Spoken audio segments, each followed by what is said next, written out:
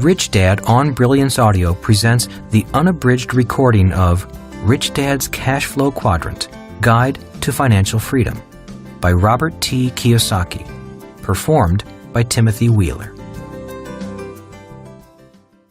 My rich dad used to say, "You can never have true freedom without financial freedom." He would go on to say, "Freedom may be free, but it has a price." This book is dedicated to those who are willing to pay the price. Editor's note: the times, they are a-changin'.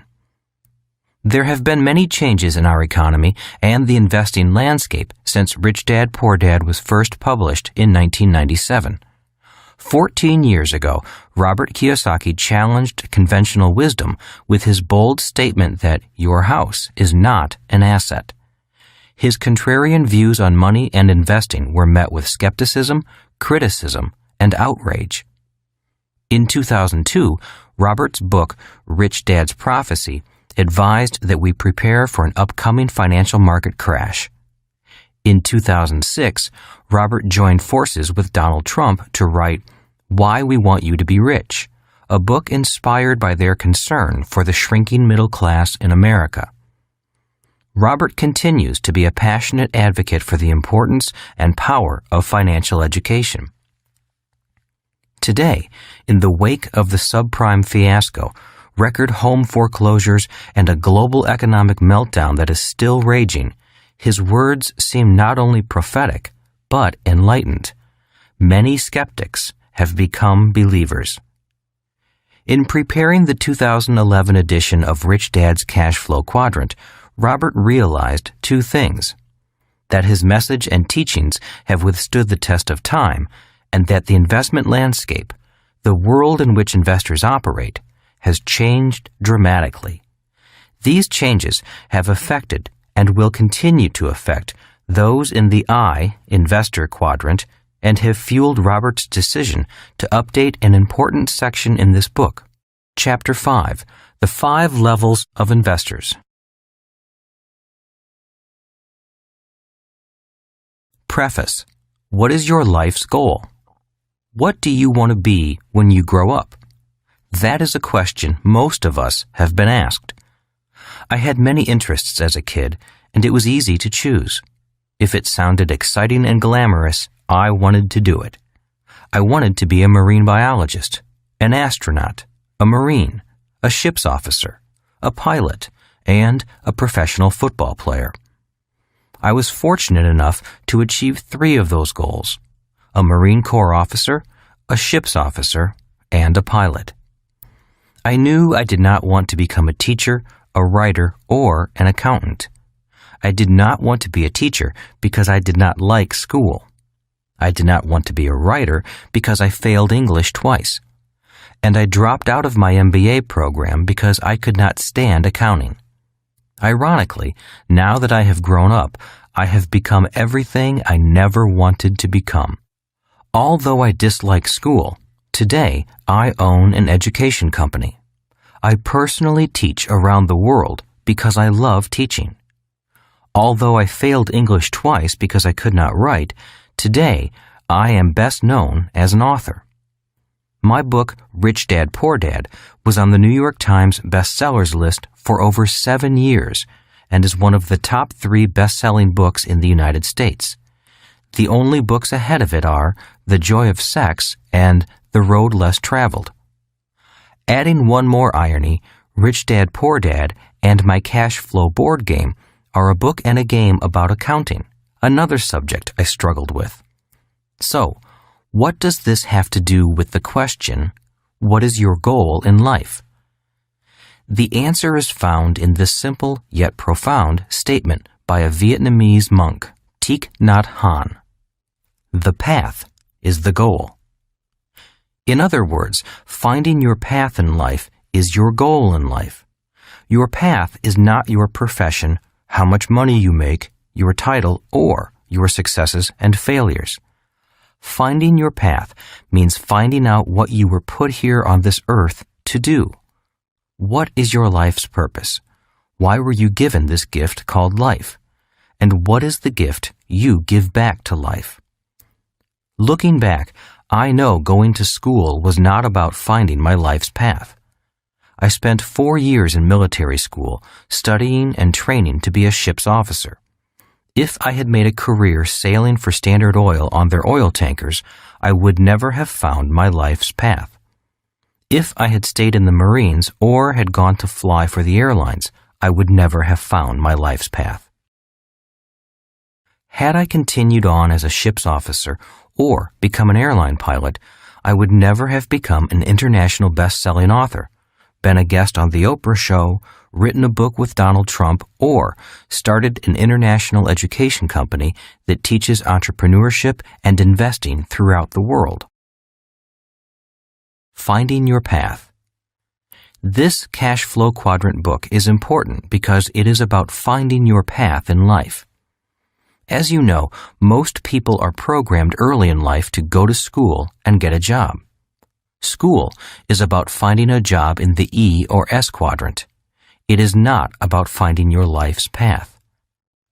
I realize there are people who know exactly what they are going to do early in life. They grow up knowing they are going to be a doctor, lawyer, musician, golfer, or actor. We have all heard about child prodigies, kids with exceptional talents. Yet you may notice these are professions, not necessarily a life's path. So how does one find their path in life? My answer is, I wish I knew. If I could wave my magic wand and your life's path would magically appear, I would. Since I do not have a magic wand, nor can I tell you what to do, the best thing I can do is tell you what I did. And what I did was trust my intuition, my heart, and my guts. For example, in 1973, returning from the war, when my poor dad suggested I go back to school, get my higher degrees, and work for the government, my brain went numb, my heart went heavy, and my gut said, no way. When he suggested I get my old job back with Standard Oil or fly for the airlines, again, my mind, heart, and gut said no. I knew I was through sailing and flying, although they were great professions and the pay was pretty good. In 1973, at the age of 26, I was growing up. I had followed my parents' advice and gone to school, received my college degree, and had 2 professions, a license to be a ship's officer and a license to fly. The problem was they were professions and the dreams of a child. At the age of 26, I was old enough to know that education is a process. For example, when I wanted to be a ship's officer, I went to a school that turned out ship's officers. And when I wanted to learn to fly, I went to Navy flight school, a 2-year process that turns non-pilots into pilots. I was cautious about my next educational process. I wanted to know what I was going to become before I started my next educational process. Traditional schools had been good to me. I had achieved my childhood professions. Reaching adulthood was confusing because there were no signs saying, this is the way. I knew what I didn't want to do, but I did not know what I wanted to do. It would have been simple if all I wanted was a new profession. If I had wanted to be a medical doctor, I would have gone to medical school. If I had wanted to be a lawyer, I would have gone to law school. But I knew there was more to life than just going to school to gain another professional credential. I did not realize it at the time, but at 26 years of age, I was now looking for my path in life, not my next profession. A different education. In 1973, in my last year of active duty flying for the Marine Corps when I was stationed near home in Hawaii, I knew I wanted to follow in my rich dad's footsteps. While in the Marines, I signed up for real estate courses and business courses on the weekends, preparing to become an entrepreneur in the B and I quadrants. At the same time, upon a friend's recommendation of a friend, I signed up for a personal development course, hoping to find out who I really was. A personal development course is non-traditional education because I was not taking it for credits or grades. I did not know what I was going to learn, as I did when I signed up for real estate courses. All I knew was that it was time to take courses to find out about me. In my first weekend course, the instructor drew a simple diagram on the flip chart. With the diagram complete, the instructor turned and said, "To develop into a whole human being, we need mental, physical, emotional, and spiritual education." Listening to her explanation, it was clear to me that traditional schools were primarily about developing students mentally. That is why so many students who do well in school do not do well in real life, especially in the world of money. As the course progressed over the weekend, I discovered why I disliked school. I realized that I loved learning, but hated school. Traditional education was a great environment for the A students, but it was not the environment for me. Traditional education was crushing my spirit, trying to motivate me with the emotion of fear, the fear of making mistakes, the fear of failing, and the fear of not getting a job. They were programming me to be an employee in the E or S quadrant. I realized that traditional education is not the place for a person who wants to be an entrepreneur in the B and I quadrants. This may be why so many entrepreneurs never finish school. Entrepreneurs like Thomas Edison, founder of General Electric, Henry Ford, founder of Ford Motor Company, Steve Jobs, founder of Apple, Bill Gates, founder of Microsoft, Walt Disney, founder of Disneyland, and Mark Zuckerberg, founder of Facebook. As the day went on and the instructor went deeper and deeper into these 4 types of personal development, I realized I had spent most of my life in very harsh educational environments. After 4 years at an all-male military academy and 5 years as a Marine pilot, I was pretty strong mentally and physically. As a Marine pilot, I was strong emotionally and spiritually, but all on the macho male development side. I had no gentle side, no female energy. After all, I was trained to be a Marine Corps officer, emotionally calm under pressure, prepared to kill, and spiritually prepared to die for my country. If you ever saw the movie Top Gun starring Tom Cruise, you get a glimpse into the masculine world and bravado of military pilots. I loved that world. I was good in that world. It was a modern-day world of knights and warriors. It was not a world for wimps. In the seminar, I went into my emotions and briefly touched my spirit. I cried a lot because I had a lot to cry about. I had done and seen things no one should ever be asked to do. During the seminar, I hugged a man, something I had never done before, not even with my father. On Sunday night, it was difficult leaving this self-development workshop. The seminar had been a gentle, loving, honest environment. Monday morning was a shock to once again be surrounded by young, egotistical pilots dedicated to flying, killing, and dying for country. After that weekend seminar, I knew it was time to change. I knew developing myself emotionally and spiritually to become a kinder, gentler, and more compassionate person would be the hardest thing I could do. It went against all my years at the military academy and flight school. I never returned to traditional education again. I had no desire to study for grades, degrees, promotions, or credentials again. From then on, if I did attend a course or school, I went to learn, to become a better person. I was no longer in the paper chase of grades, degrees, and credentials. Growing up in a family of teachers, your grades, the high school and college you graduated from, and your advanced degrees were everything. Like the medals and ribbons on a Marine pilot's chest, advanced degrees and brand-name schools were the status and the stripes that educators wore on their sleeves. In their minds, people who did not finish high school were the unwashed, the lost souls of life.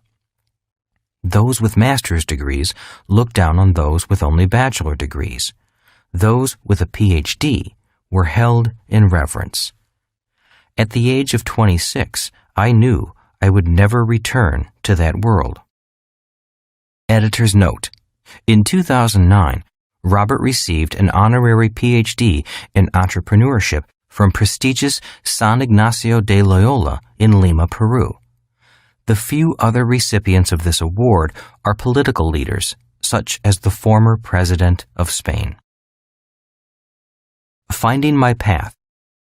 I know some of you are now asking, why is he spending so much time talking about non-traditional education courses?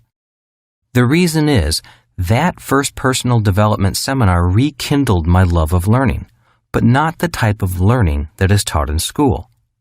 Once that seminar was over, I became a seminar junkie, going from seminar to seminar, finding out more about the connection between my body, my mind, my emotions, and my spirit.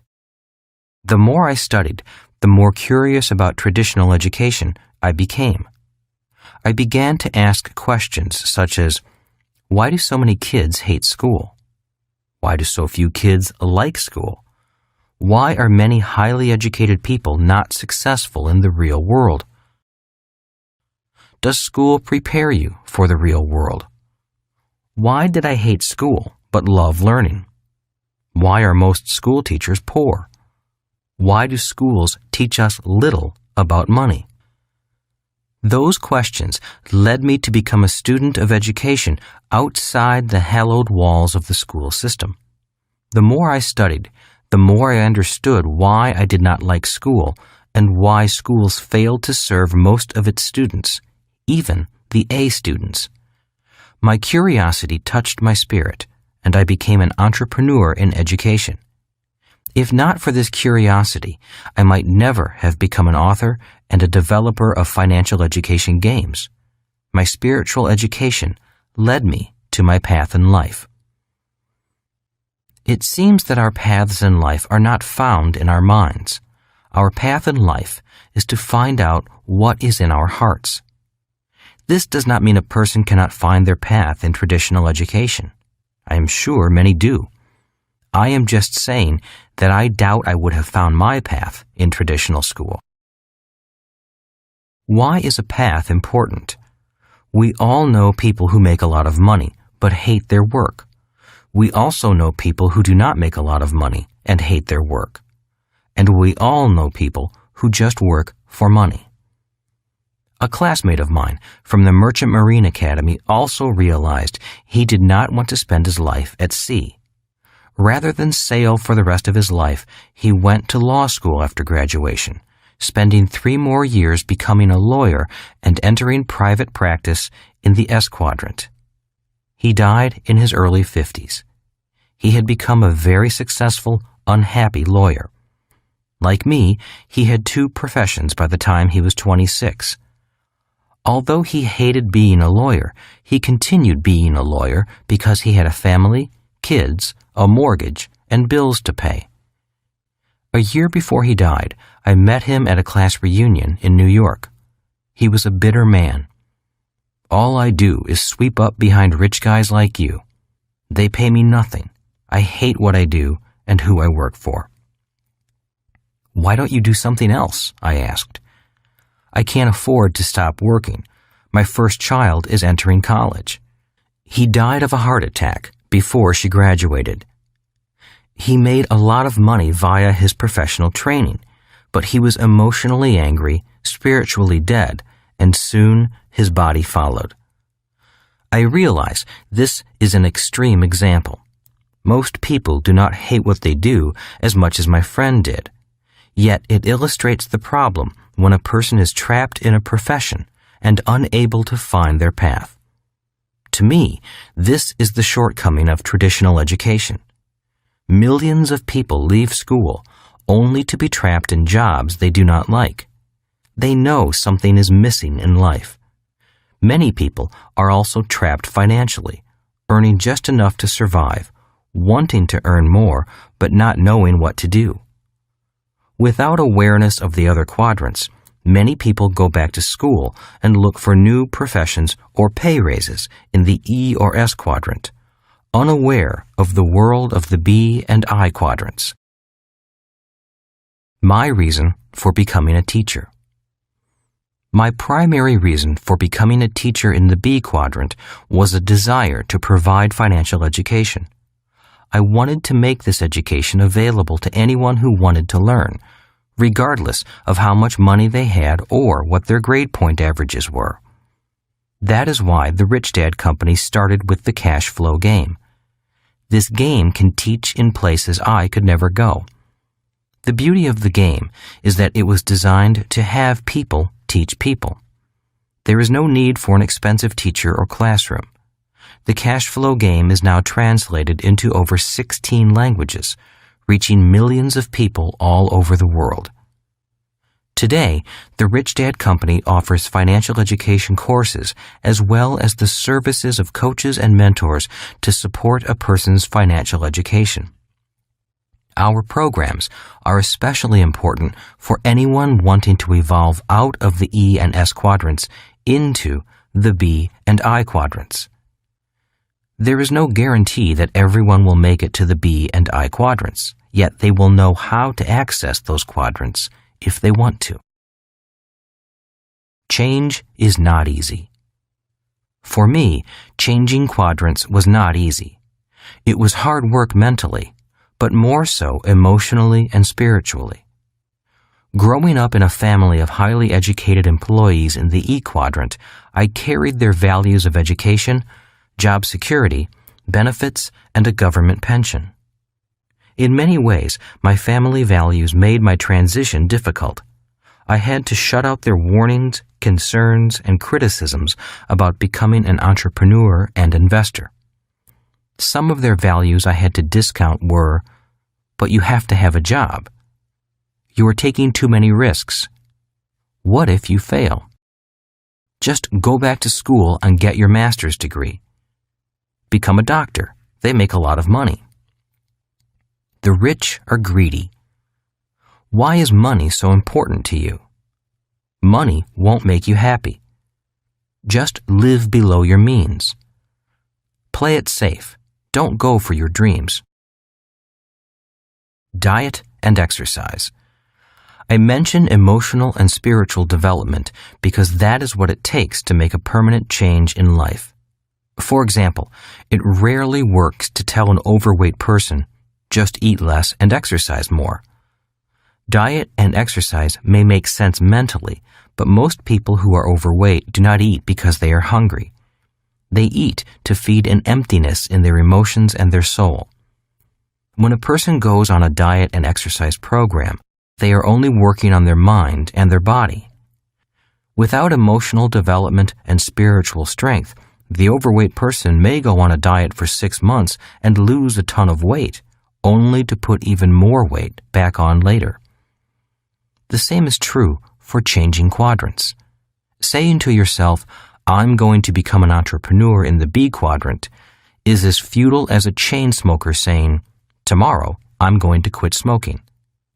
Smoking is a physical addiction caused by emotional and spiritual challenges. Without emotional and spiritual support, the smoker will always be a smoker. The same is true for an alcoholic, a sex addict, or a chronic shopper. Most addictions are attempts to find happiness in people's souls. That is why my company offers courses for the mind and body, but also coaches and mentors to support the emotional and spiritual transitions. A few people are able to make the journey alone, but I was not one of them. If not for a coach like my rich dad and the support of my wife Kim, I would not have made it. There were so many times I wanted to quit and give up. If not for Kim and my rich dad, I would have quit. Why A students fail. It is easy to see why so many A students fail in the world of money. A person may be highly educated mentally, but if they are not educated emotionally, their fear will often stop their body from doing what it must do.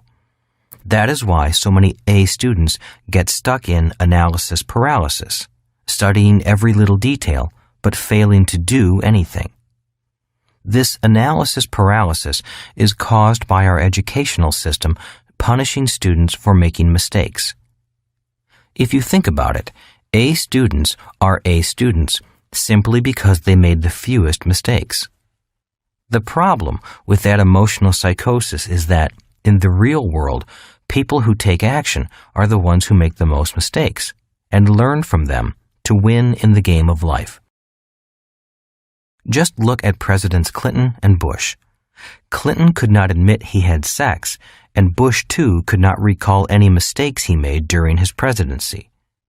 Making mistakes is human, but lying about your mistakes is criminal, a criminal act known as perjury. When criticized for making 1,014 mistakes before creating the electric light bulb, Thomas Edison said, "I did not fail 1,014 times. I successfully found out what did not work 1,014 times." In other words, the reason so many people fail to achieve success is because they fail to fail enough times. One of the reasons so many people cling to job security is because they lack emotional education. They let fear stop them.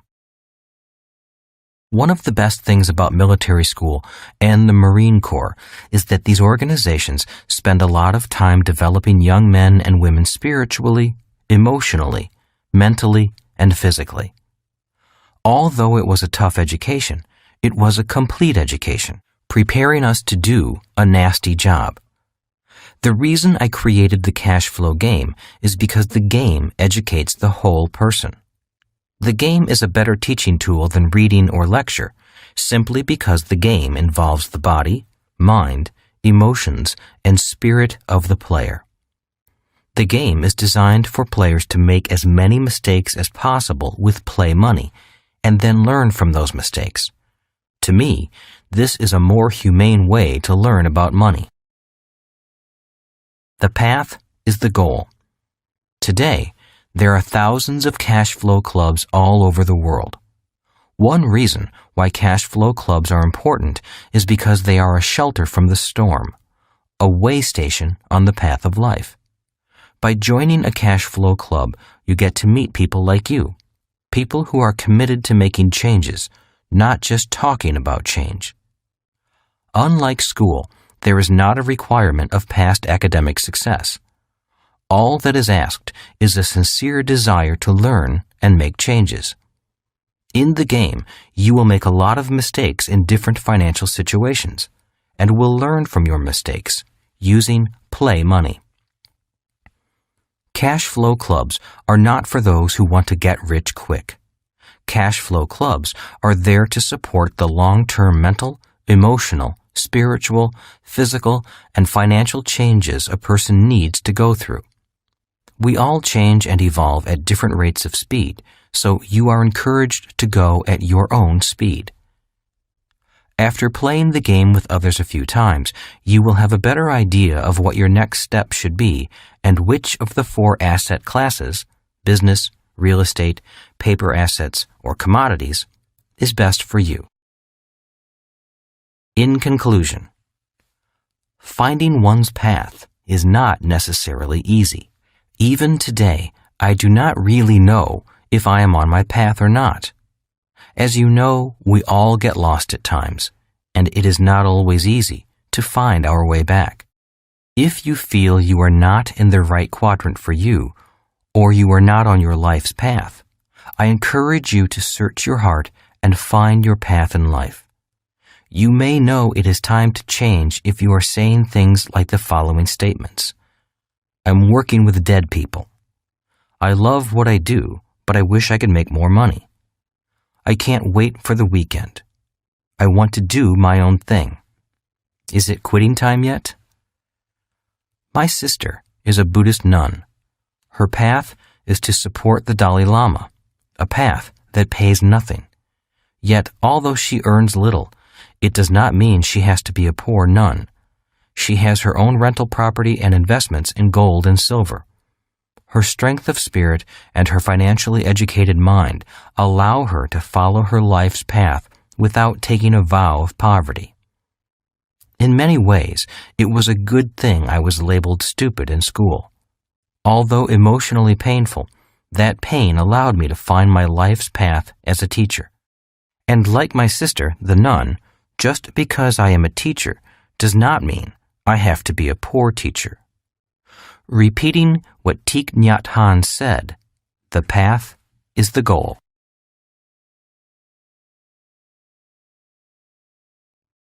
Introduction. Which quadrant are you in? The Cashflow quadrant is a way to categorize people based on where their money comes from. Are you financially free? If your life has come to a financial fork in the road, Rich Dad's Cashflow quadrant was written for you.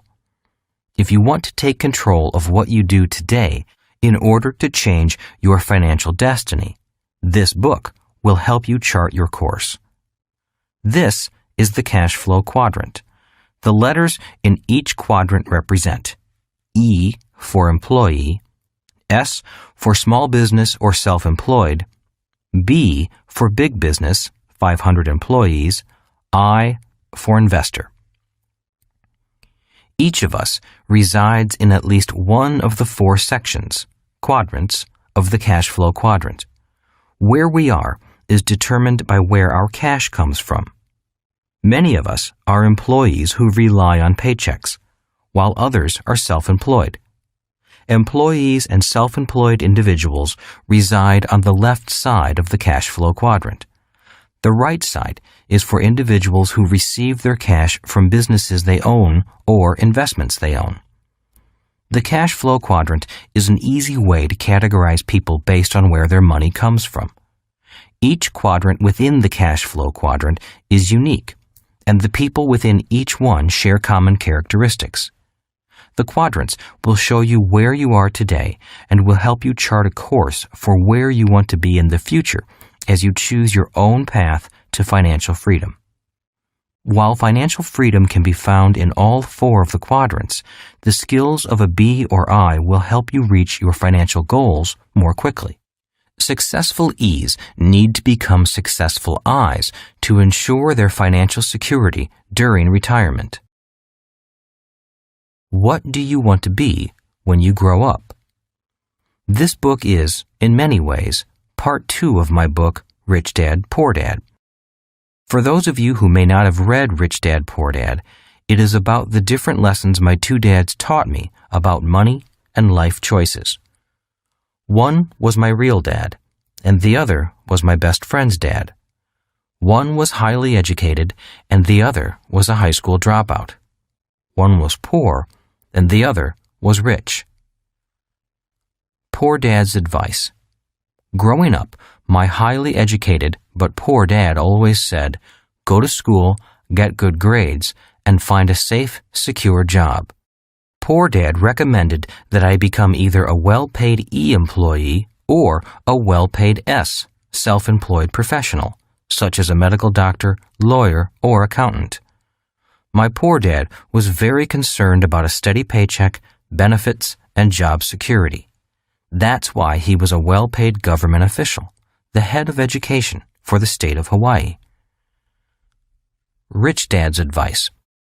My rich but uneducated dad offered very different advice. He said, go to school, graduate, build businesses, and become a successful investor. This book is about the mental, emotional, and educational process I went through in following my rich dad's advice. Who is this book for? This book is written for people who are ready to change quadrants, especially for individuals who are currently in the E and S categories and are contemplating moving to the B or I category. This book is for people who are ready to move beyond job security and begin to achieve financial security. It's not an easy life path, but the prize at the end of the road, financial freedom, is worth the journey. When I was 12 years old, Rich Dad told me a simple story that guided me to great wealth and financial freedom.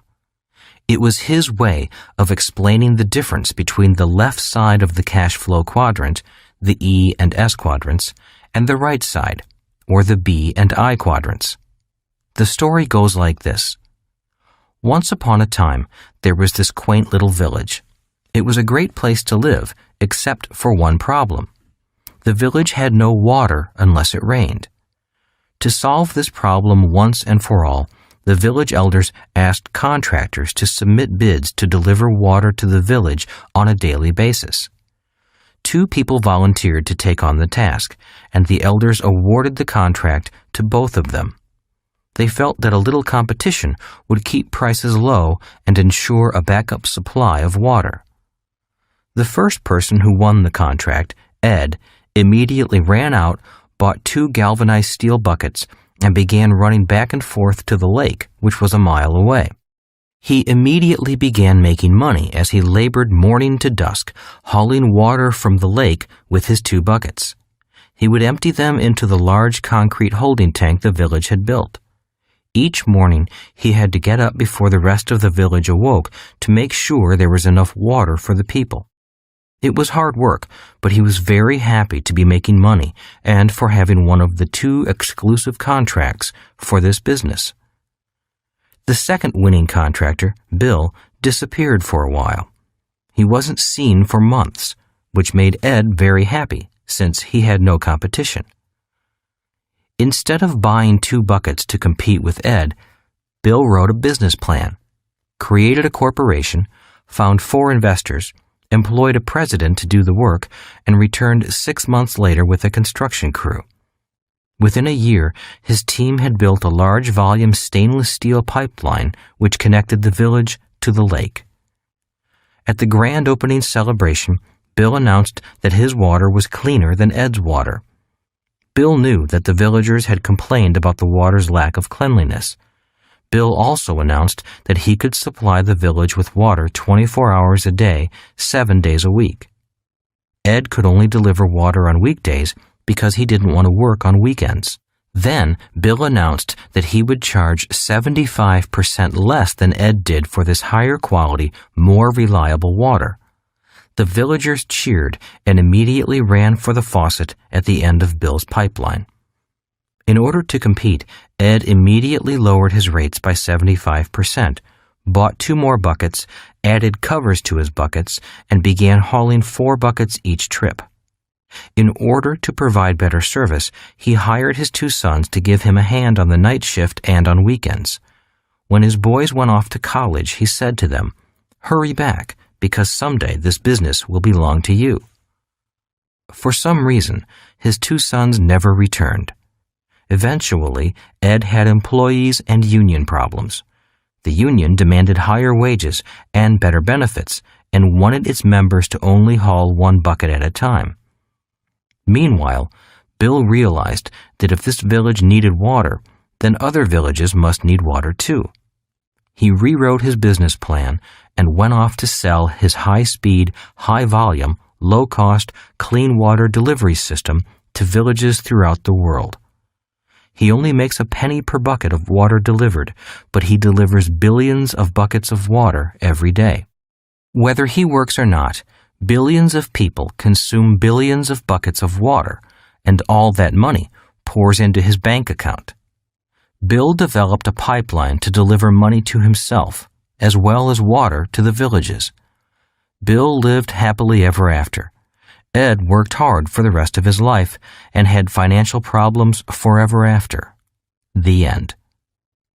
That story about Bill and Ed has guided me for years. It has assisted me in my life's decision-making process. I often ask myself, am I building a pipeline or hauling buckets? Am I working hard or am I working smart? And the answers to those questions have made me financially free. That is what this book is about. It's about what it takes to become a B and an I. It's for people who are tired of hauling buckets and are ready to build pipelines for cash to flow into their pockets. This book is divided into 3 parts. Part 1. The first part of this book focuses on the core differences between people in the 4 quadrants. It shows why certain people gravitate to certain quadrants and often get stuck there without realizing it. It will help you identify where you are today in the quadrant and where you want to be in 5 years. Part 2. The second part of this book is about personal change. It's more about what you have to be instead of what you have to do. Part 3. The third part of this book explains how to find success on the right side of the cash flow quadrant. I will share more of my rich dad's secrets on the skills required to be a successful B and I. It will help you choose your own path to financial freedom. Throughout Rich Dad's Cash Flow Quadrant, I continue to stress the importance of financial intelligence. If you want to operate on the right side, the B and I quadrant side, you must be smarter than if you choose to stay on the left side, the E and S quadrant side. To be a B or I, you must be able to control the direction of your cash flow. This book is written for people who are ready to make changes in their lives to move beyond job security and begin to build their own pipelines to achieve financial freedom. We are in the information age, which offers more opportunities for financial reward than ever before. Individuals with the skills of the B's and I's will be able to identify and seize those opportunities.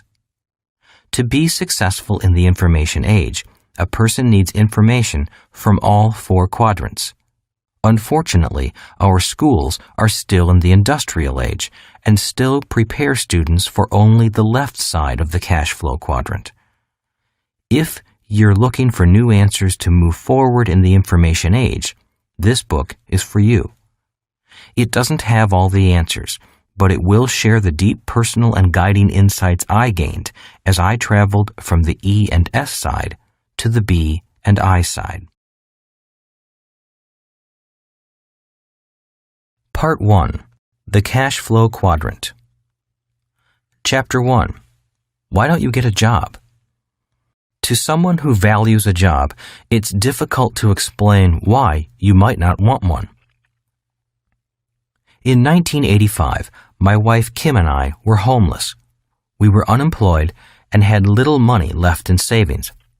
Our credit cards were exhausted, and we lived in an old brown Toyota with reclining seats that served as beds.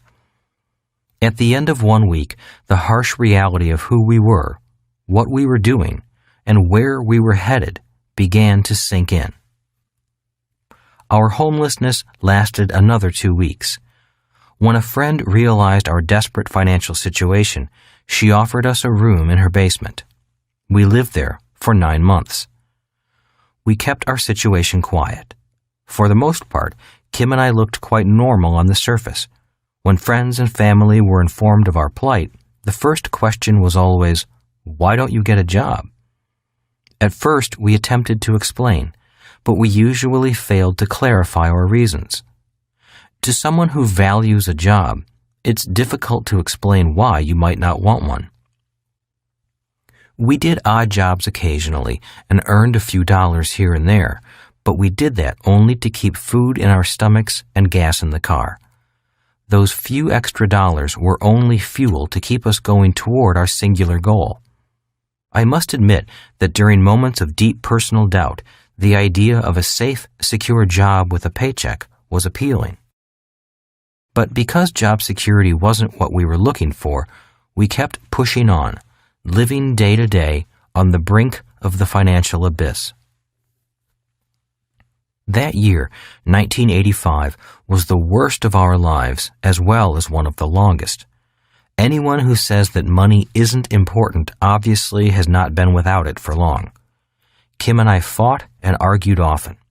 Fear, uncertainty, and hunger shortens the human emotional fuse, and often we fight with the person who loves us the most. Yet love held the two of us together, and our bond as a couple grew stronger because of the adversity. We knew where we were going. We just didn't know if we would ever get there. We knew we could always find safe, secure, high-paying jobs. Both of us were college graduates with good job skills and solid work ethics. But we weren't after job security. We wanted financial freedom. By 1989, we were millionaires. Although financially successful in some people's eyes, we still hadn't reached our goal of true financial freedom. That took until 1994. By then, we never had to work again for the rest of our lives. Barring any unforeseen financial disaster, we were both financially free. Kim was 37 and I was 47. It doesn't take money to make money. I started this chapter with a discussion about our being homeless and having nothing in 1985 because I often hear people say, it takes money to make money. I disagree. To get from homeless in 1985 to rich in 1989 and then to financial freedom by 1994 didn't take money. We had no money when we started, and we were in debt. It also doesn't take a good formal education. I have a college degree, and I can honestly say that achieving financial freedom had nothing to do with what I learned in college. I didn't find much demand for my years of studying calculus, spherical trigonometry, chemistry, physics, French, and English literature. Many successful people have left school without receiving a college degree. People such as Thomas Edison, founder of General Electric, Henry Ford, founder of Ford Motor Company, Bill Gates, founder of Microsoft, Ted Turner, founder of CNN, Michael Dell, founder of Dell Computers, Steve Jobs, founder of Apple Computer, and Ralph Lauren, founder of Polo. A college education is important for traditional professions, but not for how these people found great wealth. They developed their own successful businesses, and that was what Kim and I were striving for. So, what does it take? I am often asked, if it doesn't take money to make money, and schools don't teach you how to become financially free, then what does it take? My answer: it takes a dream, a lot of determination, a willingness to learn quickly, and the ability to use your God-given assets properly, and to know which quadrant in the cash flow quadrant is the right one for you to generate your income. What is the cash flow quadrant? The letters in each quadrant represent E for employee, S for small business or self-employed, B for big business, 500 employees, I for investor. From which quadrant do you generate your income? The cash flow quadrant represents the different methods by which income or money is generated. For example, an employee earns money by holding a job and working for a person or a company. Self-employed people earn money working for themselves. A business owner owns a business that generates money, and investors earn money from their various investments. In other words, money generating more money. Different methods of income generation require different frames of mind, different technical skills, and different educational paths. Different people are attracted to different quadrants. While money is all the same, the way it's earned can be vastly different. If you begin to look at the 4 different labels for each quadrant, you might want to ask yourself, which quadrant do I generate the majority of my income from? Each quadrant is different. To generate income from different quadrants requires different skills and a different personality, even if the person found in each quadrant is the same. Changing from quadrant to quadrant is like playing golf in the morning and then attending the ballet at night. You can earn income in all 4 quadrants. Most of us have the potential to generate income from all 4 quadrants. Which quadrant you or I choose to earn our primary income from is not so much dependent upon what we learned in school. It's more about who we are at the core, our values, strengths, weaknesses, and interests. These core differences attract us to or repel us from each quadrant. Yet, regardless of what type of work we perform, we can still work in all four quadrants. For example, a medical doctor could choose to earn income as an E and join the staff of a large hospital or an insurance company, work for the government in the public health field, or become a military doctor. This same doctor could also decide to earn income as an S and start a private practice, setting up an office, hiring staff, and building a private list of patients. Or the doctor could decide to become a B and own a clinic or laboratory and have other doctors on staff. This doctor probably would hire a business manager to run the organization. In this case, the doctor would own the business but not have to work in it. The doctor also could decide to own a business that has nothing to do with the medical field while still practicing medicine somewhere else. In this case, the doctor would be earning income as both an E and as a B. As an I, the doctor could generate income from being an investor in someone else's business or in vehicles like the stock market, bond market, and real estate. The important words are generate income from. It's not so much what we do, but more how we generate income. Different methods of income generation. More than anything, it's the internal differences of our core values, strengths, weaknesses, and interests that affect which quadrant we decide to generate our income from. Some people love being employees, while others hate it. Some people love owning companies, but don't want to run them. Others love owning companies and also love running them. Some people love investing, while others can't get past the risk of losing money. Most of us are a little of each of these characters. Being successful in the four quadrants often means redirecting some internal core values. You can be rich or poor in all four quadrants. It is important to note that you can be rich or poor in all four quadrants. There are people who earn millions and people who go bankrupt in each of the quadrants. Being in one quadrant or another does not necessarily guarantee financial success. Not all quadrants are equal. By knowing the different features of each quadrant, you'll have a better idea as to which quadrant or quadrants might be best for you. For example, one of the many reasons I chose to work predominantly in the B and I quadrants is because of tax advantages. For most people working on the left side of the quadrant, there are few legal tax breaks available. Yet legal tax breaks abound on the right side of the quadrant. By working to generate income in the B and I quadrants, I could acquire money faster and keep that money working for me longer without losing large chunks of it to the government in the form of taxes. Different ways of earning money. When people ask why Kim and I were homeless, I tell them it was because of what my rich dad taught me about money. For me, money is important, yet I didn't want to spend my life working for it. That is why I didn't want a job. If we were going to be responsible citizens, Kim and I wanted to have our money work for us, rather than spend our lives physically working for money. That is why the cash flow quadrant is important.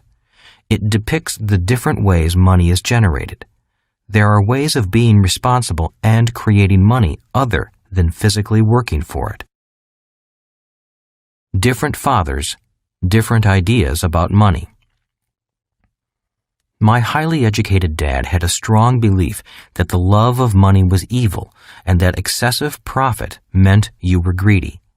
He felt embarrassed when the newspapers published how much he made because he felt he was overcompensated in comparison to the teachers who worked for him. He was a good, honest, hard-working man who did his best to defend his point of view that money wasn't important to his life. My highly educated yet poor dad constantly said, "I'm not that interested in money. I'll never be rich. I can't afford it. Investing is risky. Money isn't everything. Money supports life. My rich dad had a different point of view. He thought it foolish to spend your life working for money and to pretend that money wasn't important. Rich Dad believed that life was more important than money, but that money was important for supporting life. He often said, "You only have so many hours in a day, and you can only work so hard. So why work hard for money? Learn to have money and people work hard for you, and you can be free to do the things that are important." To my rich dad, what was important was having lots of time to raise his kids, having money to donate to charities and projects he supported, bringing jobs and financial stability to the community, having time and money to take care of his health, being able to travel the world with his family. "Those things take money," said Rich Dad. "That's why money is important to me. Money is important, but I don't want to spend my life working for it." Choosing quadrants. One reason Kim and I focused on the B and I quadrants while we were homeless was because I had more training and education in those quadrants. It was because of my rich dad's guidance that I knew the different financial and professional advantages of each quadrant. For me, the quadrants on the right side, the B and I quadrants, offered the best opportunity for long-term financial success and financial freedom. Also, at age 37, I had experienced successes and failures in all four quadrants, which allowed me some degree of understanding about my own personal temperament, likes, dislikes, strengths, and weaknesses. I knew which quadrants I did best in. Parents are teachers. When I was a young boy, my rich dad often referred to the cash flow quadrant. He would explain to me the difference between someone who was successful on the left side versus the right side. But being young, I really didn't pay much attention to what he said. I didn't understand the difference between an employee's mindset and a business owner's mindset. I was just trying to survive school.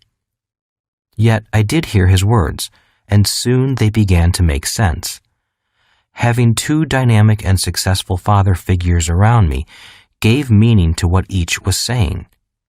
But it was what they were doing that allowed me to begin to notice the differences between the ES side and the BI side. At first, the differences were subtle. Then they became glaring. For example, one painful lesson I learned as a young boy was simply how much time one dad had available to spend with me versus the other. As the success and prominence of both dads grew, it was obvious that one dad had less and less time to spend with his wife and 4 children.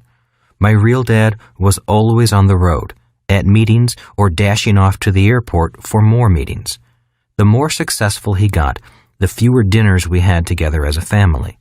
On weekends, he was at home in his crowded little office, buried under paperwork. On the other hand, my rich dad had more and more free time as his success grew.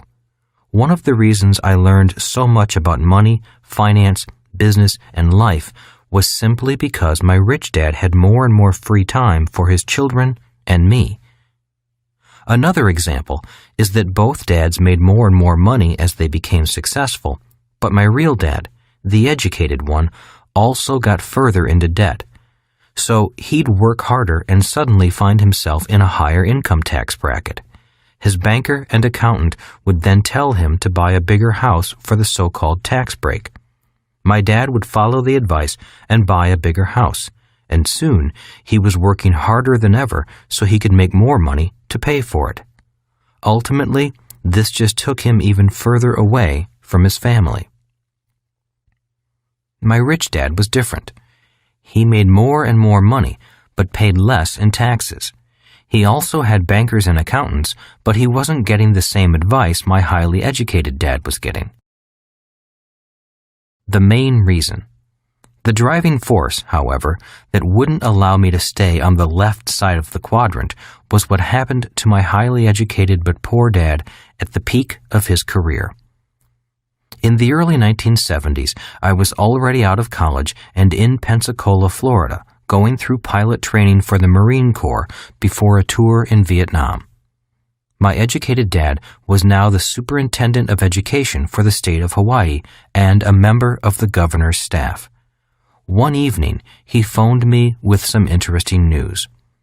"Son," he said, "I'm going to resign from my job and run for lieutenant governor of Hawaii for the Republican Party." I gulped and then said, "You're going to run for office against your boss?" "That's right," he replied. "Why?" I asked. "Republicans don't have a chance in Hawaii. The Democratic Party and their labor unions are too strong." "I know, son. I know that we don't have a prayer of winning. Judge Samuel King will be the candidate for governor, and I will be his running mate." "Why?" I asked again. "Why go against your boss if you know you're going to lose?" "Because my conscience won't let me do anything else. The games these politicians are playing disturb me." "Are you saying they're corrupt?" I asked. "I don't want to say that," said my real dad. He was an honest and moral man who rarely spoke badly about anyone. Yet I could tell from his voice that he was angry and upset when he said, "I'll just say that my conscience bothers me when I see what goes on behind the scenes. I couldn't live with myself if I turned a blind eye and did nothing. My job and paycheck aren't as important as my conscience." After a long silence, I realized that my dad's mind was made up. "Good luck," I said quietly. "I'm proud of you for your courage, and I'm proud to be your son." My dad and the Republican ticket were crushed, as expected. The re-elected governor sent the word out that my dad was never to work again for the state of Hawaii, and he never did. At the age of 54, my dad went looking for a job, and I was on my way to Vietnam. When he was middle-aged, my dad was hunting for a job. He went from jobs with big titles and low pay to other jobs with big titles and low pay. He was a tall, brilliant, and dynamic man who was no longer welcome in the only world he knew, the world of government employees. He tried starting several small businesses. He was a consultant for a while and even bought a famous franchise, but all his efforts failed. As he grew older and his strength slipped away, so did his drive to start over again. His lack of will became even more pronounced after each business failure. He was a successful E trying to survive as an S, a quadrant in which he had no training or experience and for which he had no heart. He loved the world of public education, but he couldn't find a way to get back in. The ban on his employment in the state government was silently but firmly in place. If not for Social Security and Medicare, the last years of his life would have been a complete disaster. He died frustrated and a little angry, yet he died with a clear conscience.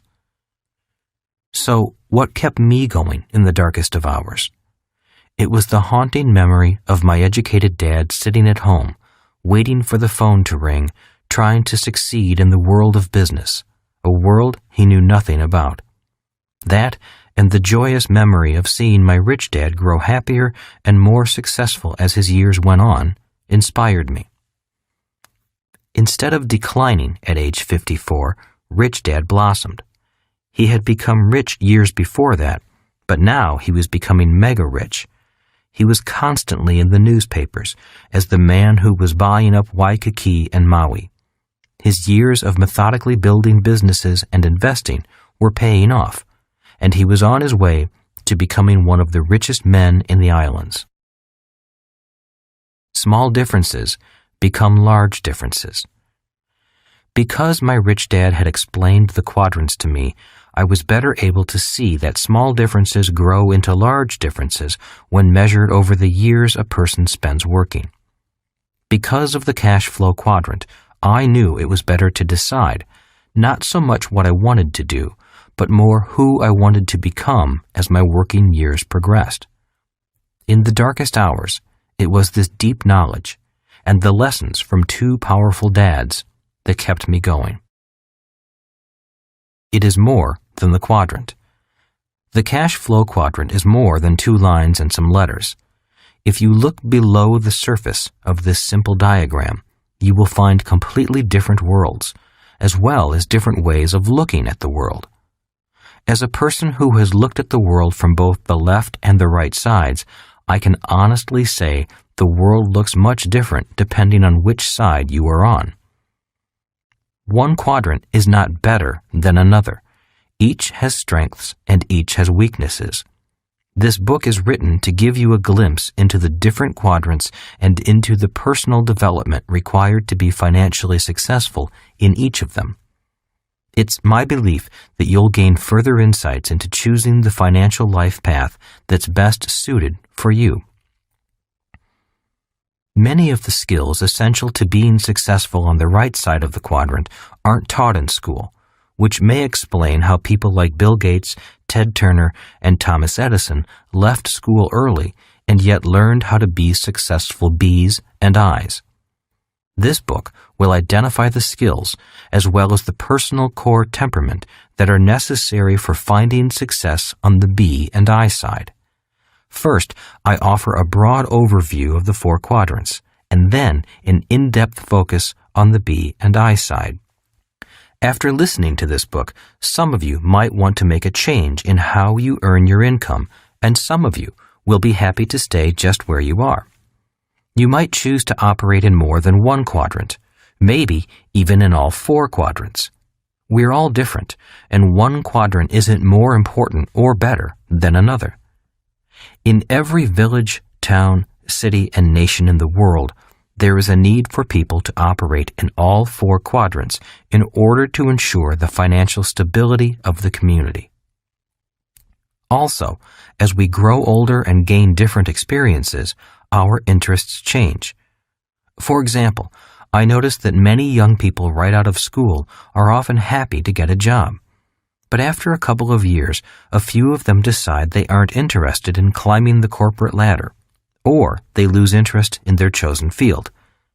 These changes of age and experience often cause a person to search for new avenues of growth, challenge, financial reward, and personal happiness. I hope this book offers some fresh ideas for attaining those goals. In short, this book isn't about homelessness, but about finding a home in a quadrant or quadrants.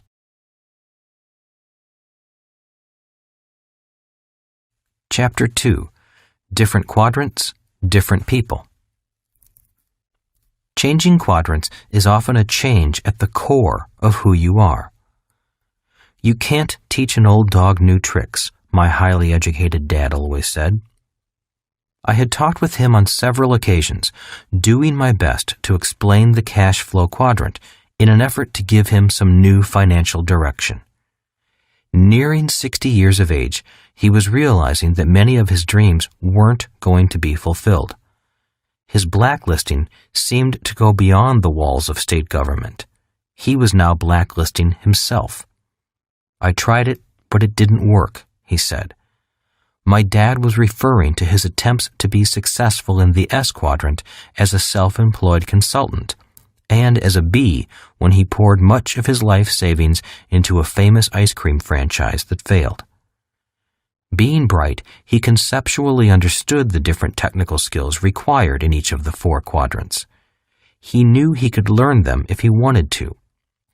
But there was something else holding him back. One day over lunch, I talked to my rich dad about my educated dad. Your father and I aren't the same people at the core, said Rich Dad. While we both have fears, doubts, beliefs, strengths, and weaknesses, we respond or handle those core similarities quite differently. Can you tell me the differences? I asked. Not over one lunch, said Rich Dad, but how we respond to those differences is what causes us to remain in one quadrant or another. When your dad tried to cross over from the E quadrant to the B quadrant, intellectually he could understand the process, but he couldn't handle it emotionally. When things didn't go smoothly and he began to lose money, he didn't know what to do to solve the problems, so he went back to the quadrant he felt most comfortable in.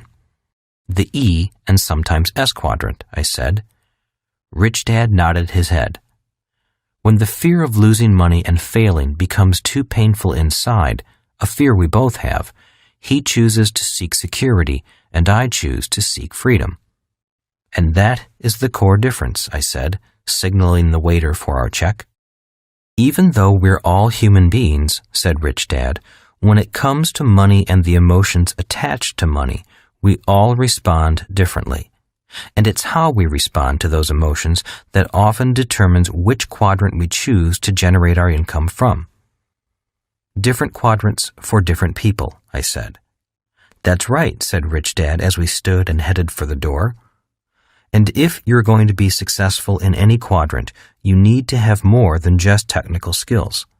You also need to know the core differences that cause people to seek different quadrants. Know that, and life will be much easier. We were shaking hands and saying goodbye as the valet brought my Rich Dad's car around. Oh, one last thing, I said hurriedly. Can my dad change? Oh, sure, said Rich Dad. Anyone can change. But changing quadrants isn't like changing jobs or changing professions. Changing quadrants is often a change at the core of who you are, how you think, and how you look at the world. The change is easier for some people than for others, simply because some people welcome change and others fight it. And changing quadrants is most often a life-changing experience. It's a change as profound as the age-old story of the caterpillar becoming a butterfly. Not only will you change, but so will your friends. While you'll still be friends with your old friends, it's just harder for caterpillars to do the same thing butterflies do. So the changes are big changes, and not too many people choose to make them. The valet closed the door, and as my Rich Dad drove off, I was left thinking about the core differences. What are the core differences? How do I tell if people are an E, S, B, or I without knowing much about them? One of the ways is by listening to their words. One of my Rich Dad's greatest skills was being able to read people, but he also believed you could not judge a book by its cover. Rich Dad, like Henry Ford, didn't have an excellent education, but both men knew how to hire and work with people who did. Rich Dad always explained to me that the ability to bring smart people together and work as a team was one of his primary skills. When I was 9, my Rich Dad began to teach me the skills necessary to be successful in the B and I quadrants. One of those skills was to get beyond the surface of a person and gaze into their core. Rich Dad used to say, if I listen to a person's words, I begin to see and feel their souls. So, as a young boy, I began to sit in with my Rich Dad when he hired people. From these interviews, I learned to listen, not so much for words, but for core values, values that my Rich Dad said came from their souls. E quadrant words. A person who comes from the E, employee quadrant, might say, I am looking for a safe, secure job with good pay and excellent benefits. S quadrant words. A person who comes from the S, self-employed quadrant, might say, my rate is $75 per hour, or my normal commission rate is 6% of the total price, or I can't seem to find people who want to work and do the job right, or I've got more than 20 hours into this project. B quadrant words. A person operating out of the B, business owner, quadrant might say, I'm looking for a new president to run my company. I quadrant words. Someone operating out of the I, investor quadrant might say, is my cash flow based on an internal rate of return or net rate of return? Words are tools. Once my Rich Dad knew who the person he was interviewing was at their core, at least for that moment, he would know what they were really looking for, what he had to offer, and what words to use when speaking to them. Rich Dad always said, words are powerful tools. Rich Dad constantly reminded his son Mike and me of this. If you want to be a leader of people, then you need to be a master of words. So one of the skills necessary to be a great B is to be a master of words, knowing which words work on which kinds of people. He trained us to first listen carefully to the words a person used. Then we would know which words we should use and when to use them in order to respond to that person in the most effective way. Rich Dad explained, one word may excite one type of person, while that same word would completely turn off another person. For example, the word risk might be exciting to a person in the I quadrant, but evoke total fear to someone in the E quadrant. To be great leaders, Rich Dad stressed that we first had to be great listeners. If you don't listen to the words a person uses, you'll never be able to feel their soul. And if you don't listen to their soul, you'll never know to whom you are talking. Core differences. The reason he would say, hear their words, feel their souls, is because behind the words a person chooses are the core values and core differences of that individual. The following are some of the generalities that separate people in one quadrant from those in another. 1. The E, employee. When I hear the words secure or benefits, I get a sense of who the speaker might be at the core. The word secure is a word often used in response to the emotion of fear. If a person feels fear, then the need for security is often a commonly used phrase for someone who comes predominantly from the E quadrant. When it comes to money and jobs, there are many people who simply hate the feeling of fear that comes with economic uncertainty, hence the desire for security. The word benefit means people would also like some kind of additional reward that is spelled out, a defined and assured extra compensation, such as health insurance or a retirement plan. The key is that they want to feel secure and see it in writing. Uncertainty doesn't make them happy. Certainty does. Their internal workings say, I'll give you this if you promise to give me that in return. They want their fear reduced by the presence of some degree of certainty, so they seek security and strong agreements when it comes to employment. They're accurate when they say, I'm not that interested in money. For them, the idea of security is often more important than money. Employees can be presidents of companies or janitors. It's not so much what they do, but the contractual agreement they have with the person or organization that hires them. 2. The S, self-employed. These are people who want to be their own boss or like to do their own thing. I call this group the do-it-yourselfers. Often when it comes to the subject of money, a hardcore S doesn't like to have his or her income dependent on other people. In other words, if S's work hard, they expect to get paid for their work. S's don't like having the amount of money they earn dictated by someone else or by a group of people who might not work as hard as they do.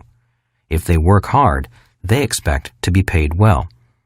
Conversely, they also understand that if they don't work hard, then they don't deserve to be paid much. When it comes to money, they have fiercely independent souls. The emotion of fear. So while the E often responds to the fear of not having money by seeking security, the S often responds differently. The people in this quadrant respond to fear, not by seeking security, but by taking control of the situation and doing it on their own. That is why I call the S group the do-it-yourself group. When it comes to fear and financial risk, they want to take the bull by the horns. In this group, you will find well-educated professionals who spend years in school, such as doctors, lawyers, and dentists. Also in the S group are people who took educational paths other than or in addition to traditional school. In this group are direct commission salespeople and real estate agents, as well as small business owners like retail shopkeepers, cleaners, restaurateurs, consultants, therapists, travel agents, car mechanics, plumbers, carpenters, preachers, electricians, hairstylists, and artists. This group's favorite song would be either Nobody Does It Better or I Did It My Way. Self-employed people are often hardcore perfectionists. They often want to do something exceptionally well. In their mind, they don't think anyone else does it better than they do, so they really don't trust anyone else to do it. In many respects, they are true artists with their own style and methods of doing things. And that is why we hire them. If you hire a brain surgeon, you want that brain surgeon to have had years of training and experience. But most importantly, you want this brain surgeon to be a perfectionist. The same goes for a dentist, hairstylist, marketing consultant, plumber, electrician, lawyer, or a corporate trainer. You, as the client hiring this person, want someone who is the best. For people in this group, money isn't the most important thing about their work. Their independence, the freedom to do things their way, and being respected as experts in their field are much more important than mere money. When hiring them, it's best to tell them what you want done and then leave them alone to do it. They don't need or want supervision. If you meddle too much, they'll simply walk off the job and tell you to hire someone else. Remember, independence trumps money for this group. They often have a hard time hiring other people to do what they do simply because, in their mind, nobody else is up to the task. Also, if this group trains someone to do what they do, that newly trained person often ends up leaving to do their own thing, or be their own boss, to do things their way, or to have a chance to express their individuality. Many S-types are hesitant to hire and train other people because, once trained, they often end up as their competition. This, in turn, keeps the S-types working harder at doing things on their own.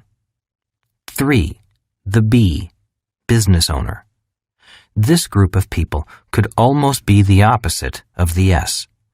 Those who are true Bs like to surround themselves with smart people from all four categories, E, S, B, and I.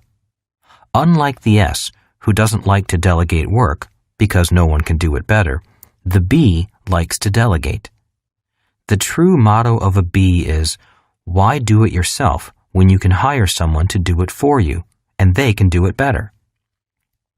Henry Ford fits this mold. As one popular story goes, a group of so-called intellectuals came by to condemn Ford for being ignorant. They claimed he really didn't know much.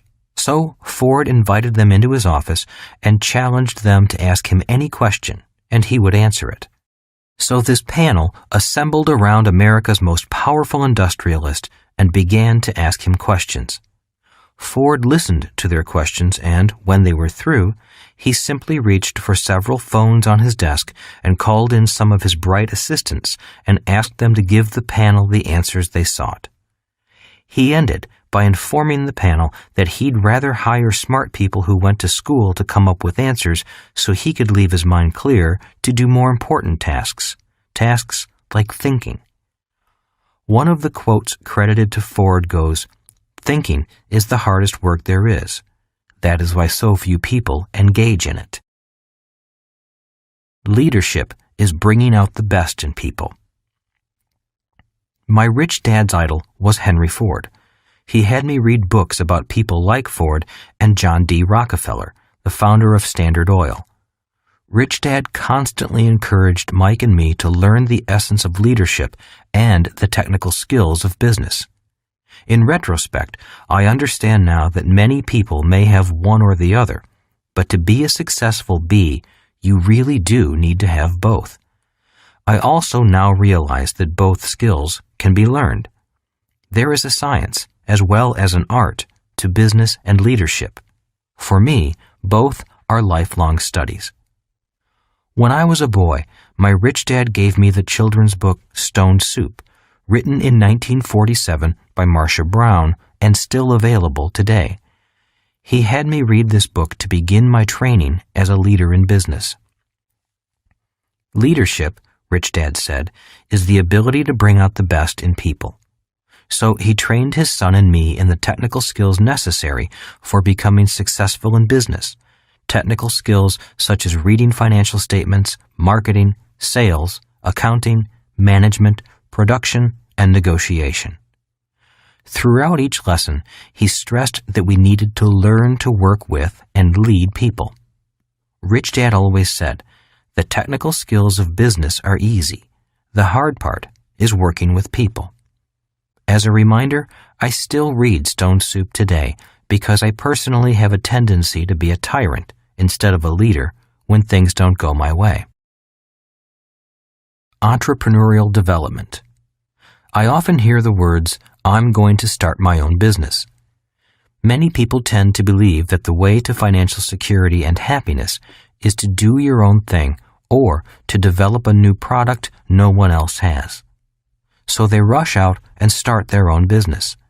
In many cases, this is the path they take. Many wind up starting an S type of business and not a B type of business. Again, one is not necessarily better than the other.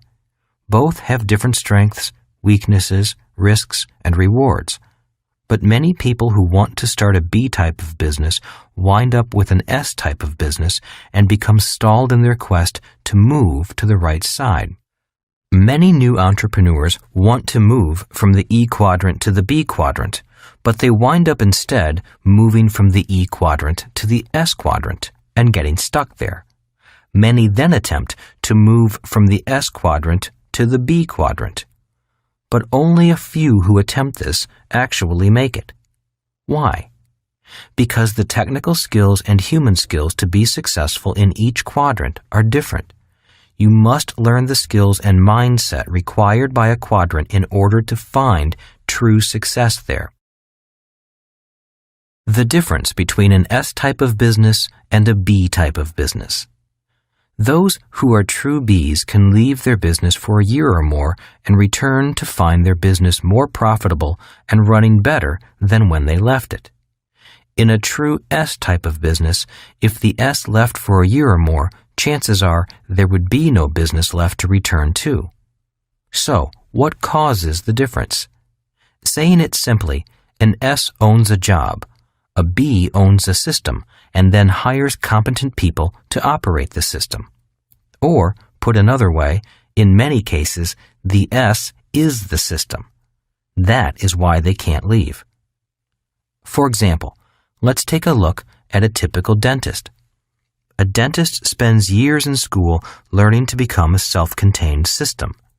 You, the client, get a toothache. You go see your dentist.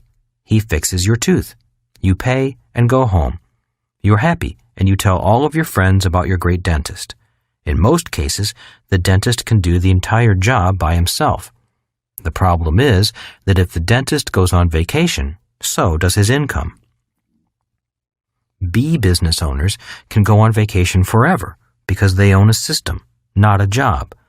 If the B is on vacation, the money still comes in. To be successful as a B requires 1. Ownership or control of systems, and 2. The ability to lead people. For S's to evolve into B's, they need to convert who they are and what they know into a system, and many aren't able to do that. Or they're often too attached to the system to let go and let other people in. Can you make a better hamburger than McDonald's? Many people come to me for advice on how to start a company or how to raise money for a new product or idea. I listen, usually for about 10 minutes, and within that time I can tell where their focus is. Is it the product or the business system? In those 10 minutes, I most often hear words such as these. Remember the importance of being a good listener and allowing words to direct you to the core values of a person's soul. This is a far better product than company XYZ makes. I've looked everywhere, and nobody has this product. I'll give you the idea for this product. All I want is 25% of the profits. I've been working on this product, book, music score, invention for years. These are the words of a person generally operating from the left side, the ES side. It's important to be gentle at this time because I'm dealing with core values and ideas that have been entrenched for years, maybe handed down for generations. If I'm not gentle or patient, I could damage a fragile and sensitive launch of an idea and, more importantly, a human being ready to evolve into another quadrant. The hamburger and the business. Since I need to be gentle, at this point in the conversation, I often use the McDonald's hamburger example for clarification. After listening to their pitch, I slowly ask, can you personally make a better hamburger than McDonald's? So far, 100% of the people I've talked with about their new idea or product have said yes. They can all prepare, cook, and serve a better quality hamburger than McDonald's. Next, I ask them, can you personally build a better business system than McDonald's? Some people see the difference immediately, and some don't. And I would say the difference is whether the person is fixated on the left side of the quadrant, which is focused on the idea of the better burger, or on the right side of the quadrant, which is focused on the business system. I do my best to explain that there are a lot of entrepreneurs out there offering far superior products or services than are offered by the mega-rich multinational corporations, just as there are billions of people who can make a better burger than McDonald's. But only McDonald's has created the system that has served billions of burgers. See the other side. If people can begin to see this truth, I then suggest they go to McDonald's, buy a burger, and sit and look at the system that delivered that burger. Take note of the trucks that delivered the raw burger, the rancher that raised the beef, the buyer who bought the beef, and the TV ads that helped sell the beef. Notice the training of young, inexperienced people to say the same words, "Hello, welcome to McDonald's," as well as the decor of the franchise, the regional offices, the bakeries that bake the buns, and the millions of pounds of French fries that taste exactly the same all over the world. Then include the stockbrokers raising money for McDonald's on Wall Street. If they can begin to understand the whole picture, then they have a chance at moving to the BI side. The reality is that there are unlimited new ideas, billions of people with services or products to offer, millions of products, and only a few people who know how to build excellent business systems. Bill Gates didn't build a great product. He bought somebody else's product and built a powerful global system around it. 4. The I, investor. Investors make money with money. They don't have to work because their money is working for them. The I quadrant is the playground of the rich.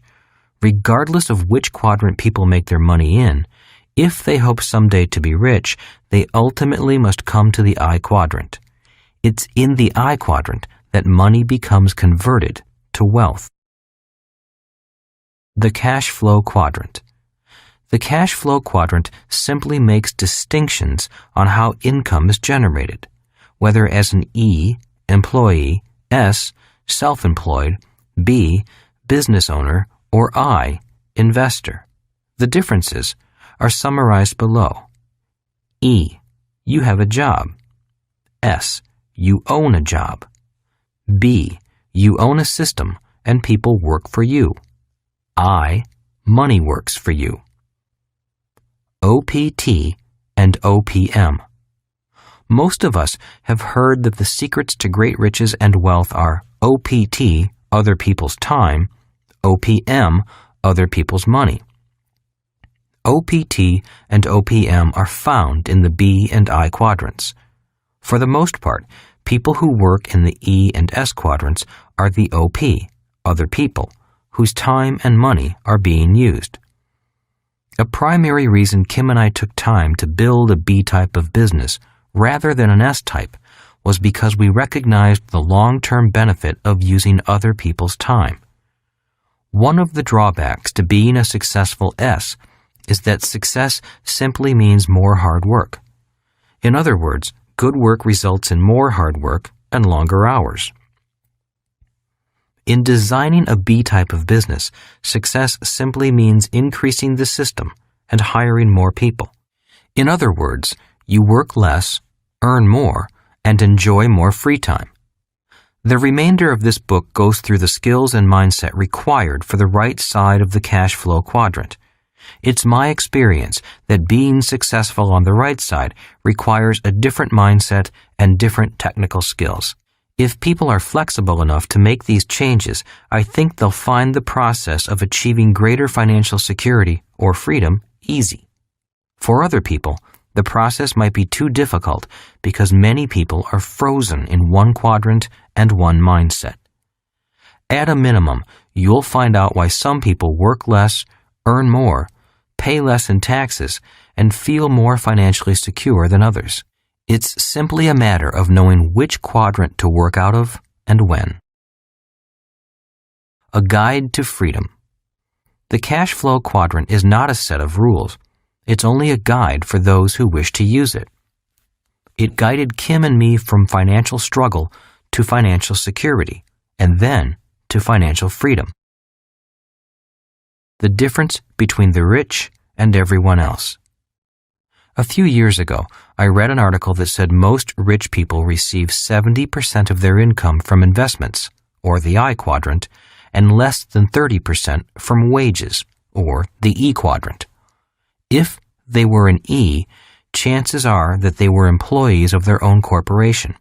For most everyone else, the poor and the middle class, at least 80% of their income comes from wages from the E or S quadrant, and less than 20% from investments in the I quadrant. The difference between being rich and being wealthy.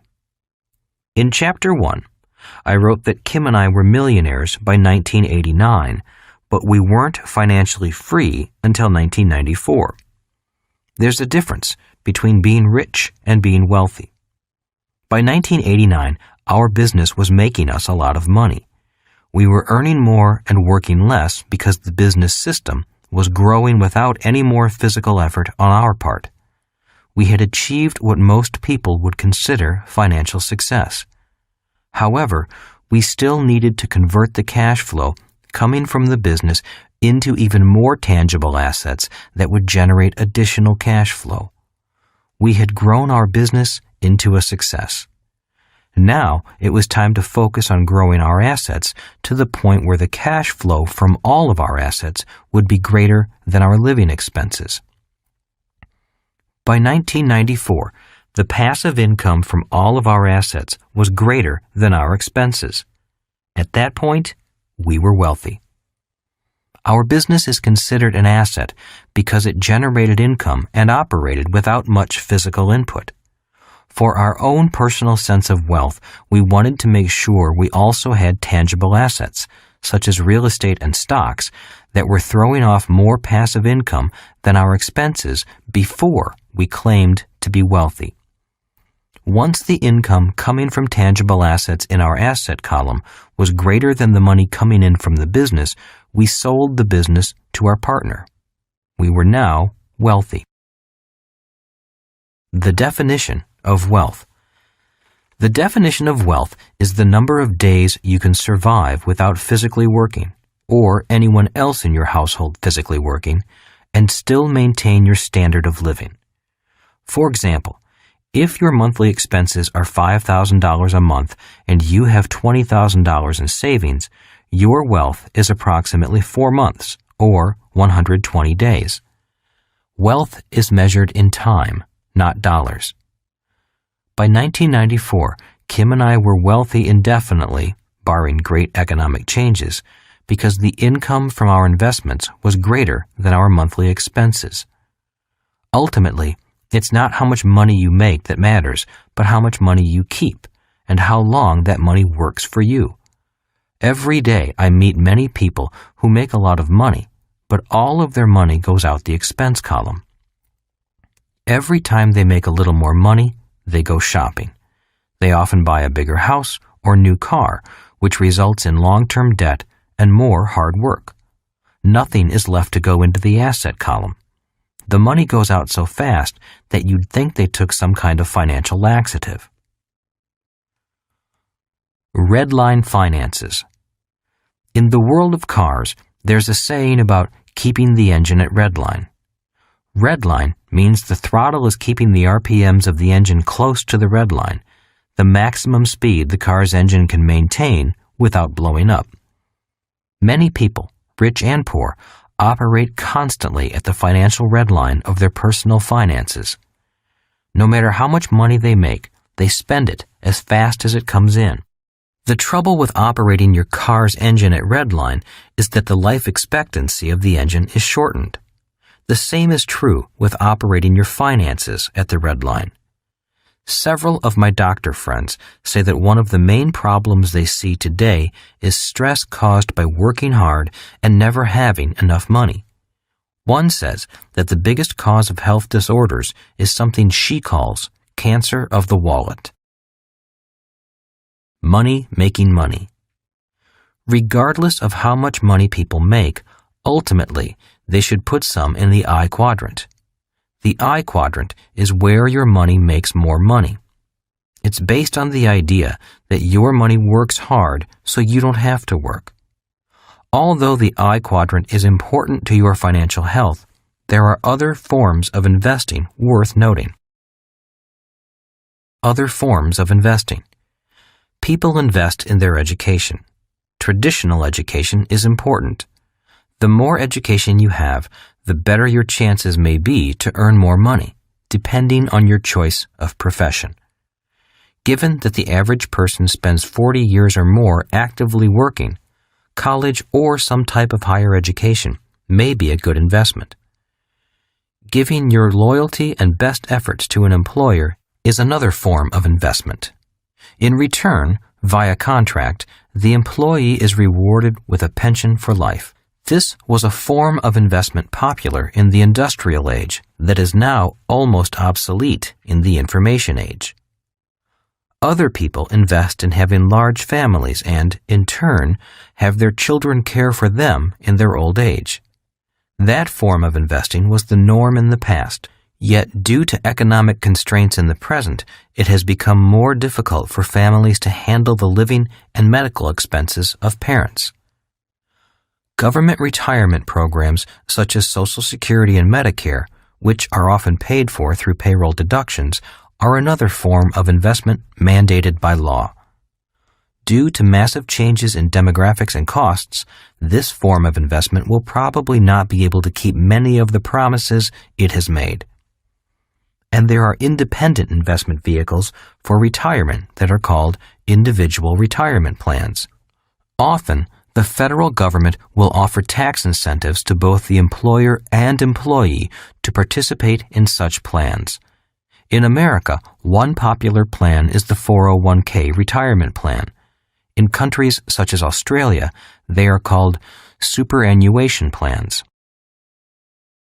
Income received from investments. Although the above are all forms of investing, the I quadrant focuses on investments that generate income on an ongoing basis during your working years. So, to qualify as a person who operates as an I, use the same criteria used in all the other quadrants. Do you receive current income from the I quadrant? In other words, is your money working for you and generating current income for you?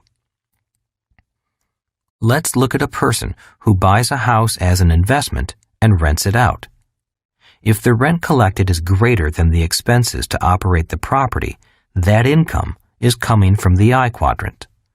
The same is true for people who receive interest from savings or dividends from stocks and bonds. So the qualifier for the I quadrant is how much income you generate from the quadrant without working in it. Is my retirement account a form of investment?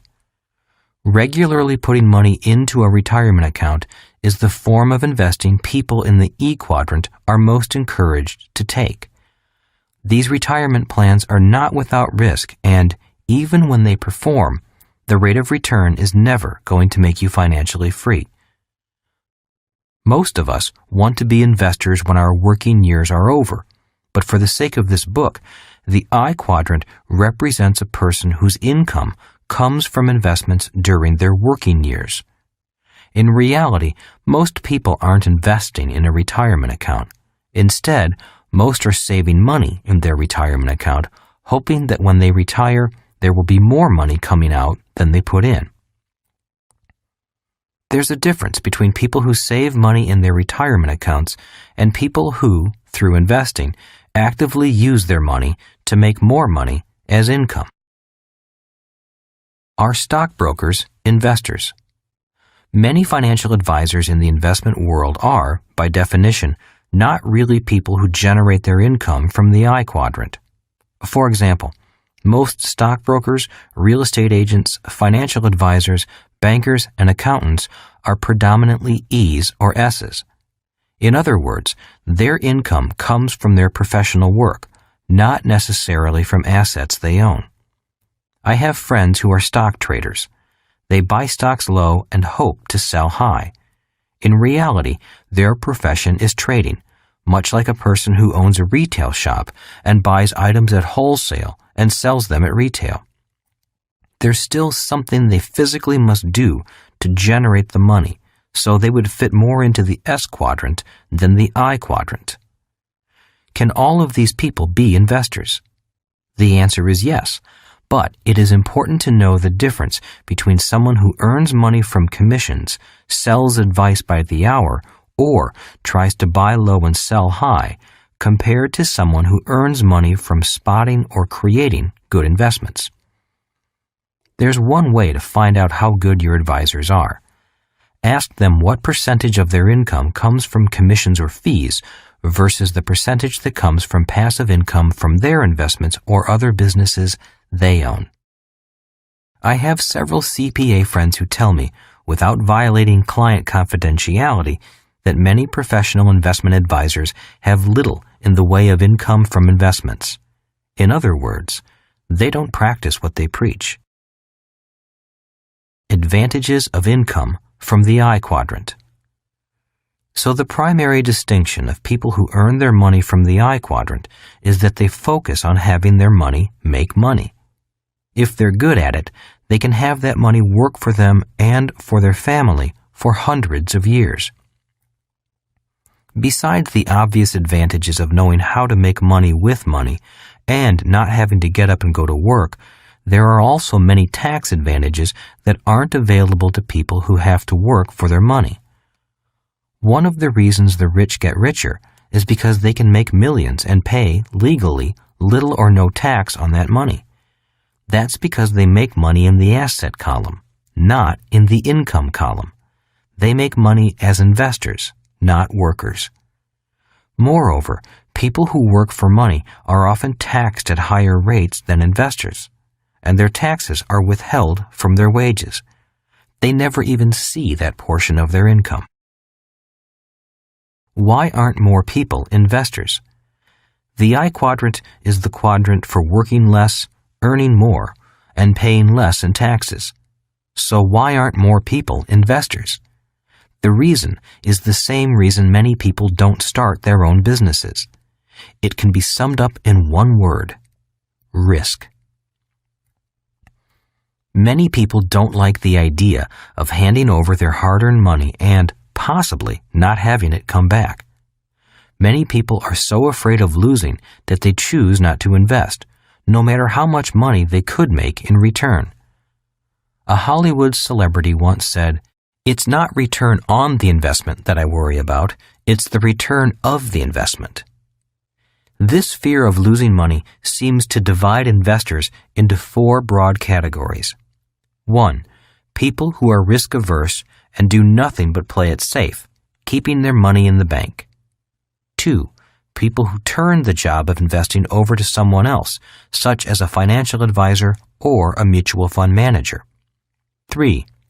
gamblers. 4. Investors. The difference between a gambler and an investor is simple. For a gambler, investing is a game of chance. For an investor, investing is a game of skill. And for the people who turn their money over to someone else to invest, investing is often a game they don't want to learn. The important thing for these individuals is to choose a financial advisor carefully. Later in this book, I'll go into the 5 levels of investors which should shed more light on this subject. Risk can be virtually eliminated. The good news about investing is that risk can be greatly minimized or even eliminated, and you can still receive high yields on your money if you know the game. A true investor wants to recoup his or her money quickly. People who have a retirement account have to wait years to find out if they'll ever get their money back. This is the most extreme difference between a professional investor and someone who sets money aside for retirement. It's the fear of losing money that causes most people to seek security. Yet the I quadrant is not as treacherous as many people think. The I quadrant is like any other quadrant. It has its own skills and mindset. The skills to be successful in the I quadrant can be learned if you're willing to take the time to learn. A new age begins. In 1989, the Berlin Wall was torn down, as was communism. This, in my opinion, signaled the end of the industrial age and the start of the information age. The difference between industrial age pension plans and information age pension plans. The voyage of Columbus in 1492 roughly coincides with the start of the industrial age. The fall of the Berlin Wall in 1989 is the event that marked the end of that age. For some reason, it seems that every 500 years in modern history, great cataclysmic changes occur. We're in one such period right now. That change has already threatened the financial security of hundreds of millions of people, most of whom are not yet aware of the financial impact of that change, and many of whom can't afford it. The change is found in the difference between an industrial age pension plan and an information age pension plan. When I was a boy, my rich dad encouraged me to take risks with my money and learn to invest. He'd always say, if you want to get rich, you need to learn how to take risks. Learn to be an investor. At home, I told my educated dad about my rich dad's suggestion that we learn how to invest and manage risk. My educated dad replied, I don't need to learn how to invest. I have a government pension plan, a pension from the teachers' union, and guaranteed Social Security benefits. Why take risks with my money? My educated dad believed in industrial age pension plans, such as government employee pensions and Social Security. He was happy when I signed up for the U.S. Marine Corps. Instead of being worried that I might lose my life in Vietnam, he simply said, stay in for 20 years and you'll get a pension and medical benefits for life. Although still in use, such pension plans are becoming obsolete. The idea of a company being financially responsible for your retirement and the government picking up the balance of your retirement needs through pension schemes is an old, outdated idea. People need to become investors. As we move from defined benefit pension plans, or what I call industrial age retirement plans, to defined contribution pension plans, or information age pension plans, the result is that you, as an individual, must now be financially responsible for yourself. Amazingly, few people have noticed the change and understand its ramifications. Industrial age pension plans. In the industrial age, a defined benefit pension plan meant that the company guaranteed you, the worker, a defined amount of money, usually paid monthly, for as long as you lived. People felt secure because these plans assured a steady income. Information age pension plans. But in 1974, the rules changed with the passage of the Employee Retirement Income Security Act, ERISA. Suddenly, companies were no longer guaranteeing financial security at the end of your working days. Instead, employers began offering defined contribution retirement plans. Defined contribution means that you only get back what you and the company have contributed while you were working. In other words, your pension is defined solely by what has been contributed. If you and your company put no money in, then you got no money out. The good news is that in the information age, life expectancy has increased. The bad news is that you might outlive your pension, if you even have one. Risky pension plans. What many people don't understand is that whatever you and your employer put into the plan is no longer guaranteed to exist when you decide to pull it out. This is because plans like the 401k and the superannuation are subject to market forces. In other words, one day you could have $1 million in the account. But if there were a stock market crash, which every market occasionally has, your $1 million could be cut in half or even wiped out. With defined contribution plans, the guarantee of lifelong income is gone. People today who retire at age 65 and begin to live on their defined contribution plan could run out of money by, let's say, age 75. Then what do? Dust off the resume? And what about the government's defined benefit pension plan? Well, in the United States, Social Security is expected to be bankrupt by the year 2037, with Medicare bankrupt by 2017. Even today, Social Security doesn't provide much in the way of income. What will happen when 77 million baby boomers begin to want the money they paid in, but it's not there? In 1998, President Clinton's popular cry of "Save Social Security" was well received. Yet, as Democratic Senator Ernest Hollings pointed out, obviously, the first way to save Social Security is to stop looting it. For decades, the federal government has been responsible for borrowing the retirement money for expenditures, a government-sanctioned Ponzi scheme. Many politicians seem to think that Social Security is income that can be spent rather than an asset that should be held in trust. Too many people counting on the government. I write my books and create products such as the educational Cashflow board game because the industrial age is history, and we must prepare for the opportunities of the information age. My concern as a private citizen is that, from my generation forward, we aren't properly prepared to handle the differences between the industrial age and the information age. A case in point is how we prepare financially for our retirement years. The idea of go to school and get a safe, secure job was a good one for people born before 1930. Today, everyone needs to go to school to prepare for a job or career, but we also need to know how to invest. And investing is not a subject taught in school. One of the problems created by the industrial age is that too many people are dependent upon the government to solve their individual problems. Today, we're facing even bigger problems because we have delegated our personal financial responsibility to the government. It's estimated that by the year 2020, there will be 275 million Americans, with 100 million of them expecting some kind of government support.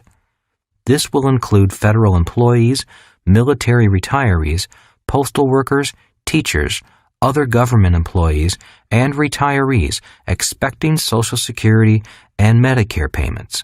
They're contractually correct in expecting government support because, in one way or another, most have been investing into that promise throughout their working lives. Unfortunately, there were too many promises made for too many years. Now the bill is coming due. I don't think those financial promises can be kept. If our government begins to raise taxes even higher to pay for those promises, Those who can escape will escape to countries that have lower taxes. In the information age, the term offshore won't necessarily mean another country as a tax haven. Offshore could mean cyberspace. A great change is at hand. I recall President John F. Kennedy warning, "A great change is at hand." Well, that change is here. Investing without being investors. The change from defined benefit to defined contribution pension plans is forcing millions of people throughout the world to become investors, with little investor education. Many people who have spent their lives avoiding financial risks are now being forced to take them. Most will find out when it comes time to retire whether they were wise investors or careless gamblers. Today, the stock market is fueled by many things, one of which is non-investors trying to become investors.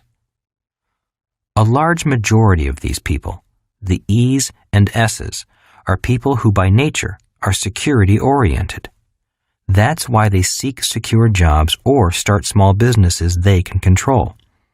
Because of the defined contribution retirement plans, they're migrating today to the I quadrant, where they hope they'll find security when their working years are over. Unfortunately, the I quadrant is not known for its security. The I quadrant is the quadrant of risk. Because so many people on the left side of the cash flow quadrant come looking for security, the stock market responds in kind. That's why you often hear the following words. 1. Diversification. People who seek security use the word diversification a lot. Why? Because the strategy of diversification is an investment strategy for not losing. It's not an investment strategy for winning. Successful or rich investors don't diversify. They focus their efforts. Warren Buffett, possibly the world's greatest investor, says this about diversification. The strategy we've adopted precludes our following standard diversification dogma. Many pundits would therefore say the strategy must be riskier than that employed by more conventional investors. We disagree. We believe that a policy of portfolio concentration may well decrease risk if it raises, as it should, both the intensity with which an investor thinks about a business and the comfort level he must feel with its economic characteristics before buying into it. In other words, Warren Buffett is saying that portfolio concentration, or focusing on a few investments rather than diversifying, is a better strategy. In his mind, concentration rather than diversification requires you to become smarter and more intense in your thoughts and actions. His article goes on to say that average investors avoid volatility because they think volatility is risky. Warren Buffett says instead, in fact, the true investor welcomes volatility. When Kim and I were escaping from financial struggle to financial freedom, we didn't diversify. We concentrated our investments. 2. Blue chip stocks. Security-minded investors usually buy blue chip companies. Why? Because in their mind, they're safer. While the company might be safer, the stock market is not.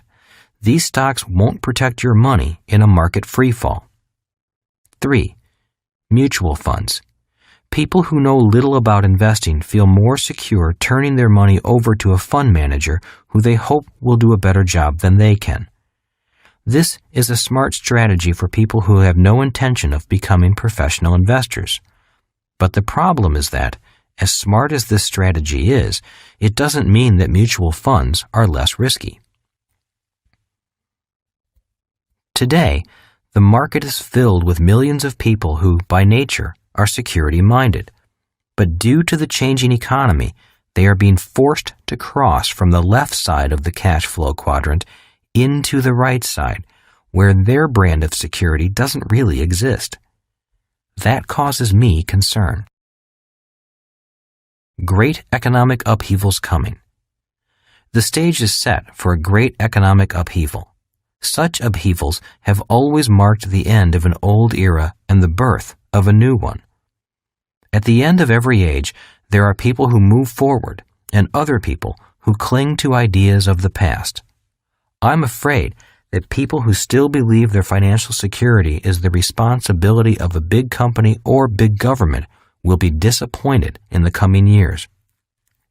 Those are the ideas of the industrial age, not the information age. No one has a crystal ball. I subscribe to many investment news services, and each one says something different. Some say the near future is bright. Some say a market crash and major depression are right around the corner. To remain objective, I listen to both sides, because both have points worth listening to. I do not play fortune teller, trying to predict the future. Instead, I work at staying educated in both the B and I quadrants and being prepared for whatever happens. A person who is prepared will prosper no matter which direction the economy goes, whenever it goes. If history is any indicator, a person who lives to the age of 75 should anticipate going through one depression and 2 major recessions during his or her lifetime. My parents went through their depression, but the baby boomers have not. Yet.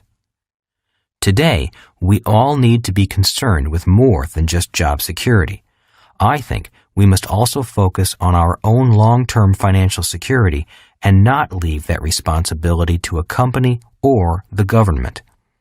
The times officially changed when companies said that they were no longer responsible for your retirement years. Once they switched to the defined contribution retirement plan, the message was that you were now responsible for investing in your own retirement. Today, we all need to become wiser investors, always aware of the ups and downs of the financial markets. I recommend learning to be an investor rather than giving your money to somebody else to invest for you. If you simply turn your money over to a mutual fund or to an advisor, you may have to wait until you're 65 to find out if that person did a good job. If they did a lousy job, you may have to work for the rest of your life. Millions of people will have to do just that because it will be too late for them to invest or learn about investing. Learn to manage risk. It is possible to invest for high returns with low risk. All you have to do is learn how it's done. It is not hard. In fact, it's much like learning how to ride a bike. In the early stages, you may fall down, but after a while, the falling stops and investing becomes second nature, just as riding a bicycle is for most of us. The problem with the left side of the cash flow quadrant is that most people go there to avoid financial risk. Instead of avoiding risk, I recommend learning how to manage financial risk. Take a risk. People who take risks change the world. Few people ever get rich without taking risks. Too many people have come to depend on government to eliminate the risks of life. The beginning of the information age should have ushered in an era of smaller government because big government is frankly too expensive to maintain. But rather than becoming savvy, educated investors, millions of people around the world have bought into the archaic idea of entitlements and pensions for life. This simply isn't feasible. The information age means we all need to become more self-sufficient, grow up, and take personal responsibility for our retirement. The idea of study hard and find a safe, secure job is an idea born in the industrial age. We're not in that age anymore. The times are changing. The problem is that many people's ideas have not changed. They still think they're entitled to something. Many still think that the I quadrant is not their responsibility. They continue to think that the government, big business, a labor union, their mutual funds, or their family will take care of them when their working days are over. For their sake, I hope they're right. These individuals have no need to read further. Rich Dad's Cash Flow Quadrant was written to help individuals who want to make the move from the left side to the right side, but don't know where to start. Anyone can make the move with the right skills and determination. If you've already found your own financial freedom, I say congratulations. Please tell others about your path and guide them if they want to be guided. Teach them, but let them find their own path, for there are many paths to financial freedom. Regardless of what you decide, please remember this. Financial freedom might be free, but it doesn't come cheap. Freedom has a price, and to me, it's worth that price. The big secret is this. It takes neither money to be financially free nor a good formal education. It also doesn't have to be risky. Instead, freedom's price is measured in dreams, desire, and the ability to overcome disappointments that occur along the way. Are you willing to pay the price? One of my fathers paid the price. The other didn't, but he paid a different kind of price. The B Quadrant Quiz. Are you a true business owner? You are if you can answer yes to the following question. Can you leave your business for a year or more and return to find it more profitable and running better than when you left it? Chapter 3. Why people choose security over freedom. Many people seek job security because that's what they are taught, both at school and at home. Both of my dads recommended that I go to college and get a degree, but it was after receiving the degree that their advice took different paths. My highly educated dad constantly advised, go to school, get good grades, and then get a good, safe, secure job. He was recommending a life path focused on the left side of the Cashflow quadrant. Their advice was different because one dad was concerned with job security and the other focused on financial freedom. Why people seek job security. The primary reason many people seek job security is because that's what they are taught to seek, both at school and at home. As adults, millions of people still continue to follow that advice. Many of us are conditioned from our earliest days to think about job security rather than financial security or financial freedom. And because most of us learn little to nothing about money at home or at school, it's only natural that we cling ever more tightly to the idea of job security instead of reaching for freedom. If you look at the cash flow quadrant, you'll notice that the left side is motivated by security. The right side is motivated by freedom. Trapped by debt. The main reason that 90% of the population is working on the left side is because that's the side they learned about at school. After leaving school, they often end up with lots of expenses and may fall into debt. This means they must cling ever tighter to a job or to professional security just to pay the bills. I often meet young people who receive their college diploma along with the bill for their college loans. Several of them told me that they're depressed when they see that they are in debt thousands and thousands of dollars for their college education. If their parents paid the bill, then the parents are strapped financially for years. Most Americans today will receive a credit card while still in school and will be in debt for the rest of their lives. That's because they're often following a script that became popular in the industrial age. Following the script. If we track the life of an average educated person, the financial script often goes like this. The child goes to school, graduates, finds a job, and soon has some money to spend. The young adult now can afford to rent an apartment, buy electronics, new clothes, some furniture, and, of course, a car. Soon, the bills begin to come in. One day, the adult meets someone special and sparks fly. They fall in love and get married. For a while, life is blissful because two can live as cheaply as one.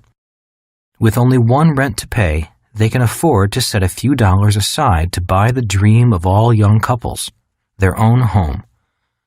They find a house, pull their money out of savings, and use it for a down payment. Now they have a mortgage. Because they have a new house, they need new furnishings. So they find a furniture store that advertises those magic words, no money down, easy monthly payments. Life is wonderful, and they throw a party to have all their friends over to see their new house, new car, new furniture, and new toys. They're already deeply in debt. Then the first child arrives. After dropping the child off at nursery school, this average couple must now put their nose to the grindstone and go to work. They become trapped by the need for job security simply because, on average, they're less than 3 months away from financial bankruptcy. These people will often say, "I can't afford to quit. I have bills to pay." The success trap. One of the reasons I learned so much from my rich dad was because he had the free time to teach me. As he grew more successful, he had more free time and money. His business got better, but he didn't have to work harder. He simply had his president expand the system and hire more people to do the work. If his investments did well, he reinvested the money and made more money. Instead of working, he spent hours with his son and me, explaining to us everything he was doing in business and investing. I was learning more from him than I was learning at school. That's what happens when you work hard on the right side of the cash flow quadrant, the B and I side. My highly educated dad worked hard too, but he worked hard on the left side. By working hard, getting promoted, and taking on more responsibility, he had less and less free time to spend with his kids. He would leave for work at 7 a.m., and many times we wouldn't see him because we had to go to bed before he got home. That's what happens when you work hard and become successful in the E and S quadrants. Success brings you less and less time, even if it does bring more money.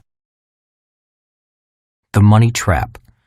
Success on the B and I side requires a particular kind of knowledge about money called financial intelligence.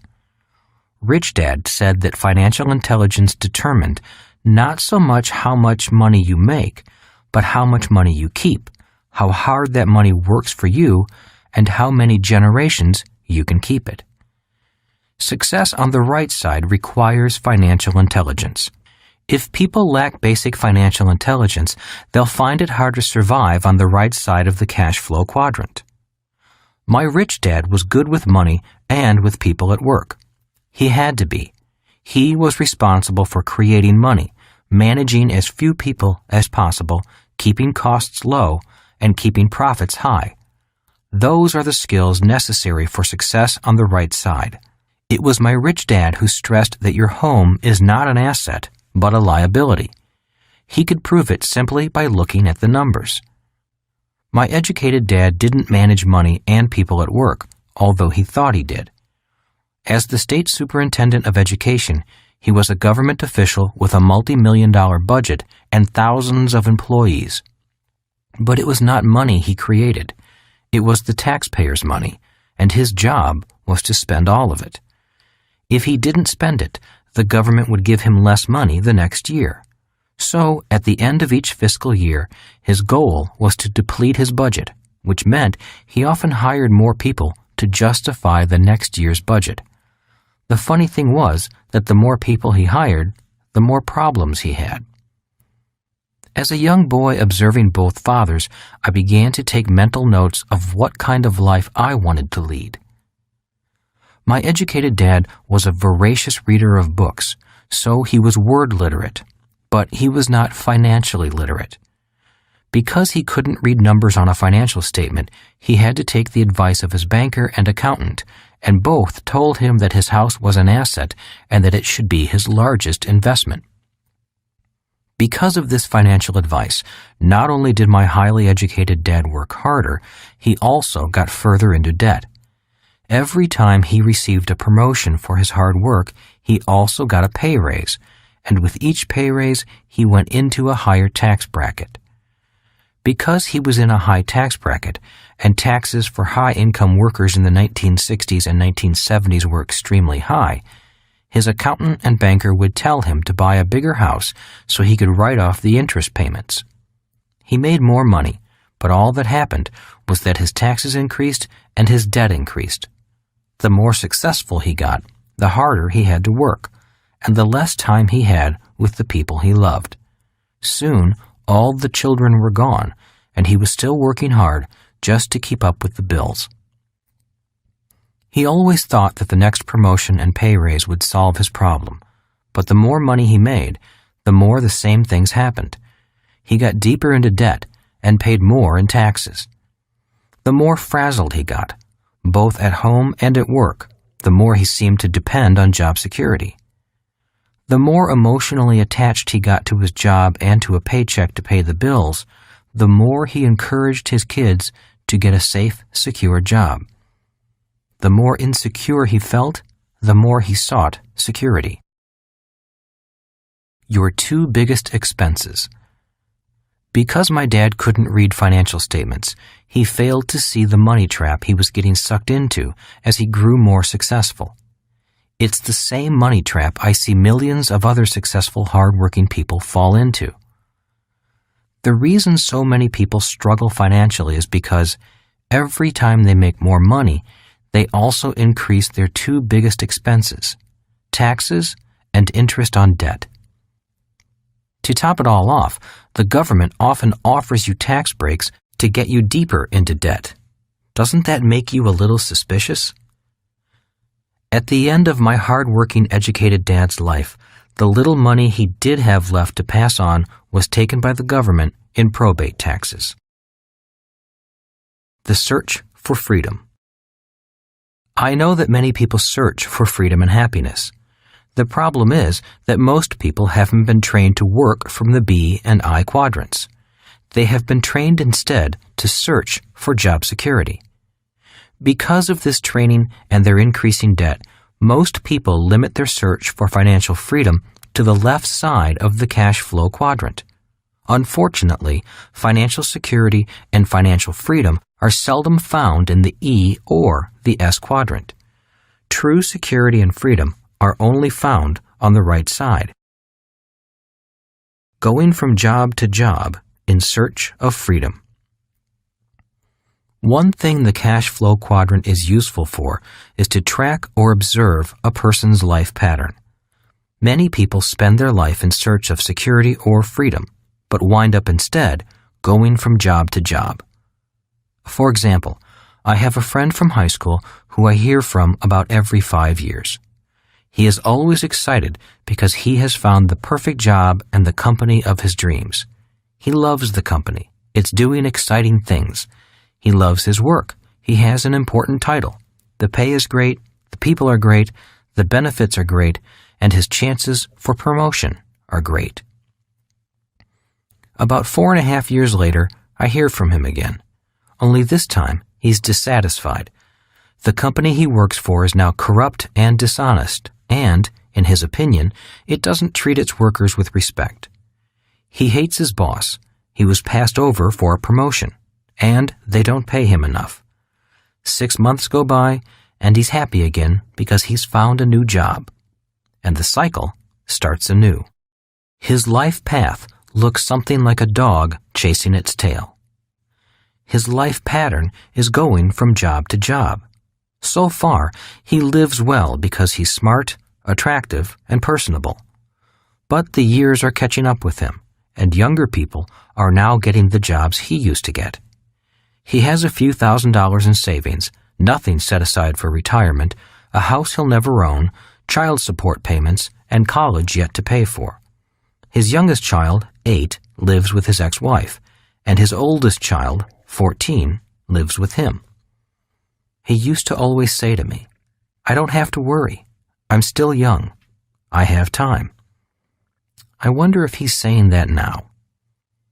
In my opinion, he needs to make a serious effort to begin moving to either the B or the I quadrant quickly. A new attitude and a new educational process need to begin. Unless he gets lucky and wins the lottery or finds a rich woman to marry, he's on a course of working hard for the rest of his life. Doing your own thing. Another common pattern is someone going from E to S. During periods of massive downsizing and unemployment, some people get the message. Instead of looking for another job, they decide to start their own businesses.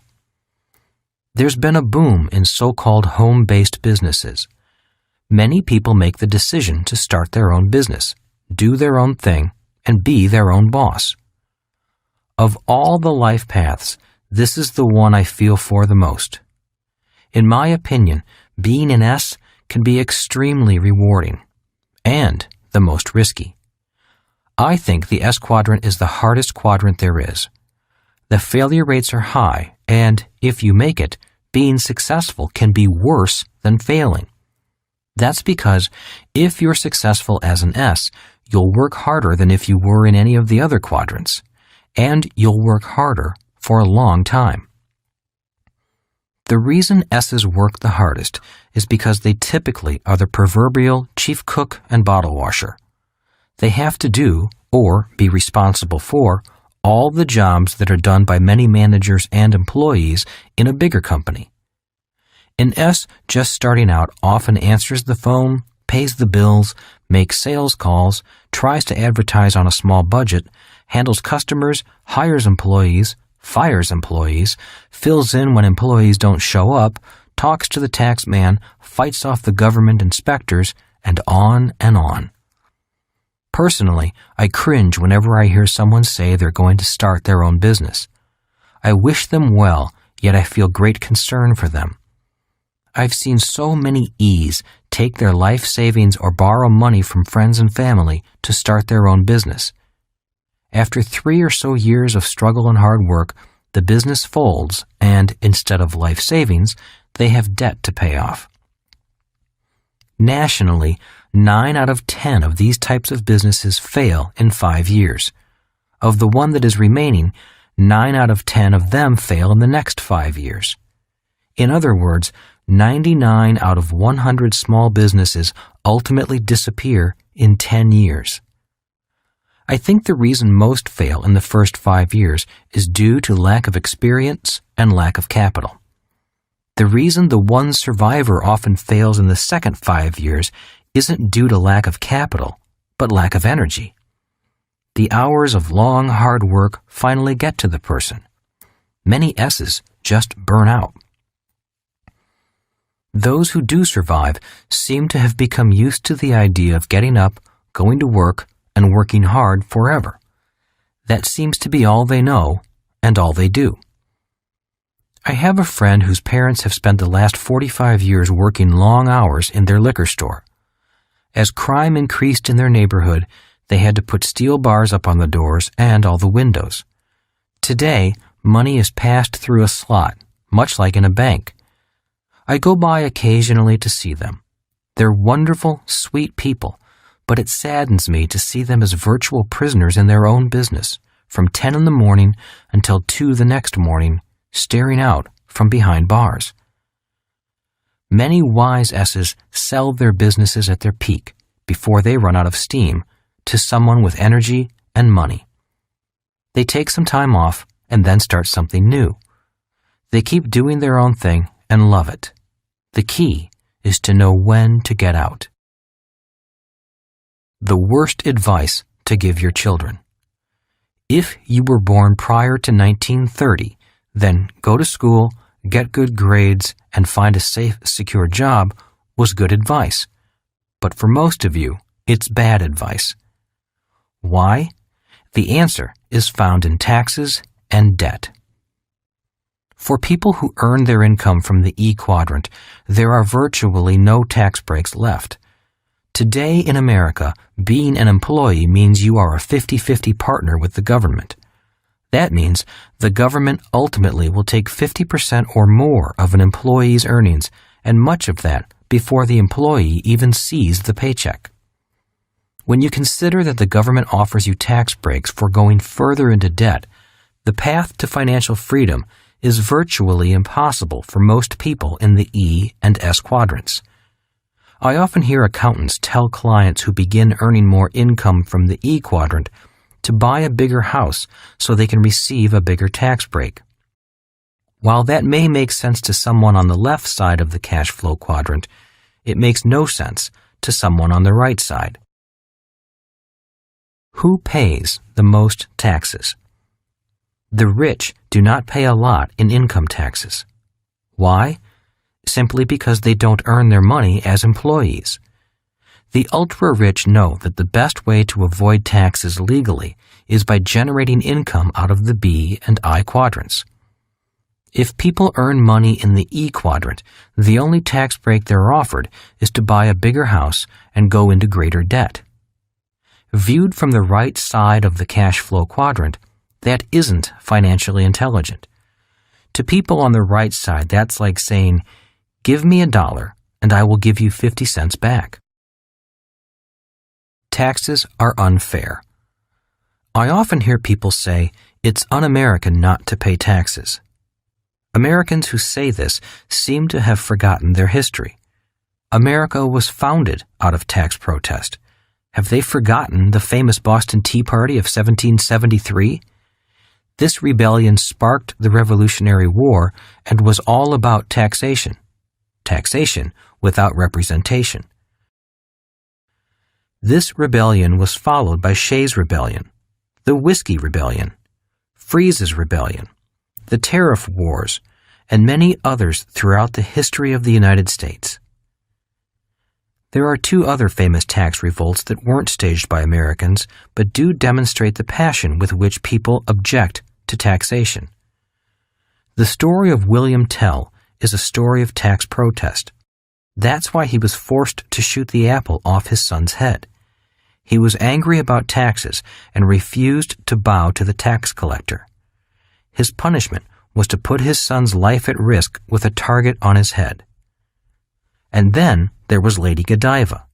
She pleaded with her husband, the Earl of Mercia, to lower taxes in her town. Her husband said he would lower the taxes if she would ride naked through the town. She took him up on his offer. Tax advantages. Taxes may be a necessity of modern civilization, but problems arise when taxes become abusive and mismanaged. As millions of baby boomers begin to retire, they will shift from the role of taxpayers to retirees and Social Security recipients. There will be a need to collect more taxes to support this shift. America and other great nations will decline financially. Individuals with money will leave in search of countries that welcome their money instead of penalizing them for having it. A big mistake. A newspaper reporter once asked me how much money I made during the prior year. I replied, "Approximately $1 million. "And how much did you pay in taxes?" he asked. "Nothing," I said. "That money was made in capital gains and I was able to indefinitely defer paying those taxes. I sold 3 pieces of real estate and put them through a Section 1031 exchange under the U.S. Internal Revenue Code. I never touched the money. I just reinvested it into a much larger property." A few days later, the newspaper ran this story. "Rich man makes $1 million and admits to paying nothing in taxes." I did say something like that, but a few choice words were missing, which distorted the message. I don't know if the reporter was being malicious or if he simply didn't understand what a 1031 exchange is. Whatever the reason, it's a perfect example of different points of view coming from different quadrants. As I said, not all income is equal. Some income is much less taxed than others. Most people focus on income, not assets.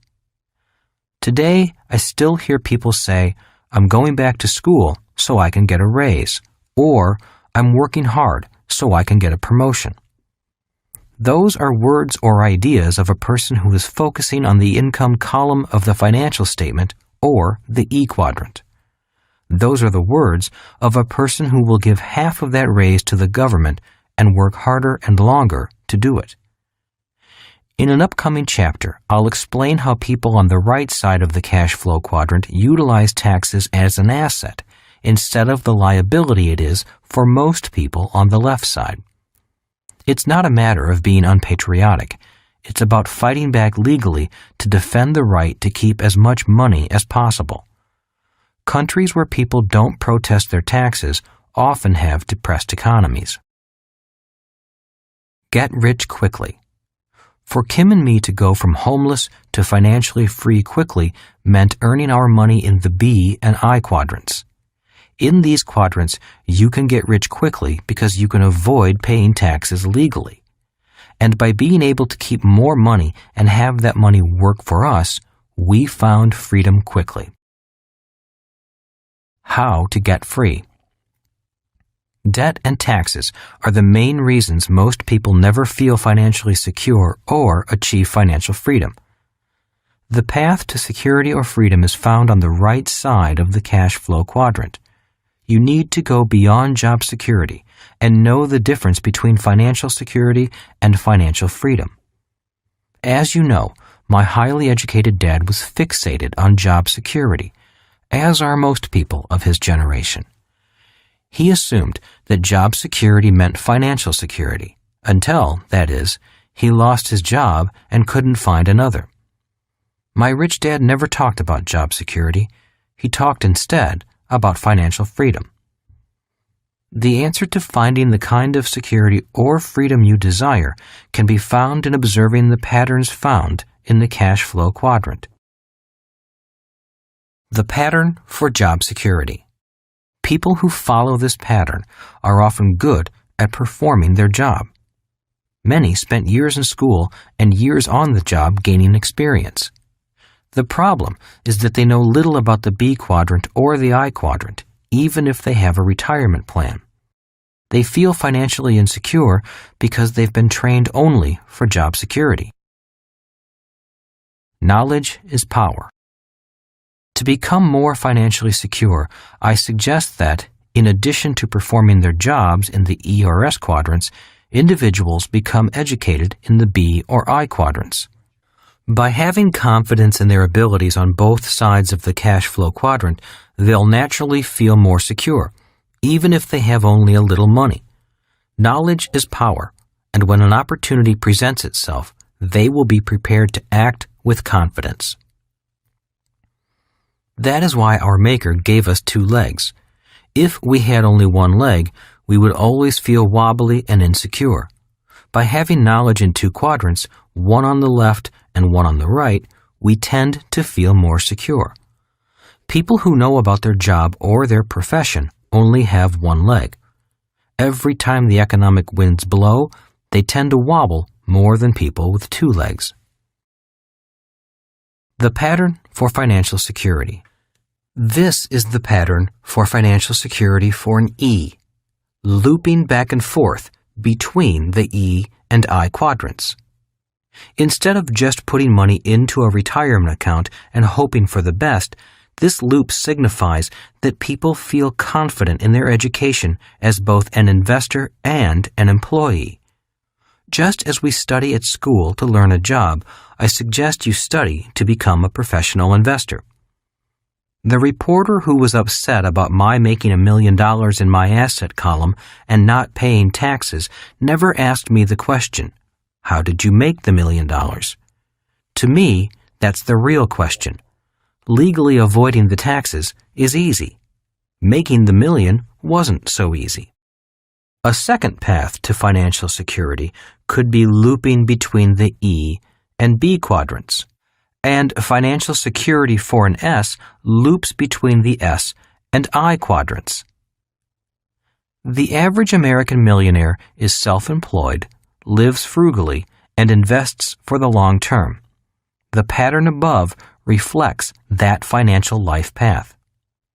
This path, the S to the B, is often the path that many great entrepreneurs like Bill Gates take. It's not the easiest, but, in my mind, it is one of the best. 2 are better than 1. Back in Chapter 2, I discussed how the average rich person earns 70% of their income from the right side and less than 30% from the left side. I found that no matter how much money people make, they will feel more secure if they operate in more than one quadrant. Financial security is having a secure footing on both sides of the cash flow quadrant. Millionaire firefighters. I have two friends who are examples of success on both sides of the cash flow quadrant. They have tremendous job security with benefits, and they have also achieved great financial wealth on the right side. Both are firefighters who work for the city government. They enjoy good, steady pay, excellent benefits and retirement plans, and work only 2 days a week. 3 days a week, they work as professional investors. The remaining 2 days, they relax and spend time with their families. One buys old houses, fixes them up, and collects rent. He owns 45 houses that pay him $10,000 a month net after debt, taxes, maintenance, and management and insurance. He earns $3,500 a month as a firefighter, making his total monthly income more than $13,000, and his annual income about $150,000 and growing. He has 5 more years before retirement, and his goal is to have $200,000 a year in income at age 56. Not bad for a government employee with 4 kids. The other friend spends his time analyzing companies and taking major long-term positions in stocks and options. His portfolio is now more than $3 million. If he cashed it out and moved the money into an investment that earns 10% interest a year, he would have an income of approximately $300,000 per year for life, even taking into account average market fluctuations. Again, not bad for a government employee with 2 kids. Both friends have enough passive income from their 20 years of investing to have retired by age 40, but they both enjoy their work and want to retire with full benefits. Then they'll be free to enjoy the benefits of success gained from both sides of the cash flow quadrant. Money alone does not bring security. I have met many people who have millions in their retirement accounts and still feel insecure. Why? Because it's money generated from their job or business. They often have the money invested in a retirement account, but know little to nothing about the subject of investments. If that money disappears and their working days are over, what do they do then? In times of great economic change, there are always great transfers of wealth. Even if you don't have much money, it's important to invest in your education because, when the changes come, you'll be better prepared to handle them. Don't be caught unaware and afraid. As I said, no one can predict what will happen, so it's best to be prepared for whatever happens. And that means getting educated now. The pattern for financial freedom. This is the pattern my rich dad recommended. It is the path to financial freedom. This is true financial freedom because in the B quadrant, people are working for you, and in the I quadrant, your money is working for you. You are free to work or not to work. Your knowledge in these 2 quadrants has brought you complete physical freedom from work. If you look at the ultra-rich, this is their pattern. The loop around the B and the I signifies the income pattern of people like Bill Gates, Rupert Murdoch, and Warren Buffett. A quick word of caution. The B quadrant is much different from the I quadrant. I've seen many successful Bs sell their businesses for millions, and their newfound wealth goes to their head. They tend to think that their dollars are a measure of their IQ, so they swagger on down to the I quadrant and lose it all. The game and rules are different in all of the quadrants, which is why I recommend education over an ego trip. Just as in the case of financial security, having 2 quadrants gives you greater stability in the world of financial freedom. A choice of paths. The preceding patterns are the different financial paths people can choose. Unfortunately, most people choose the path of job security. When the economy starts wobbling, they cling ever more desperately to job security and wind up spending their lives pursuing it. At a minimum, I recommend becoming educated in financial security, which is feeling confident about your job and feeling confident about your ability to invest in good and bad times. A big secret is that true investors make more money in bad markets. They make their money because the non-investors are panicking and selling when they should be buying. I'm not afraid of the possible coming economic changes because change means wealth is being transferred. Your boss cannot make you rich. A friend of mine sold his company and, on the day of the sale, put more than $15 million into his bank account. On the other hand, his employees had to look for new jobs. At the farewell party, which was filled with tears, there were also undercurrents of extreme anger and resentment. Although he'd paid them well for years, most were financially no better off on their last day of work than they were on their first day of work. Many people realized that the owner of the company had become rich while they spent all those years collecting their paychecks and paying bills. The reality is that your boss's job is not to make you rich. Your boss's job is to make sure you get your paycheck. It's your job to become rich if you want to. And that job begins the moment you receive your paycheck. If you have poor money management skills, then all the money in the world won't save you. If you budget your money wisely and learn about either the B or I quadrant, then you are on your own path to great personal fortune and, most importantly, freedom. My rich dad used to say to his son and me that the only difference between a rich person and a poor person is what they do in their spare time.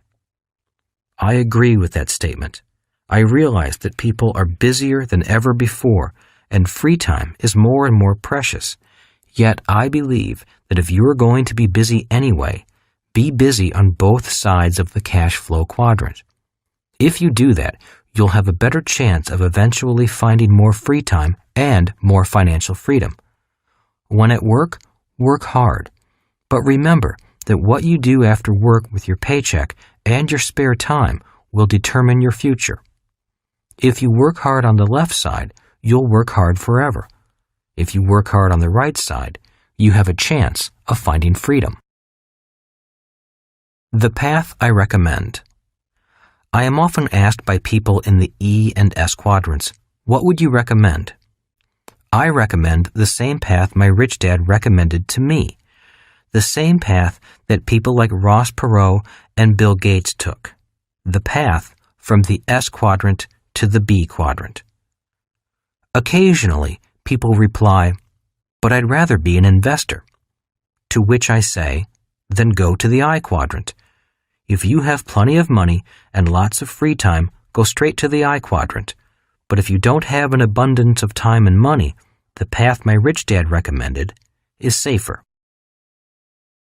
I's invest in B's. In most cases, people do not have an abundance of time and money, so they then ask another question. Why do you recommend the B quadrant first?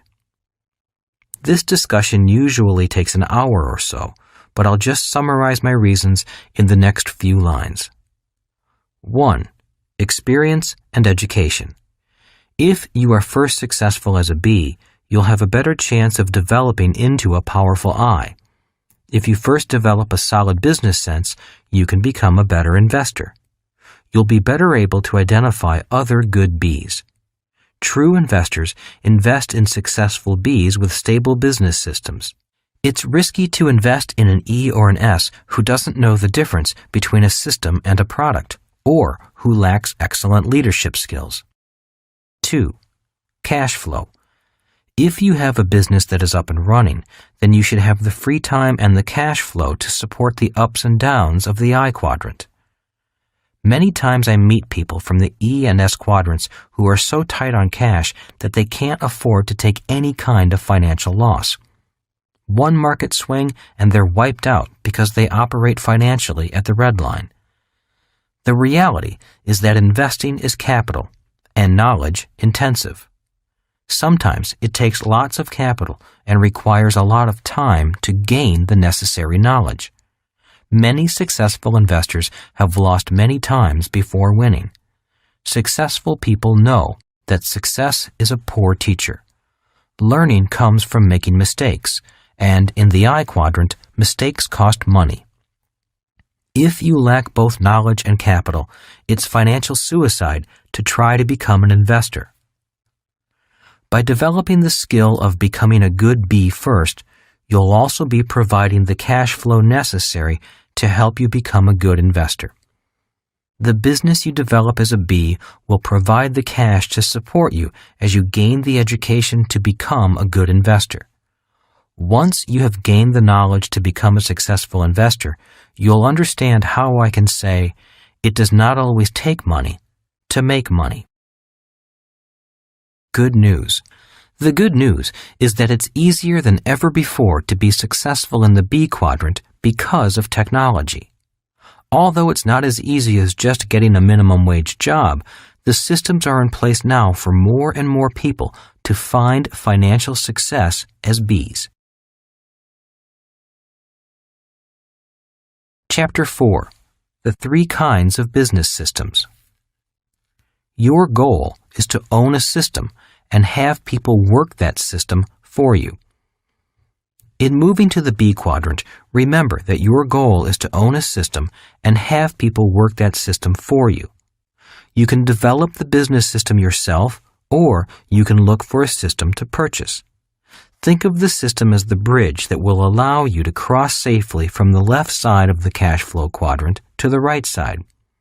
It's your bridge to financial freedom. There are 3 main types of business systems commonly in use today. They are 1. Traditional C corporations, where you develop your own system. 2. Franchises, where you buy an existing system. 3.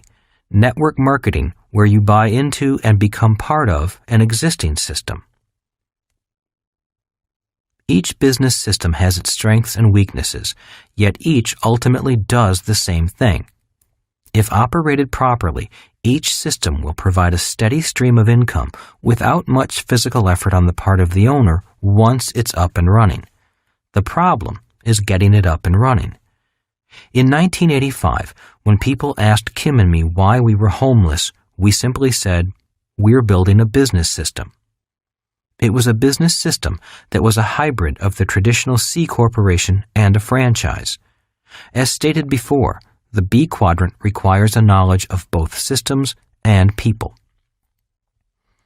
Our decision to develop our own system meant a lot of hard work. I'd taken this route before, and my company had failed. Although it was successful for years, it suddenly went broke in its 5th year. When success came to us, we weren't ready with an adequate system. Our system began to break down even though we had hard-working people. We felt like we were on a good-sized yacht that had sprung a leak in a location we could not determine. You may lose 2 or 3 companies. When I was in high school, my rich dad told Mike and me that he had nearly lost a company when he was in his 20s. That was the best and worst experience of my life, he said. As much as I hated it, I learned more by repairing it and eventually turning it into a huge success. Knowing that I was contemplating starting my own company, Rich Dad said to me, "You may lose 2 or 3 companies before you build a successful one that lasts." He was training Mike to take over his empire, but because my dad was a government employee, I wasn't going to inherit an empire. I had to build my own. Success is a poor teacher. Success is a poor teacher, Rich Dad always said. We learn the most about ourselves when we fail, so don't be afraid of failing. Failing is part of the process of success. You can't have success without failure. Maybe it was a self-fulfilling prophecy, but in 1984, my third company went down. I had made millions and lost millions and was starting all over again when I met Kim. The reason I know she didn't marry me for my money is because I didn't have any money. When I told her what I was going to do, build company number 4, she didn't back away. "I'll build it with you," was her reply, and she was true to her word. Along with another partner, we built a business system with 11 offices worldwide that generated income regardless of whether we worked or not. Building it from nothing to 11 offices took 5 years of blood, sweat, and tears, but it worked. Both dads were happy for me and sincerely congratulated me. The hard part. Mike often said to me, "I'll never know if I can do what you or my dad did. The system was handed to me. All I had to do was learn how to run it." I'm certain he could have developed his own successful system because he learned well from his dad, but I understand his doubt. The hard thing about building a company from scratch is that you have 2 big variables: the system and the people building the system. If both the people and the system are leaky, the chances for failure are great. Sometimes it's hard to know whether the problem is the person or the system that is failing. Before franchises. When my rich dad began teaching me about becoming a B, there was only one kind of business: big business, a major corporation that usually dominated the town. In our town in Hawaii, it was the sugar plantation that controlled virtually everything, including other big businesses. So there were big businesses and mom-and-pop S-type businesses, with little in between. Working at the top levels of those big sugar companies wasn't a realistic goal for people like Rich Dad and me. Minorities, such as the Japanese, Chinese, and Hawaiians, worked in the fields, but were never allowed in the boardroom. So Rich Dad learned everything he knew, simply by trial and error. As I started high school, we began to hear about a thing called franchises, but none had come to our little town. We hadn't yet heard about McDonald's, Kentucky Fried Chicken, or Taco Bell. They weren't part of our vocabulary while I was studying with Rich Dad. When we did hear rumors about them, we heard they were illegal, fraudulent scams and dangerous. Rather than believe the rumors, Rich Dad flew to California to check out franchising for himself. When he returned, all he said was, "Franchises are the wave of the future," and he bought the rights to 2 of them. His wealth skyrocketed as the idea of franchises caught on, and he began selling his rights to other people so they could have a chance at building their own businesses. When I asked him if I should buy one from him, he simply said, "No, you've come this far in learning how to build your own business system. Don't stop now. Franchises are for people who don't want to build or don't know how to build their own systems. Besides, you don't have the $250,000 it takes to buy a franchise from me." It's hard to imagine today a city without a McDonald's or Burger King or Pizza Hut on every corner. Yet there was a time, not too long ago, when they didn't even exist. How to learn to become a B. The way I learned to become a B was by being an apprentice to my rich dad. His son and I were both E's learning to be B's. And that is the way many people learn. It's called on-the-job training. This is the way many closely held family empires are passed on from one generation to the next. The problem is that not too many people are privileged or lucky enough to learn the behind-the-scenes aspects of becoming a B. Most corporate management training programs are just that. The company only trains you to be a manager. Few teach what it takes to be a B. Often, people get stuck in the S quadrant on their journey to the B quadrant.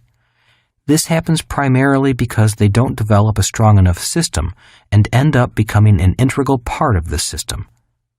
Successful Bs develop a system that will run without their involvement. There are 3 ways you can make it to the B side quickly. 1. Find a mentor. My rich dad was my mentor. A mentor is someone who has already done what you want to do and is successful at doing it. Don't find an advisor.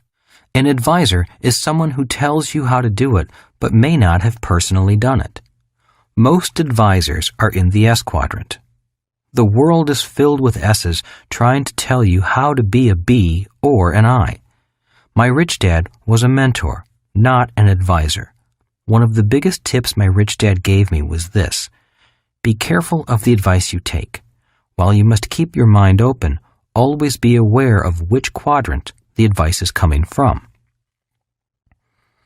My rich dad taught me about systems and how to be a leader of people, not a manager of people. Managers often see their subordinates as inferiors. Leaders must direct people who are often smarter. A traditional way of learning about systems is getting your MBA from a prestigious school and then getting a fast-track job that takes you up the corporate ladder. An MBA is important because you learn the basics of accounting and how the financial numbers relate to the systems of a business. Yet, having an MBA doesn't mean you're competent to run all the systems that ultimately make up a complete business system. To learn about all the systems necessary in a big company, you'll need to spend 10 to 15 years there and learn all the different aspects of the business. You should then be prepared to leave and start your own company.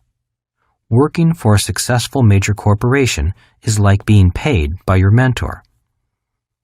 Even with a mentor and/or years of experience, this first method is labor-intensive. Creating your own system requires a lot of trial and error, upfront legal costs, and paperwork. All of this occurs at the same time you're trying to develop your people. 2. Buy a franchise. Another way to learn about systems is to buy a franchise. When you buy a franchise, you're buying a tried and proven operating system. By buying the franchise system, instead of trying to create your own system, you can focus on developing your people. Buying the system removes one big variable when you're learning how to be a B. Many banks will loan money for a franchise, but not for a small startup business, because they recognize the importance of systems and how starting with a good system lowers their risk. A word of caution. Franchises are hard for people with an S quadrant mentality who want to do their own thing. If you buy a franchise system, be an E. Just do it exactly the way they tell you to do it. Nothing is more tragic than the courtroom fights between franchisees and franchisors. The fights happen because the people who buy the system really want to do it their way, not the way the person who created the system wants it done. If you want to do your own thing, then do it after you've mastered both systems and people. My highly educated dad failed, even though he bought a famous ice cream franchise. Although the system was excellent, the business still failed. In my opinion, the franchise failed because his partners were all E's and S's who didn't know what to do when things started to go bad and didn't ask for support from the parent company. In the end, the partners fought among themselves and the business went down. They forgot that a true B is more than a system. It's also dependent on good people to operate the system. Banks don't lend money to people without systems. If a bank won't lend money to a small business without a system, why should you? Almost daily, people come to me with business plans with the hope of raising money for their idea or their project. Most of the time, I turn them down for one main reason. The people raising the money don't know the difference between a product and a system. I've had friends ask me to invest money in developing a new music CD, and others who want me to help form a new nonprofit to change the world. As much as I might like the project, the product, or the person, I'll turn them down if they have little or no experience in creating and running business systems. Just because you can sing doesn't mean you understand the systems of marketing, finance and accounting, sales, human resources, and the many other systems that are required to keep a business afloat and make it successful. For a business to survive and thrive, 100% of all the systems must be functioning and accountable. For example, an airplane is a system of systems. If it takes off and, let's say, the fuel system fails, there often is a crash. The human body is also a system of systems. Most of us have had a loved one die because one of the body systems failed. The same thing happens in business. That is why building a tried and true business system isn't easy. It's the systems you forget about or don't pay attention to that cause you to crash and burn. That's why I rarely invest with an E or S who has a new product or idea. Professional investors tend to invest in proven systems with people who know how to run those systems. If banks lend based only on tried and true systems and the person who is going to run them, then you should do the same if you want to be a smart investor. 3. Get involved in network marketing, also called multi-level marketing or direct distribution systems. Just as with franchises, the U.S. legal system initially attempted to outlaw network marketing. It has been banned and restricted in some countries. Any new system or idea often goes through a period of being classified as strange and suspicious. At first, I also thought that network marketing was a scam. But over the years, I've studied the various systems available through network marketing, watched several friends become successful at this form of B, and changed my mind. After I dropped my prejudices and began researching network marketing, I found many people who were sincerely and diligently building successful network marketing businesses. When I met these people, I saw the impact their business had on other people's lives and financial futures. I began to truly appreciate the value of the network marketing system. For a reasonable entry fee, often around $200, people can buy into an existing system and immediately start building their business. Due to the technological advances in the computer industry, these organizations are totally automated, and the headaches of paperwork, order processing, distribution, accounting, and follow-up are almost entirely managed by the network marketing software systems. New distributors can focus all of their efforts on building their business instead of worrying about the normal startup headaches of a small business. One of my old friends, who did more than $1 billion in real estate business in 1 year, recently signed on as a network marketing distributor and began building his business. I was surprised to find him so diligently building a network marketing business because he definitely didn't need the money. When I asked him why, he explained it this way. I went to school to become a CPA, and I have an MBA in finance.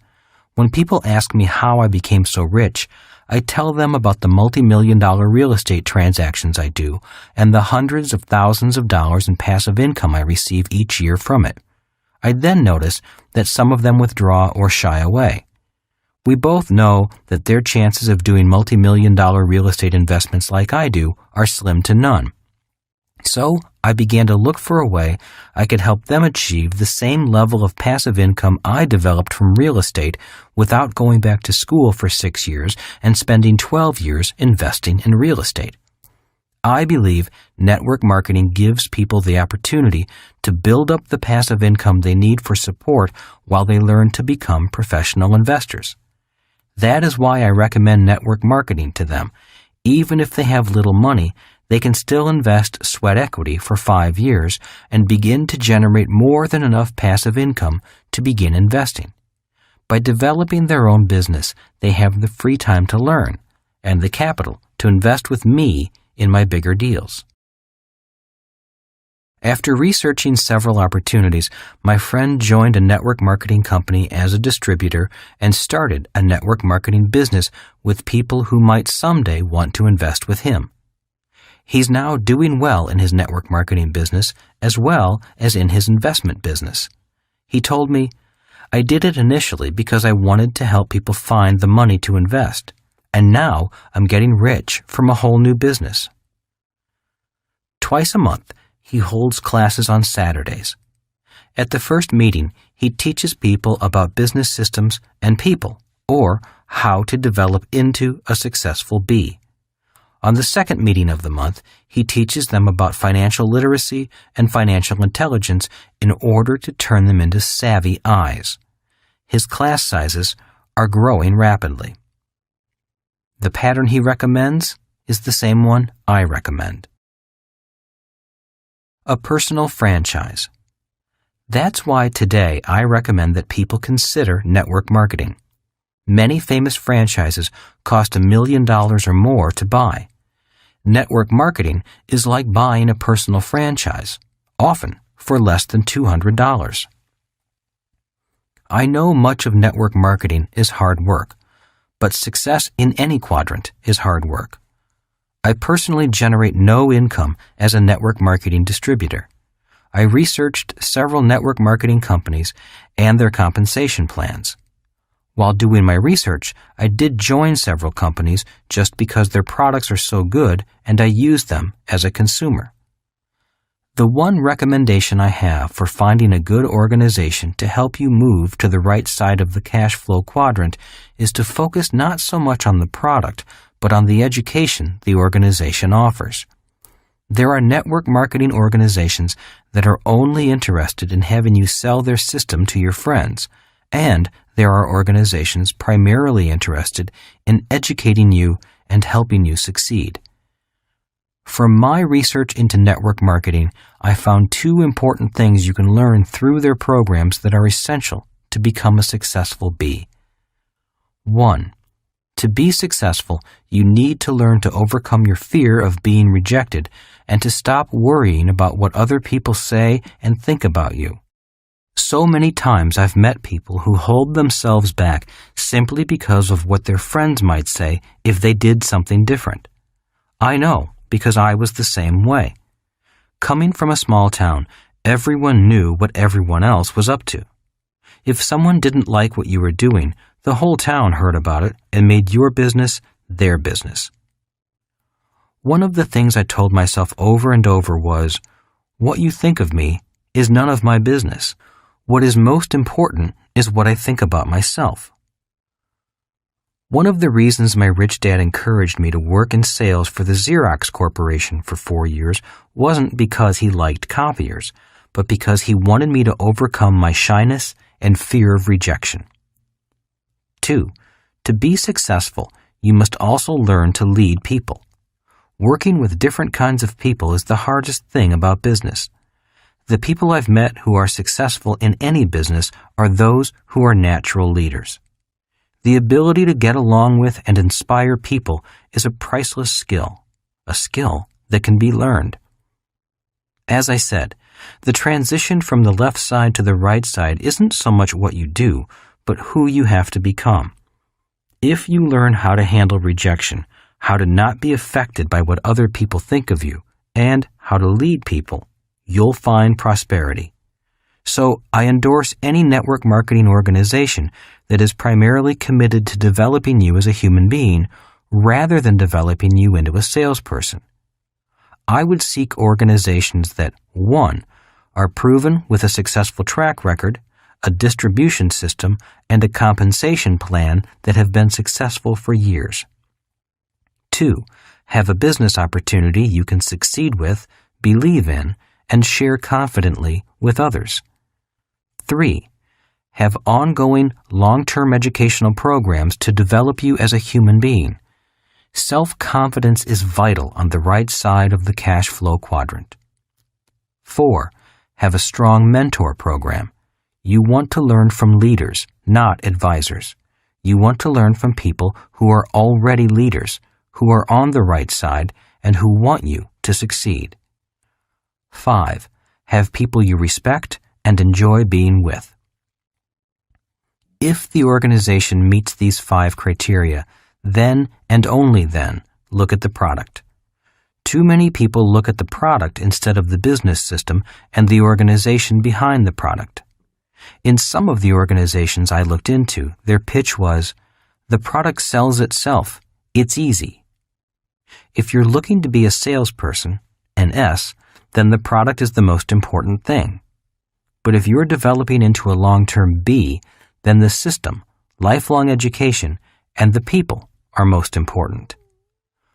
A friend and colleague of mine who is knowledgeable in this industry reminded me about the value of time, one of our most precious assets. A true success story in a network marketing company is when your commitment of time and hard work in the short term results in significant long-term passive income.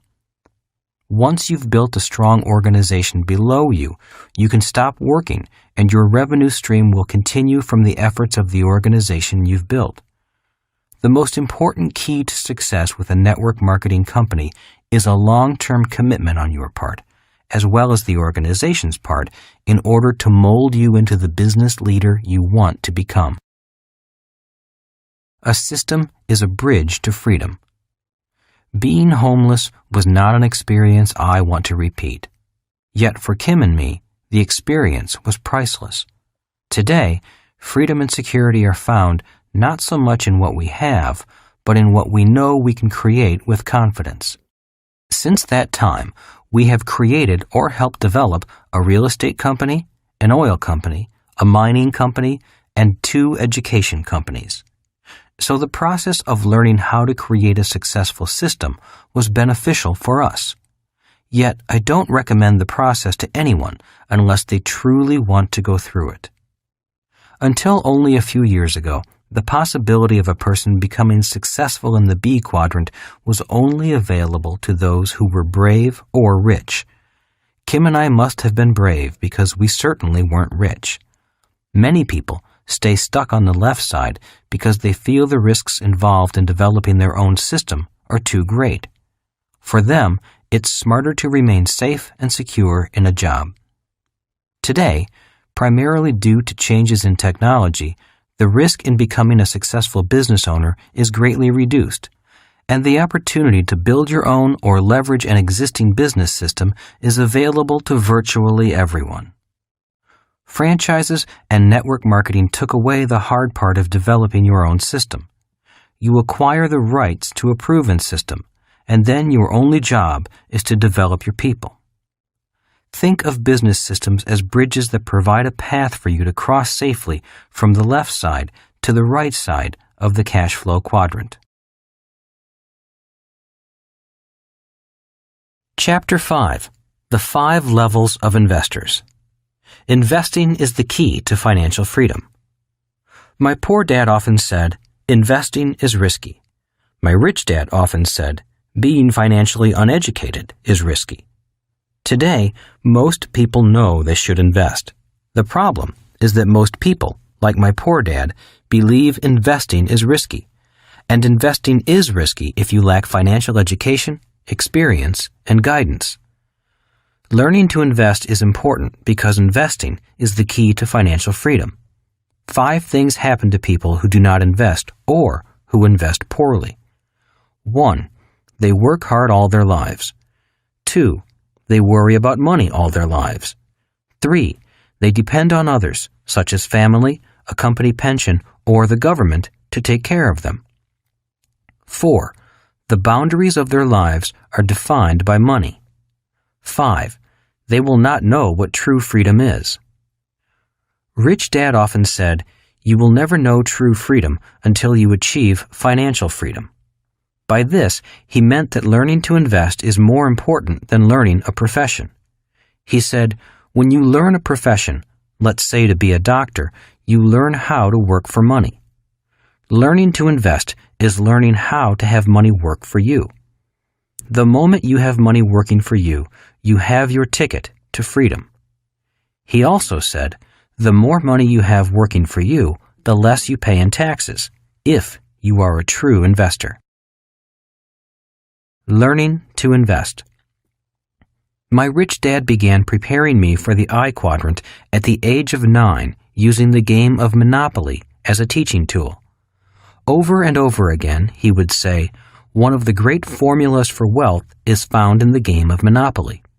Always remember the formula: 4 green houses, 1 red hotel. The game of Monopoly is a game of cash flow. For example, if you had one greenhouse on a property you owned and you received $10, that was $10 a month in cash flow. 2 houses, $20. 3 houses, $30. And the red hotel, $50.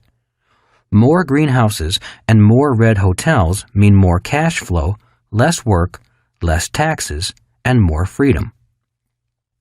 A simple game, but an important lesson. Rich Dad played Monopoly in real life. He would often take his son and me to visit his greenhouses that would one day become a big red hotel right on Waikiki Beach. As I grew up and watched my rich dad play the game of Monopoly in real life, I learned many valuable lessons about investing.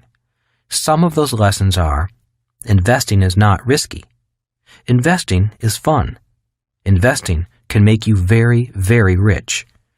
More importantly, investing can set you free from the struggle of earning a living and worrying about money. In other words, if you were smart, you could build a pipeline of cash flow for life, a pipeline that would produce cash in good times and bad, in market booms and market crashes. Your cash flow would increase automatically with inflation and, at the same time, allow you to pay less in taxes. I am not saying real estate is the only way to invest. I use the game of Monopoly simply as an example of how the rich get richer. A person can earn income from stock via dividends, from bonds via interest, or from oil, books, and patents via royalties.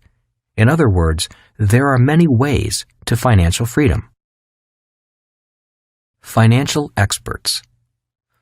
Unfortunately, due to a lack of financial education in schools, most people blindly turn their money over to people they believe are financial experts, people such as bankers, financial planners, and stockbrokers. Unfortunately, most of these experts are not really investors in the I quadrant. Most are employees in the E quadrant working for a paycheck, or self-employed financial advisors in the S quadrant working for fees and commissions. Most experts cannot afford to stop working simply because they don't have investments working for them. Warren Buffett said, "Wall Street is the only place that people ride to in a Rolls-Royce to get advice from those who take the subway." If people do not have sound financial education, they cannot tell if a financial advisor is a salesman or a con man, a fool or a genius. Remember, all con men are nice people. If they were not being nice by telling you what you want to hear, you would not listen to them. There is nothing wrong with being a salesperson. We all have something to sell. Yet, as Warren Buffett says, never ask an insurance salesman if you need insurance. When it comes to money, there are many people desperate enough to tell and sell you anything, just to get your money. Interestingly, the vast majority of investors never meet the person taking their money. In most of the Western world, employees simply have their money automatically deducted from their paycheck, the same way the tax department collects taxes. Many workers in America simply allow their employer to deduct their money and put it into their 401k retirement plan, possibly the worst way to invest for retirement. 401k plans go by different names in different countries. In Australia, they are called superannuation plans. In Japan, they are also called 401ks, and in Canada, they are known as RRSPs. I say the 401k may possibly be the worst way to invest for retirement for the following reasons.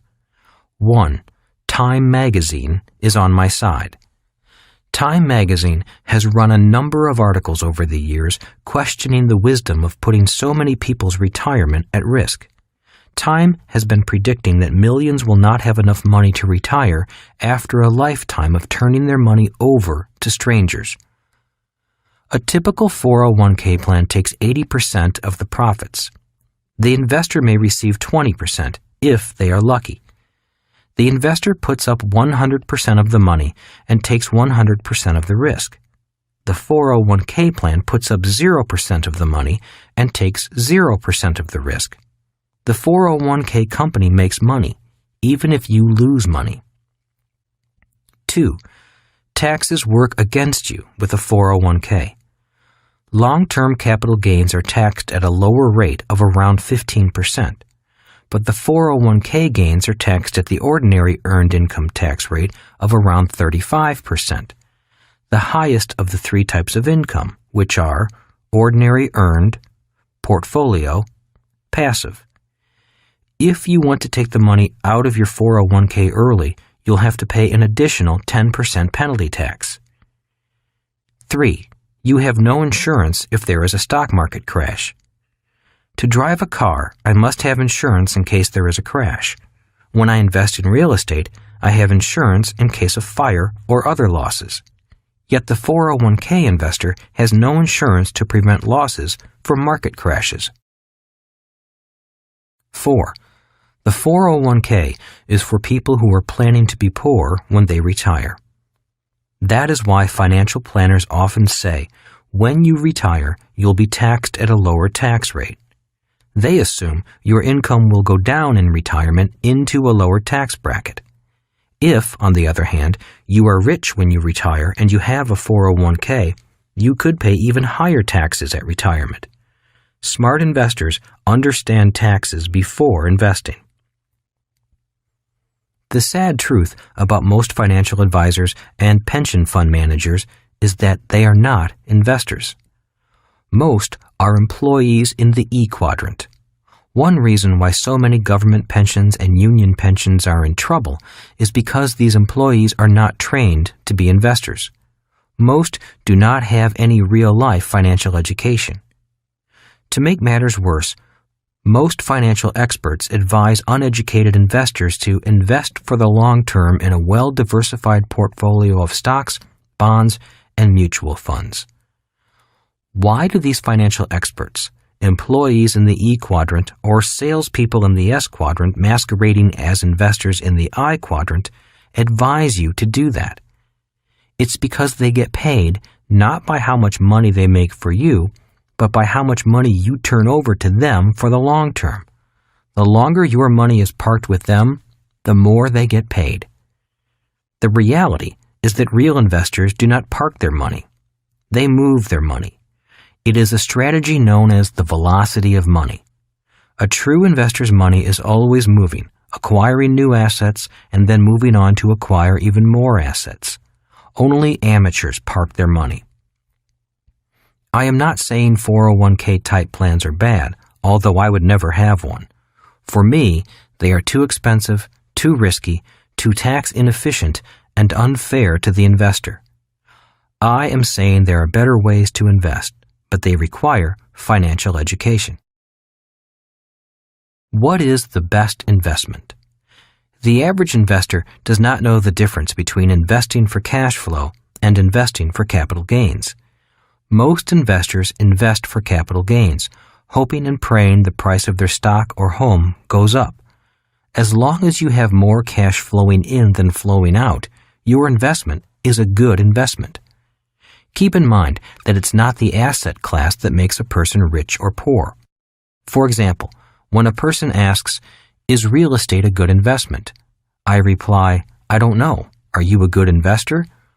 Or if they ask, "Are stocks a good investment?" Again, my answer is the same. I don't know. Are you a good investor? My point is that it is never the investment or asset class that is important. Success or failure, wealth or poverty, depends solely on how smart the investor is. A smart investor will make millions in the stock market. An amateur will lose millions. Tragically, most people do not think learning to invest is important. That is why most people believe investing is risky and turn their money over to experts, most of whom are not really investors, but salespeople who make money whether the investor makes money or loses money. 5 different levels of investors. There are 5 types or levels of investors found in the I Quadrant. Level 1. The zero financial intelligence level. Sadly, in America, once the richest country in the world, over 50% of the U.S. population is at the bottom level of the I quadrant. Simply said, they have nothing to invest. There are many people who make a lot of money who fall into this category. They earn a lot and spend more than they earn. I have a friend who looks very rich. He has a good job as a real estate broker, a beautiful wife, and 3 kids in private school. They live in a beautiful house overlooking the Pacific Ocean in San Diego. He and his wife drive expensive European cars. When his son and daughters were old enough, they too drove expensive cars. They looked rich, but what they had was bad debt.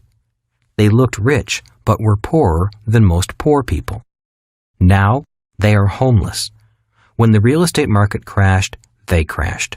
They were no longer able to pay the interest on all the debt they had accumulated. When we were younger, this same friend made a lot of money. Unfortunately, it was his low financial intelligence level, 0, that caused him to be a 0 over the long run. In fact, he is so deeply in debt that he is really a sub-zero investor. Like many people, everything he buys loses value or costs him money. Nothing he buys makes him richer. 2. The savers are losers level. Many people believe it is smart to save money. The problem is that today money is no longer money. Today people are saving counterfeit dollars, money that can be created at the speed of light. In 1971, President Nixon took the U.S. dollar off the gold standard and money became debt. The primary reason why prices have risen since 1971 is simply because the United States now has the power to print money to pay its bills. Today, savers are the biggest losers. Since 1971, the U.S. dollar has lost 95% of its value when compared to gold. It will not take another 40 years to lose its remaining 5%. Remember, in 1971, gold was $35 an ounce. 40 years later, gold was $1,400 an ounce. That is a massive loss of purchasing power for the dollar. The problem grows worse as the U.S. national debt escalates into the trillions of dollars and the U.S. continues to print more counterfeit money.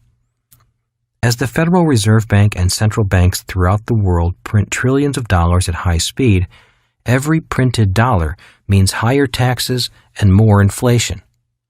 In spite of this fact, millions of people continue to believe saving money is smart. It used to be smart when money was money. The biggest market in the world is the bond market. Bond is another word for savings. There are many different types of bonds for different types of savers. There are U.S. Treasury bonds, corporate bonds, municipal bonds, and junk bonds. For years, it was assumed that U.S. government bonds and government municipal bonds were safe.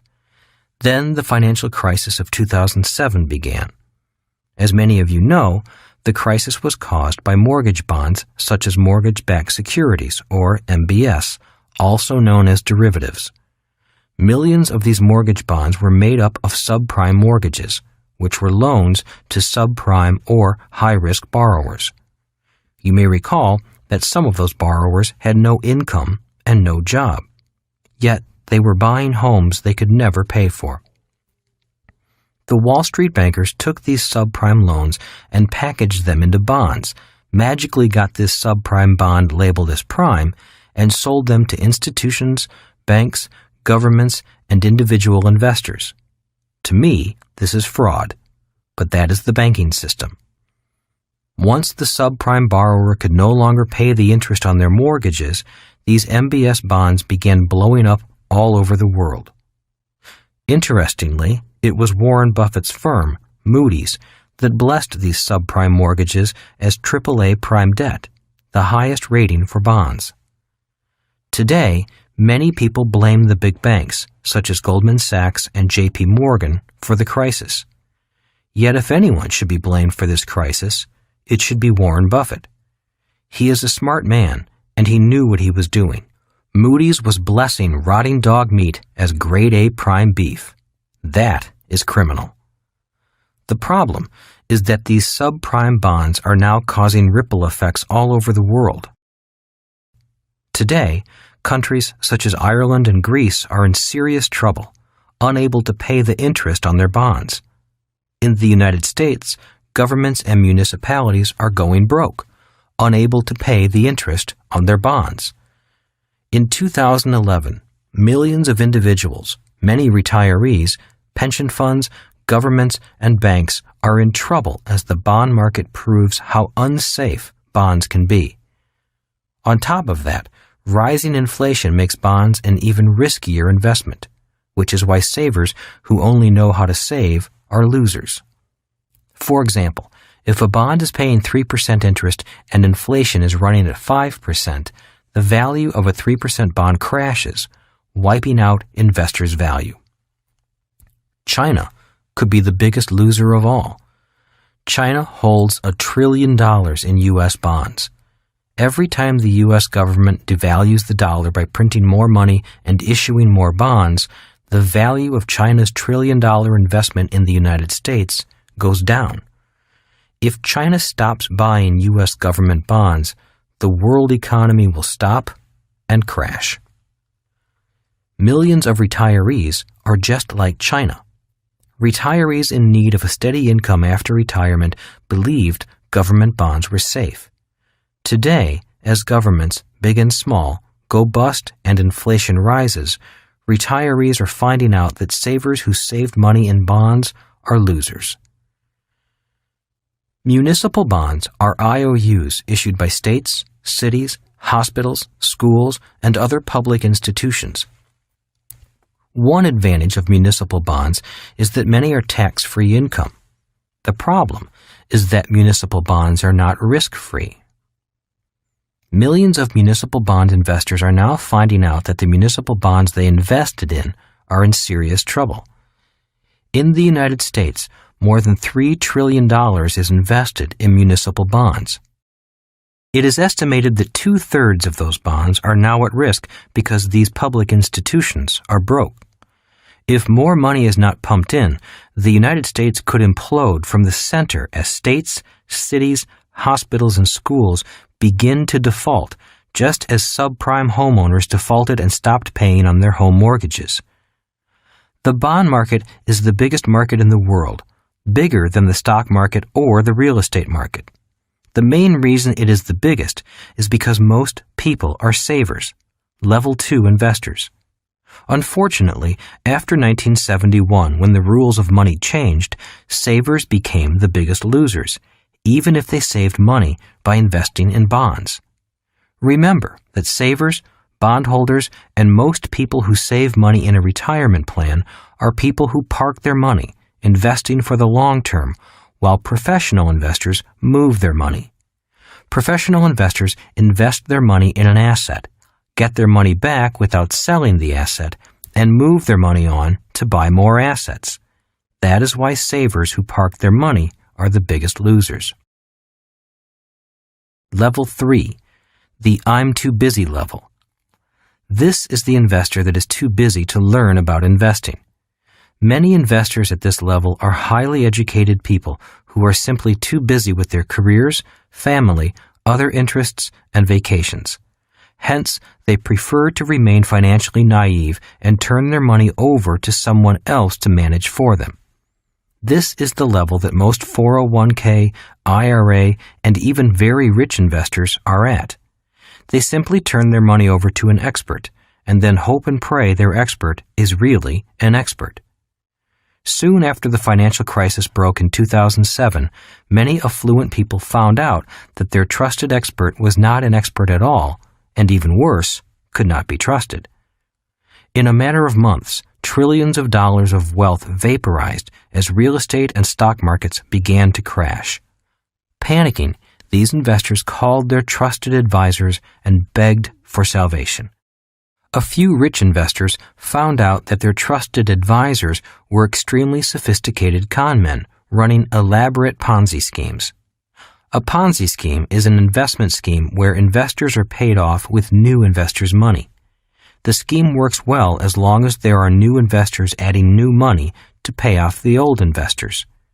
In the United States, Bernie Madoff became famous because he made off with billions in rich people's money. There are legal Ponzi schemes and illegal Ponzi schemes. Social Security is a legal Ponzi scheme, as is the stock market. In both instances, the scheme works as long as new money flows into the scheme. If new money stops flowing in, the scheme, be it Madoff's scheme, Social Security, or Wall Street, collapses. The problem with the level 3 investor, the I'm too busy investor, is that the person learns nothing if they lose their money.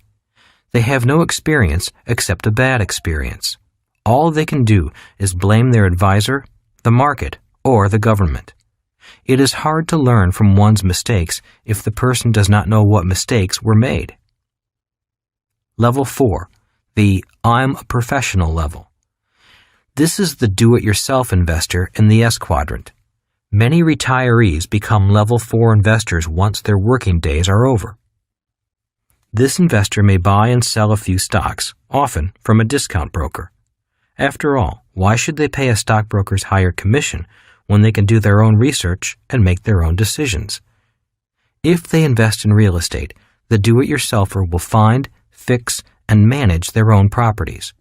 And if the person is a gold bug, they will buy and store their own gold and silver. In most cases, the do-it-yourselfer has very little, if any, formal financial education. After all, if they can do it themselves, why should they learn anything? If they do attend a course or two, it is often in a narrow subject area. For example, if they like stock trading, they will focus only on stock trading. The same is true for the small real estate investor. At the age of 9, when Rich Dad began my financial education with the game of Monopoly, he wanted me to have a bigger picture of the world of investing. The following are some of the basic big-picture asset classes he wanted me to spend my life learning: business, real estate, paper assets, commodities. As more people realize the need to invest, millions of them will become small level 4 investors in all 4 categories. After the 2007 market crash, millions of people have become entrepreneurs starting small businesses, and many are investing in real estate while prices are low. Most, however, are trying their hand at stock trading and stock picking.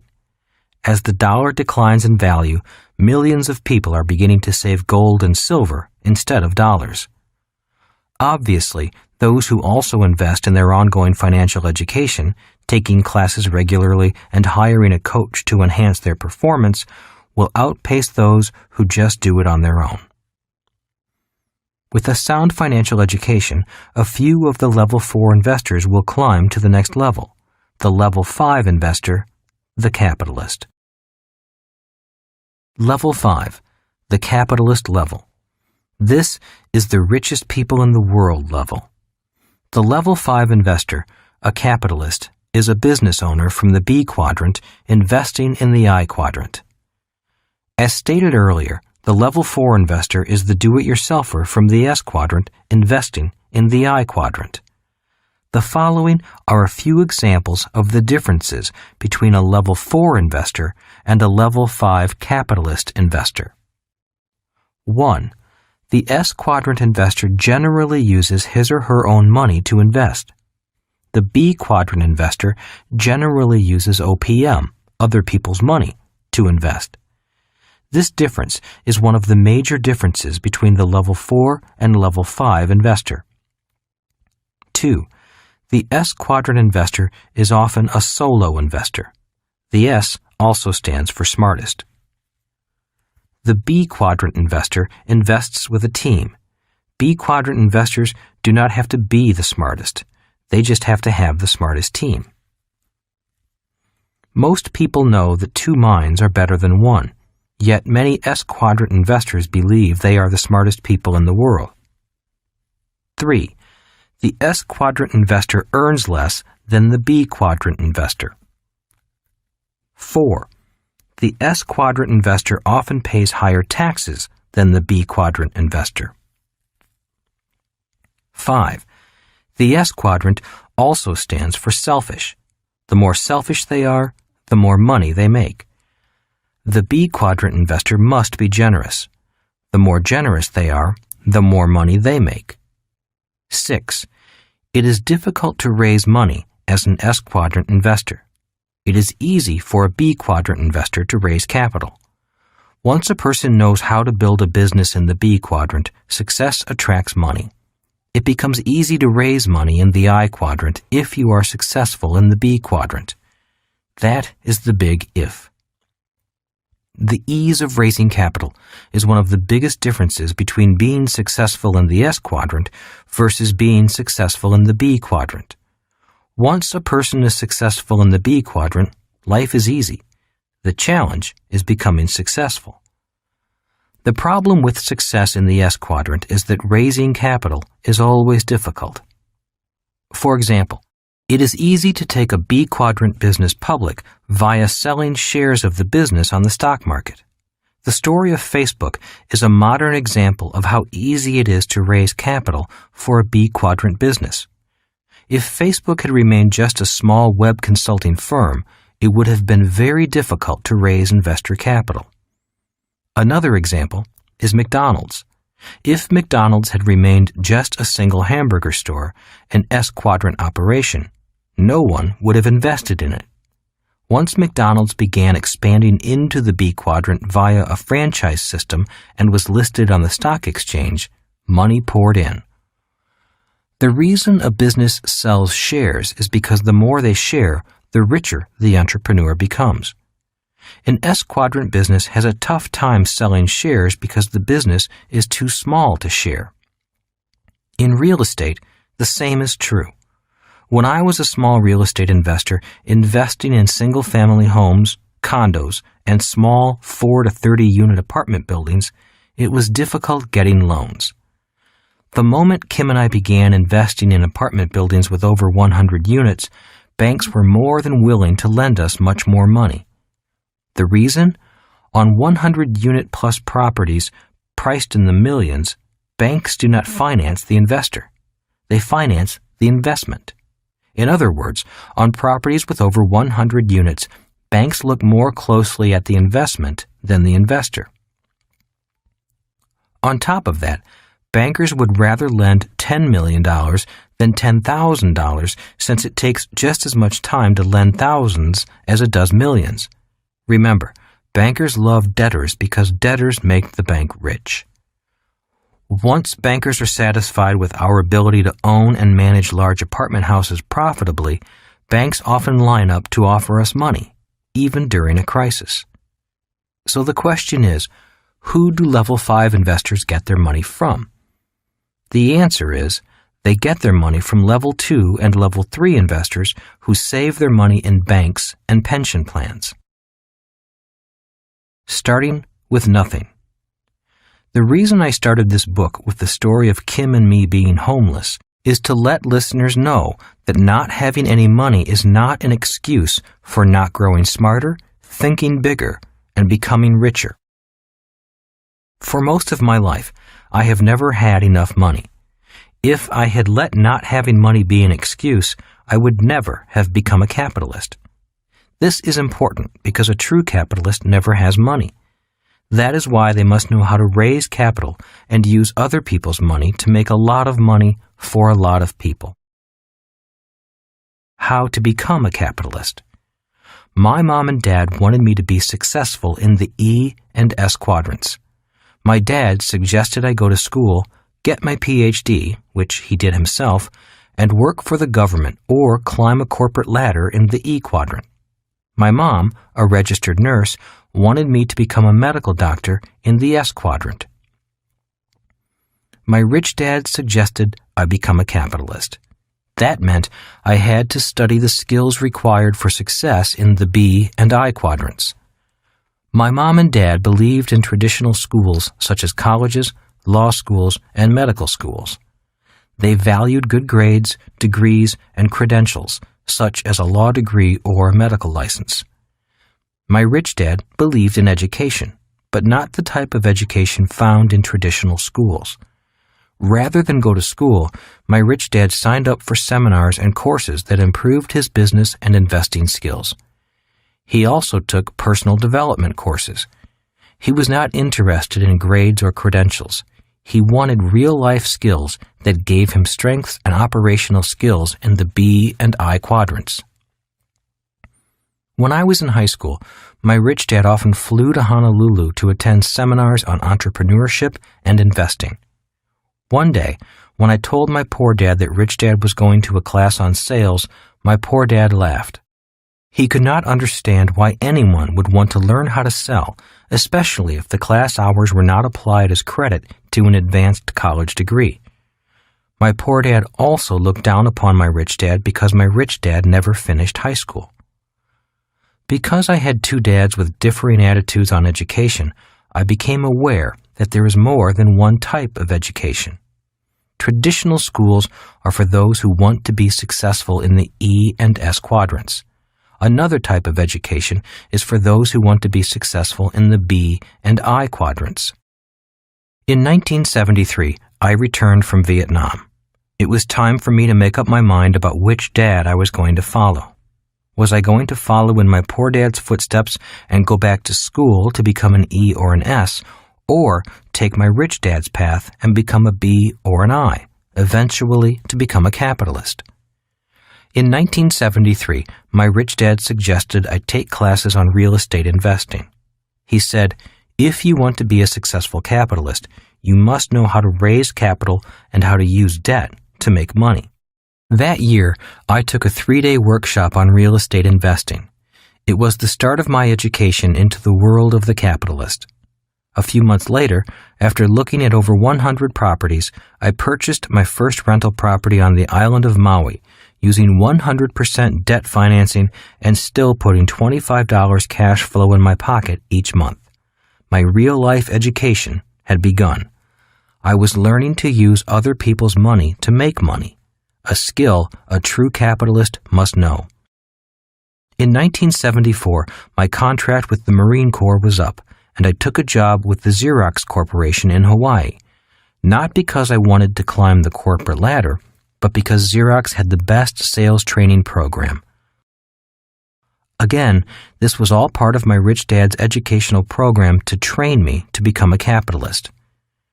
By 1994, Kim and I were financially free, never needing a job or a company or a government retirement plan. Rich Dad was correct. My education could set me free, but not the education found in traditional schools. When the markets began to crash in 2007, rather than crash with the rest of the economy, our wealth skyrocketed. As the stock market and real estate markets crashed, great deals floated to the surface, and banks were more than eager to lend us millions of dollars to buy and take over their investments gone bad. In 2010 alone, Kim and I acquired over $87 million in real estate, using loans from banks and pension funds. That year was our best year so far.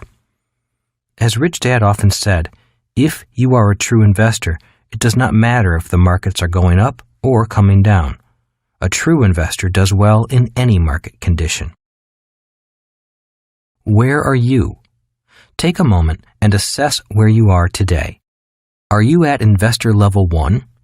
If there is nothing in your asset column with no income coming in from your investments and you have too many liabilities, then you are starting at the bottom level, ground zero. If you are deeply in bad debt, your best investment might be to get out of debt. There is nothing wrong with being deeply in debt, unless you do nothing. After I lost my first business, I was nearly $1 million in debt. It took me almost 5 years to reach zero. In many ways, learning from my mistakes and taking responsibility for my mistakes was the best education I could have asked for. If I had not learned from my mistakes, I would not be where I am today. Kim and I put together a simple program and workbook, How We Got Out of Bad Debt, explaining the process we used to get out of hundreds of thousands of dollars of bad debt. It is a simple, almost painless process. All it takes is some discipline and a willingness to learn. Are you at investor level 2? If you are a saver, be very careful, especially if you are saving money in a bank or in a retirement plan. In general, savers are losers. Saving is often a strategy for people who do not want to learn anything. You see, it takes no financial intelligence to save. You can train a monkey to save money. The risk in saving is that you learn little. And if your savings are wiped out, either by market decline or devaluation of the money supply, you wind up without money and without education. Remember that the US dollar has lost 95% of its value since 1971. It will not take long to lose the rest of its value. As stated before, a person can even lose money saving gold if they buy gold at the wrong price. I suggest taking a few courses on investing, either in stocks or real estate, and see if anything interests you. If nothing interests you, then keep saving. Remember that the bond market is the biggest market in the world simply because most people and businesses are savers, not investors. This may sound strange to savers, but the bond market and banks need borrowers. Are you at investor level 3? This level is similar to level 2, except that this level invests in riskier instruments such as stocks, bonds, mutual funds, insurance, and exchange-traded funds. Again, the risk with this level is that if everything is lost, the investor loses everything and learns nothing. If you are ready to move out of level 3 by investing in your financial education and taking control of your money, then level 4 is a good level for you. Are you at investor level 4? If you are here as a professional investor, congratulations. Very few people invest the time to learn and manage their own money. The key to success at level 4 is lifelong learning, great teachers, great coaches, and like-minded friends. Level 4 investors take control of their lives, knowing that their mistakes are their opportunities to learn and to grow. The fear of investing does not frighten them. It challenges them. Are you at investor level 5? To me, being a capitalist investor at level 5 is like being on top of the world. Literally, the world is your oyster. The world has no borders. In this world of high-speed technology, it is easier than ever to be a capitalist in a world of plenty. If you are at this level, keep learning and keep giving. Remember that true capitalists are generous because a B quadrant capitalist knows you must give more to receive more. It's your choice. One great thing about freedom is the freedom to choose to live the life you want to live. In 1973, at the age of 26, I knew I did not want to live my life the way my parents chose to live. I did not want to be living below my means, living paycheck to paycheck, trying to make ends meet. To me, this was not living. It may have been good for them, but I knew in my heart that it was not right for me. I also knew that going back to school for advanced degrees was not for me. I knew school did not make people rich because I grew up in a family of advanced degrees. Most of my uncles and aunts had master's degrees, and a few had their doctorates. I did not want to climb a corporate ladder in the E quadrant either, nor did I want to be a very special specialist in the S quadrant. So I took the path less traveled and decided to become an entrepreneur and professional investor. I wanted the freedom to travel the world, do business, and invest. It was my choice. I do not recommend that path for everyone, but I do recommend that a person choose. That is what freedom is. The power to choose. I encourage you to look at the 5 levels of investors and make your choice. Each level has its pros and cons, its advantages and disadvantages. Each level has a price greater than money. If you choose level 1, 2, or 3, there are many other people and organizations qualified to support your investment life at those levels. In 1997, Kim and I created the Rich Dad Company to provide educational games, programs, and coaches for those individuals who seek to be level 4 and level 5 investors. A final word on investing. In the world of money, you will often see the term ROI, return on investment. Depending upon whom you talk to, ROI will vary. For example, if you talk to a banker, he or she may say, "We pay 3% interest on your money." For many people, this may sound good. If you talk to a financial planner, they may say, "You can expect a return on your investment of 10% per year." To many people, a 10% return is exciting. To most people, especially those in the E and S quadrants, the higher your return, the greater the risk. So the person accepting a 10% return already assumes there is more risk in that investment than the 3% return from the bank. And there is.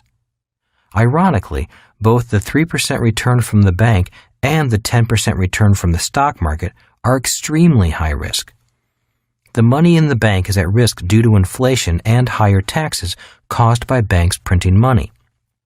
The 10% in the stock market is at risk due to volatility caused by HFT, high-frequency trading, and due to the novice investor investing without insurance. In my world, ROI stands for a return on information.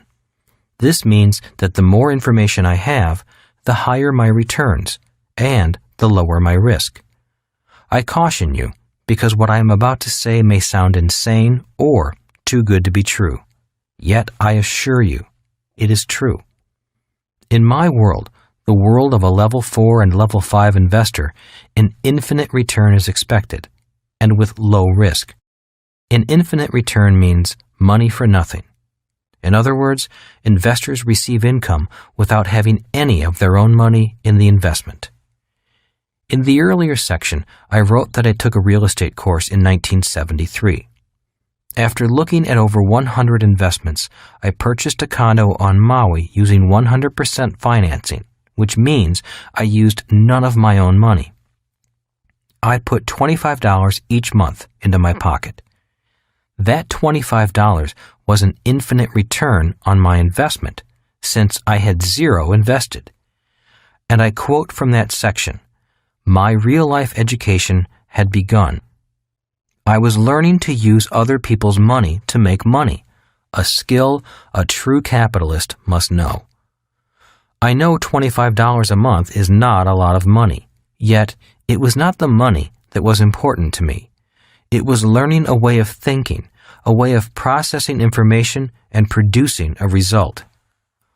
One of the reasons that I have so much money today is simply because I was educated and trained to think differently. If you have read Rich Dad, Poor Dad, you may recall that the title of the first chapter is "The Rich Don't Work for Money." One of the reasons why those in the E and S quadrants have problems with that statement is because most went to school to learn to work for money. They did not go to school to learn how to have other people's money work for them. When Kim and I started the Rich Dad Company, we borrowed $250,000 from investors. We paid the money back once the company was up and running. Today, the business has returned multi-millions of dollars, not only to Kim and me, but to companies and individuals associated with Rich Dad. As I said, capitalists are generous. My point is that the moment a person knows how to make money out of nothing, or with other people's money or a bank's money, they enter a different world. It's a world almost exactly opposite from the E and S quadrants world of hard work, high taxes, and low returns on investment. The reason most people believe saving is smart and a 10% return in the stock market is worth it is simply due to a lack of financial education. Your best ROI is not a return on your investment, but a return on your information. This is why a financial education is essential, especially for the uncertainty of the world ahead. Remember this about the word education. Education gives us the power to turn information into meaning. In the information age, we are drenched with financial information. Yet without financial education, we cannot turn information into useful meaning for our lives. In closing, I say the I quadrant is the most important quadrant for your future. No matter what you do for a living, How well you do in the I quadrant will determine your future. In other words, even if you make very little money in the E or S quadrant, financial education in the I quadrant is your ticket to freedom and financial security. For example, my sister is a Buddhist nun. She earns nearly zero in the S quadrant. Yet she attends our investment courses and has steadily been increasing her financial education. Today, her future is bright because she stopped saving money in the bank and buying mutual funds and began investing in real estate and silver. In the 10 years between 2000 and 2010, she has made much more money in the I quadrant than she could ever make as a nun in the S quadrant. I am very proud of my sister. She may be a nun by profession, but she does not have to be a poor nun. Before listening further. Before we go on, here's the big question. 1. What level of investor are you? If you are truly sincere about getting wealthy quickly, review the 5 levels. Each time I review the levels, I see a little of myself in all the levels. I recognize not only strengths, but also character flaws that hold me back. The way to great financial wealth is to strengthen your strengths and address your character flaws. And the way to do that is by first recognizing them rather than pretending that you're perfect. We all want to think the best of ourselves. I've dreamed of being a level 5 capitalist for most of my life. I knew this was what I wanted to become from the moment my rich dad explained the similarities between a stock picker and a person who bets on horses. But after studying the different levels of this list, I could see the character flaws that held me back. I found character flaws in myself from level 4 that would often rear their ugly heads in times of pressure. The gambler in me was good, but it was also not so good. So with the guidance of Kim, my friends, and additional schooling, I began addressing my own character flaws and turning them into strengths. My effectiveness as a level 5 investor improved immediately. Although I do operate today as a level 5 investor, I continue to review the 5 levels and work on improving myself. Here's another question for you. 2. What level of investor do you want or need to be in the near future? Warning: anyone with the goal of becoming a level 5 investor must develop their skills first as a level 4 investor.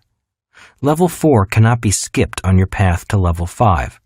Anyone who tries to do this is really a level 3 investor, a gambler. If your answer to question 2 is the same as that in question 1, then you are where you want to be. If you are happy where you are as an investor, then there's not much need to listen any further to this book. One of life's greatest joys is to be happy where you are. Congratulations. However, if you still want and need to know more financially and continue to be interested in pursuing your financial freedom, continue listening. The remaining chapters will focus primarily on the characteristics of someone in the B and I quadrants. In these chapters, you will learn how to move from the left side of the cash flow quadrant to the right side easily and with low risk. The shift from the left side to the right will continue to focus on intangible assets that make possible the tangible assets on the right side. Before going on, I have one last question. 3. To go from homeless to millionaires in less than 10 years, what level of investor do you think Kim and I had to be? The answer is found in the next chapter, where I share some learning experiences from our personal journey to financial freedom. Chapter 6. You cannot see money with your eyes. Money is an idea that is more clearly seen with your mind. In late 1974, I purchased a small condominium on the fringes of Waikiki as one of my first investment properties. The price was $56,000 for a cute 2-bedroom, 1-bath unit in an average building. It was a perfect rental unit, and I knew it would rent quickly. I drove to my rich dad's office, all excited about showing him the deal. He glanced at the documents, and in less than a minute, he looked up and asked, "How much money are you losing a month?" "About $100 a month," I said. "Don't be foolish," Rich Dad said. "I haven't gone over the numbers, but I can already tell from the written documents that you're losing much more than that.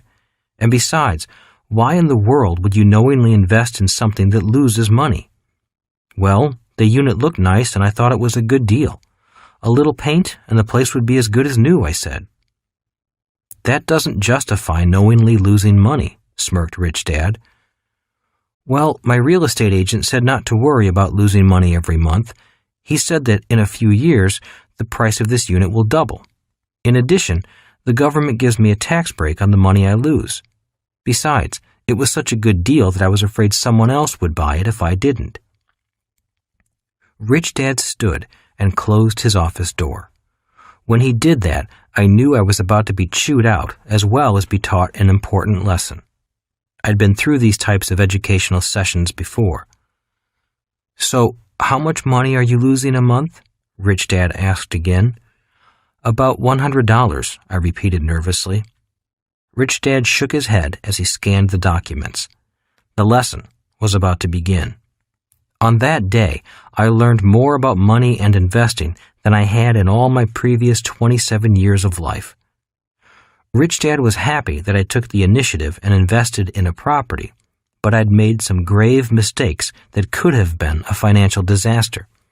However, the lessons I learned from that one investment have made me millions over the years.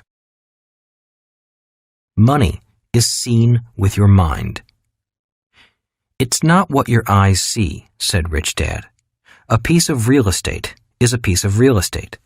A company's stock certificate is a company's stock certificate. You can see those things, but it's what you can't see that's important.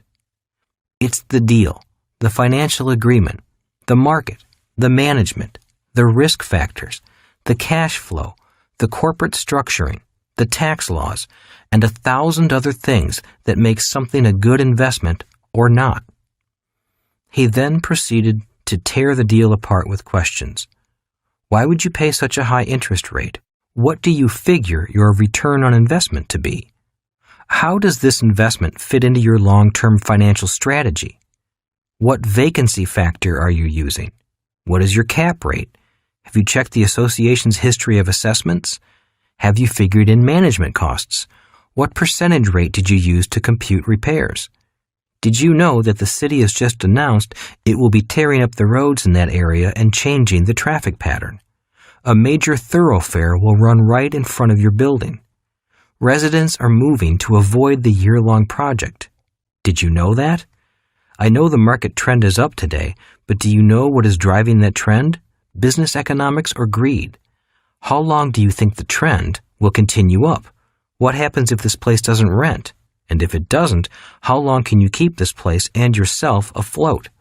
And again, what goes on in your head to make you think that losing money is a good deal? This really has me worried." "It looked like a good deal," I said, deflated. Rich Dad smiled, stood up, and shook my hand. "I'm glad you took action," he said. "Most people think, but never do. If you do something, you make mistakes, and it's from our mistakes that we learn the most. Remember that anything important can't really be learned in the classroom. It must be learned by taking action, making mistakes, and then correcting them. That's when wisdom sets in." I felt a little better and was ready to learn. Rich Dad went on to explain that people look at a piece of real estate or the name of a stock and often make their decision based on what their eyes see, what a broker tells them, or on a hot tip from a fellow worker. They often buy emotionally instead of rationally. "That's why 9 out of 10 investors don't make money," said Rich Dad. "While they might not lose money, they don't make any either. They just sort of break even, making some and losing some. That's because they invest with their eyes and emotions rather than with their minds. Many people invest because they want to get rich quickly, So instead of becoming investors, they wind up being dreamers, hustlers, gamblers, and crooks. The world is filled with them. So let's sit down, go back over this losing deal you just bought, and I'll teach you how to turn it into a winning deal. I'll begin to teach your mind to see what your eyes can't. From bad to good. The next morning, I went back to the real estate agent, rejected the deal as it stood, and reopened negotiation. It wasn't a pleasant process, but I learned a lot. 3 days later, I returned to see Rich Dad. The price of the condo stayed the same, and the agent got his full commission because he deserved it. But while the price remained the same, the terms of the investment were vastly different. By renegotiating the interest rate, payment terms, and the amortization period, instead of losing money, I was now certain of making a net profit of $80 per month, even after the management fee and an allowance for vacancy was factored in. I could even lower my rent and still make money if the market went bad. I could definitely raise the rent if the market got better. I estimated that you were going to lose at least $150 per month, said Rich Dad, probably more. If you had continued to lose $150 per month based on your salary and expenses, how many of these deals could you afford? Barely one, I replied. Most months I don't have an extra $150. If I had done the original deal, I would have struggled financially every month, even after the tax breaks. I might even have had to take an extra job to pay for this investment. And now, how many of these deals at $80 positive cash flow can you afford? Asked Rich Dad. I smiled and said, as many as I can get my hands on. Rich Dad nodded in approval. Now go out there and get your hands on more of them. A few years later, the real estate prices in Hawaii did skyrocket. But instead of having only one property go up in value, I had 7 double in value. That is the power of a little financial intelligence. You can't do that. When I took my new offer back to the real estate agent, all he said to me was, "You can't do that." What took the longest time was convincing the agent to start thinking about how we could do what I wanted done. In any event, there were many lessons I learned from this one investment, and one of those lessons was to realize that when someone says to you, "You can't do that," they may have one finger pointing forward at you, but 3 fingers are pointing backward at them. Rich Dad taught me that "you can't do that" doesn't necessarily mean you can't. It more often means they can't. A classic example took place many years ago when people told the Wright brothers, "You can't do that." Thank goodness the Wright brothers didn't listen. $1.4 trillion looking for a home. Every day, trillions of dollars are moved around the planet electronically. There is more money being created and available today than ever before. The problem is that money is invisible. Today, the bulk of it is electronic.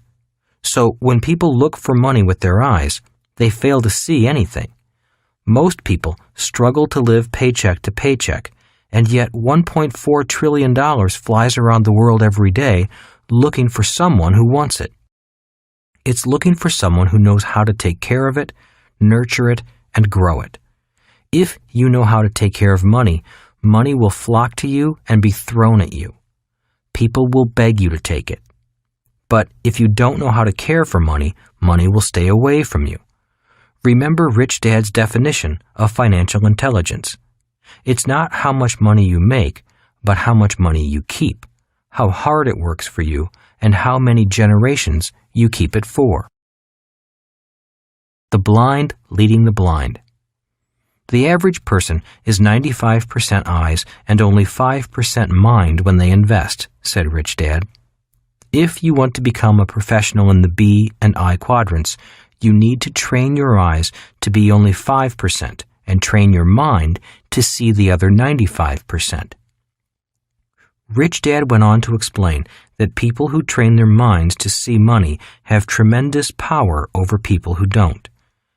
He was adamant about whom I took financial advice from. The reason most people struggle financially is because they take advice from people who are also mentally blind to money. It's the classic tale of the blind leading the blind. If you want money to come to you, you must know how to take care of it. If money isn't first in your head, it won't stick to your hands. If it doesn't stick to your hands, then money, and people with money, will stay away from you. Train your brain to see money. So, what is the first step in training your brain to see money? The answer is easy. It's financial literacy. It begins with the ability to understand the words and the number systems of capitalism. If you don't understand the words or the numbers, you might as well be speaking a foreign language. And in many cases, each quadrant represents a foreign language. If you look at the cash flow quadrant, each quadrant is like a different country. They don't all use the same words, and if you don't understand the words, you won't understand the numbers. For example, if a medical doctor says your systolic is 120 and your diastolic is 80, is that good or bad? Is that all you need to know for your health? The answer is obviously no, but it's a start. It's like asking, my stock's PE is 12 and my apartment's cap rate is 12. Is this all I need to know for my wealth? Again, the answer is no, but it's a start. At least we're beginning to speak the same words and use the same numbers. And that is the beginning of financial literacy, which is the basis of financial intelligence. It starts with knowing the words and numbers. The doctor is speaking from the S quadrant, and the investor is speaking with the words and numbers of the I quadrant. They might as well be speaking different languages. I disagree when someone says to me it takes money to make money. In my opinion, the ability to make money with money begins with understanding the words and the numbers. As my rich dad always said, if money is not first in your head, it won't stick to your hands. Know what real risk is. The second step in training your brain to see money is to learn to recognize what real risk is. When people say to me that investing is risky, I simply say, investing is not risky. Being uneducated is risky. Investing is much like flying. If you've been to flight school and spent a number of years gaining experience, then flying is fun and exciting. But if you've never been to flight school, I'd leave the flying to someone else. Bad advice is risky. Rich Dad firmly believed that any financial advice was better than no financial advice. He was a man with an open mind. He was courteous and listened to many people, but he relied ultimately on his own financial intelligence to make his decisions. If you don't know anything, then any advice is better than no advice. But if you can't tell the difference between bad advice and good advice, then that is risky. Rich Dad firmly believed that most people struggle financially because they operate on financial information handed down from parent to child, and most people don't come from financially sound families.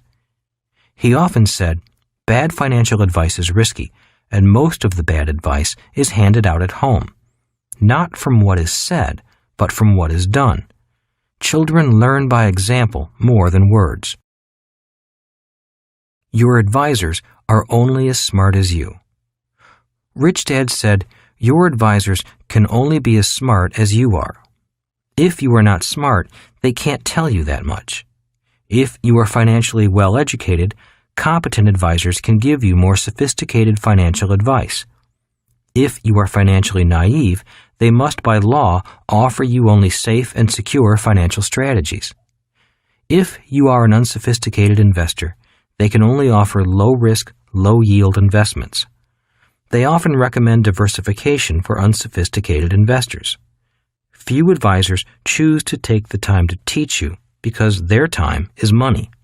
So, if you will take it upon yourself to become financially educated and manage your money well, then a competent advisor can inform you about investments and strategies that few will ever see.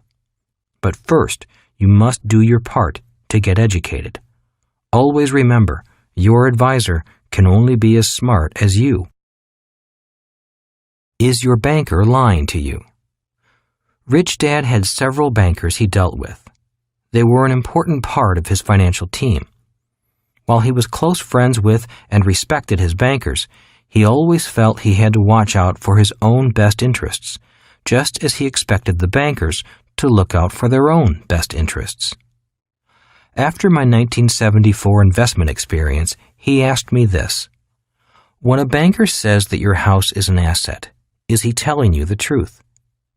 Since most people are not financially literate and don't know the game of money, they often mistake the opinion and advice of people they tend to trust.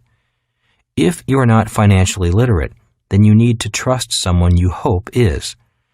Many people invest or manage their money based on someone else's recommendations more than their own, and that is risky.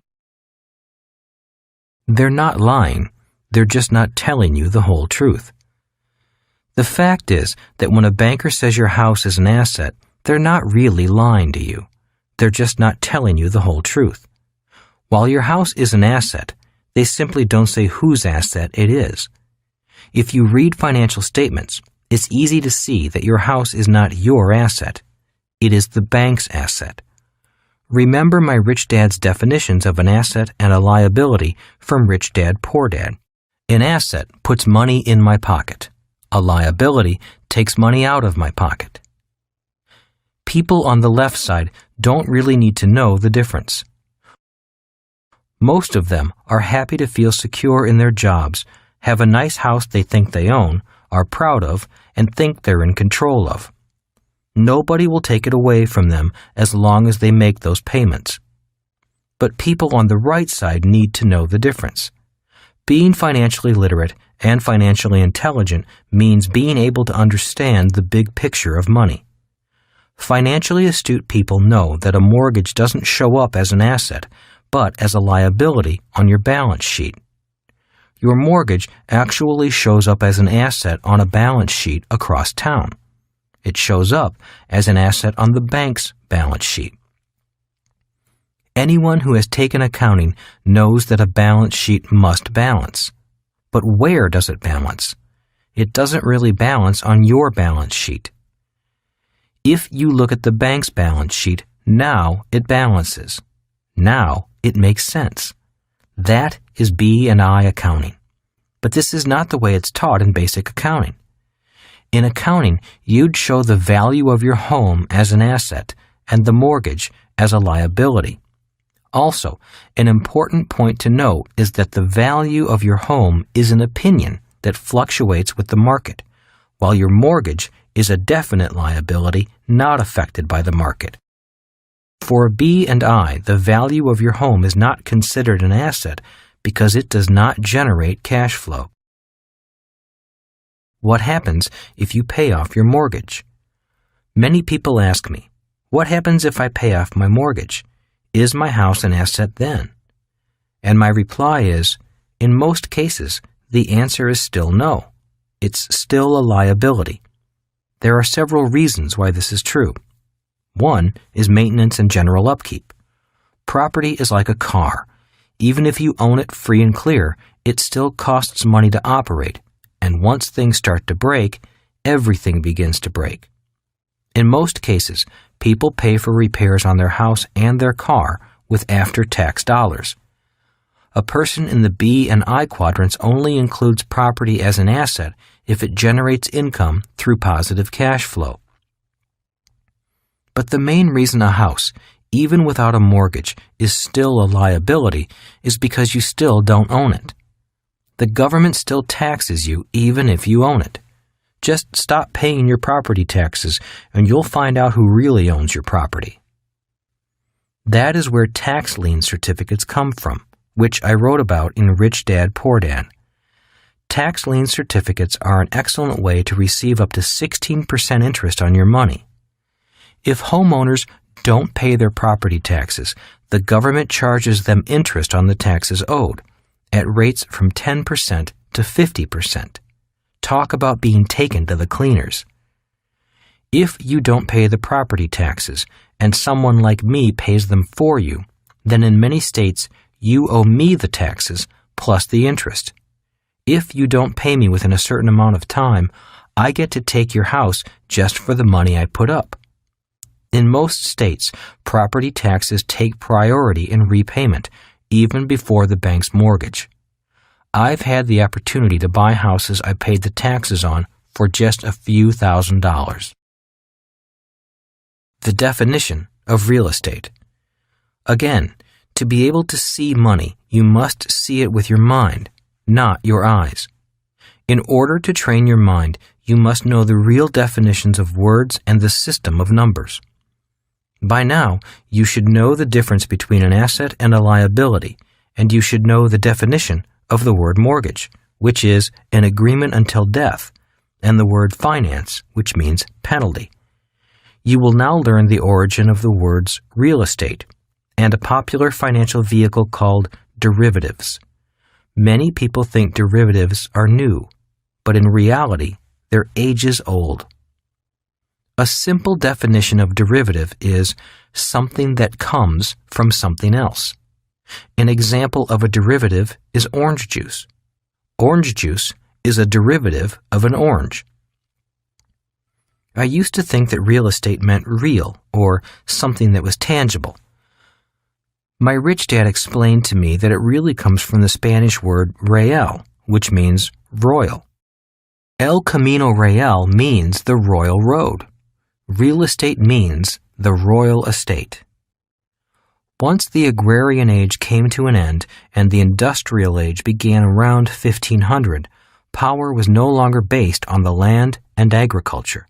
The monarchs realized they had to change in response to the land reform acts that allowed peasants to own the land. So, royalty created derivatives, such as taxes on land ownership and mortgages, as a way of allowing commoners to finance their land. Taxes and mortgages are derivatives because they are derived from the land. Your banker would not call the mortgage a derivative. They would say it is secured by the land. Different words, similar meanings. So once royalty realized that money was no longer in the land, but in the derivatives that came from the land, the monarchs set up banks to handle the increased business. Today, land is still called real estate because no matter how much you pay for it, it never really belongs to you. It still belongs to the royals. What is your interest rate? Really? Rich Dad fought and negotiated tough for every single point of interest he paid. He asked me this question: when a banker tells you your interest rate is 8% per annum, is it really? I found out it's not if you learn to read numbers. Let's say you buy a $100,000 home, make a down payment of $20,000, and borrow the remaining $80,000 at 8% interest with a 30-year term from your bank. In 5 years, you will pay a total of $35,220 to the bank, $31,276 for interest, and only $3,944 for debt reduction. If you take the loan to term, or 30 years, you will have paid $211,323 total principal and interest, less what you originally borrowed, $80,000. The total interest you will have paid, $131,323. By the way, that $211,323 doesn't include property taxes and insurance on the loan.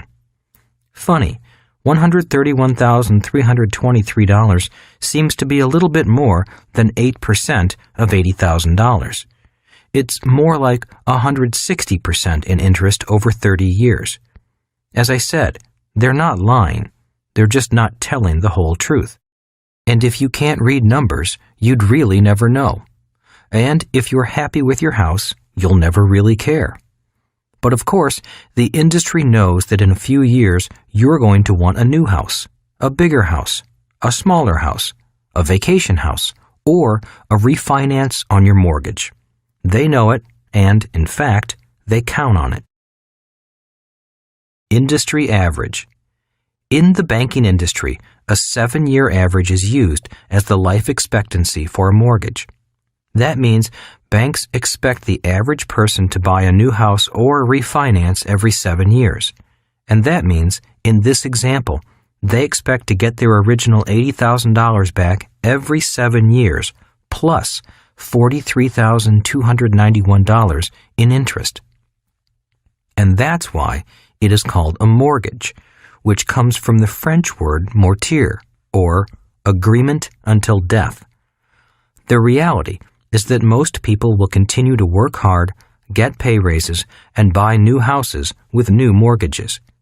On top of that, the government gives a tax break to encourage taxpayers to buy more expensive houses, which means higher property taxes for the government.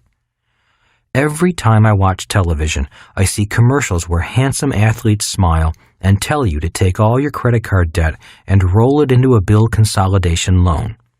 That way, you can pay off those credit cards and carry a new loan at a lower interest rate. They tell you why it's financially intelligent to do this. A bill consolidation loan is a smart move on your part because the government gives you a tax deduction for the interest payments you make on your home mortgage. Viewers, thinking they see the light, run down to their finance company, refinance their home, pay off their credit cards, and feel intelligent. A few weeks later, they're shopping and see a new dress, a new lawnmower, or realize their kid needs a new bicycle, or they need to take a vacation because they're exhausted. They have excellent credit, they pay their bills, their little heart goes pitter-patter, and they say to themselves, "Oh, go on. You deserve it. You can pay it off a little every month." Emotions overpower logic, and the credit card comes out of hiding. As I said, when bankers say your house is an asset, they are not lying. When the government gives you a tax break for being in debt, it is not because they're concerned about your financial future. The government is concerned about its financial future. So when your banker, your accountant, your attorney, and your teachers tell you that your house is an asset, they just fail to say whose asset it is. What about savings? Are they assets? Now, your savings really are assets. That's the good news. But again, if you read financial statements, you'll understand the total picture. While it's true that your savings are assets, when you look across town at the bank's balance sheet, your savings show up as a liability.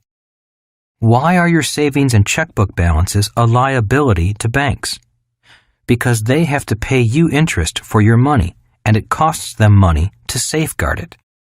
If you can grasp the significance of these words, you might begin to better understand what the eyes cannot see about the game of money. Why you don't get a tax break for saving money. If you notice, you get a tax break for buying a house and going into debt, but you don't get a tax break for saving money. Have you ever wondered why? I'm not sure either, but I imagine that one big reason is because your savings are a liability to banks. Why would they ask the government to pass a law that would encourage you to put even more money in their bank, money that is a liability to them? They don't need your savings. Besides, banks really don't need your savings. They don't need much in deposits because they can magnify money at least 10 times. If you put $1 in the bank, by law, the bank can lend out $10 and, depending upon the reserve limits imposed by the central bank, possibly much more. That means your single dollar suddenly becomes $10 or more. It's magic. When my rich dad showed me that, I fell in love with the idea. At that point, I knew that I wanted to own a bank and not go to school to become a banker. On top of that, the bank may pay less than 1% interest on that $1. In better economic times, it could be 5%, and you, as a consumer, would feel secure because the bank is paying you something on your money. Banks see this as good customer relations because if you have savings with them, you may come in and borrow money too. They want you to do this because they can then charge 9% or more on what you borrow. While you may make less than 1% on your dollar, the bank can make 9% or more on the $10 of debt your single dollar has generated. Recently, I received a new credit card offer that advertised 8.9% interest. But since I understood the legal jargon in the fine print, I saw it was really 23%. Needless to say, I took a pass. They get your savings anyway. The other reason they don't offer a tax break for savings is more obvious. If you can read the numbers and see which way the cash is flowing, you'll notice that they'll get your savings anyway. The money you could be saving in your asset column is flowing instead out of your liability column in the form of interest payments on your mortgage. This ends up in the bank's asset column. That's why they don't need the government to give you a tax incentive to save. They'll get your savings anyway in the form of interest payments on debt. Politicians aren't about to mess with the system because the banks, insurance companies, building industry, brokerage houses, and others contribute a lot of money to their campaigns, and the politicians know the name of the game. The name of the game. In 1974, my rich dad was upset because the game was played against me, and I didn't know it. I had bought this investment property and had taken a losing position, yet I'd been led to believe it was a winning position. "I'm glad you entered the game," said Rich Dad, "but because no one has ever told you what the game is, you've just been suckered over to the losing team." Rich Dad then explained the basics of the game. The name of the game of capitalism is who is indebted to whom.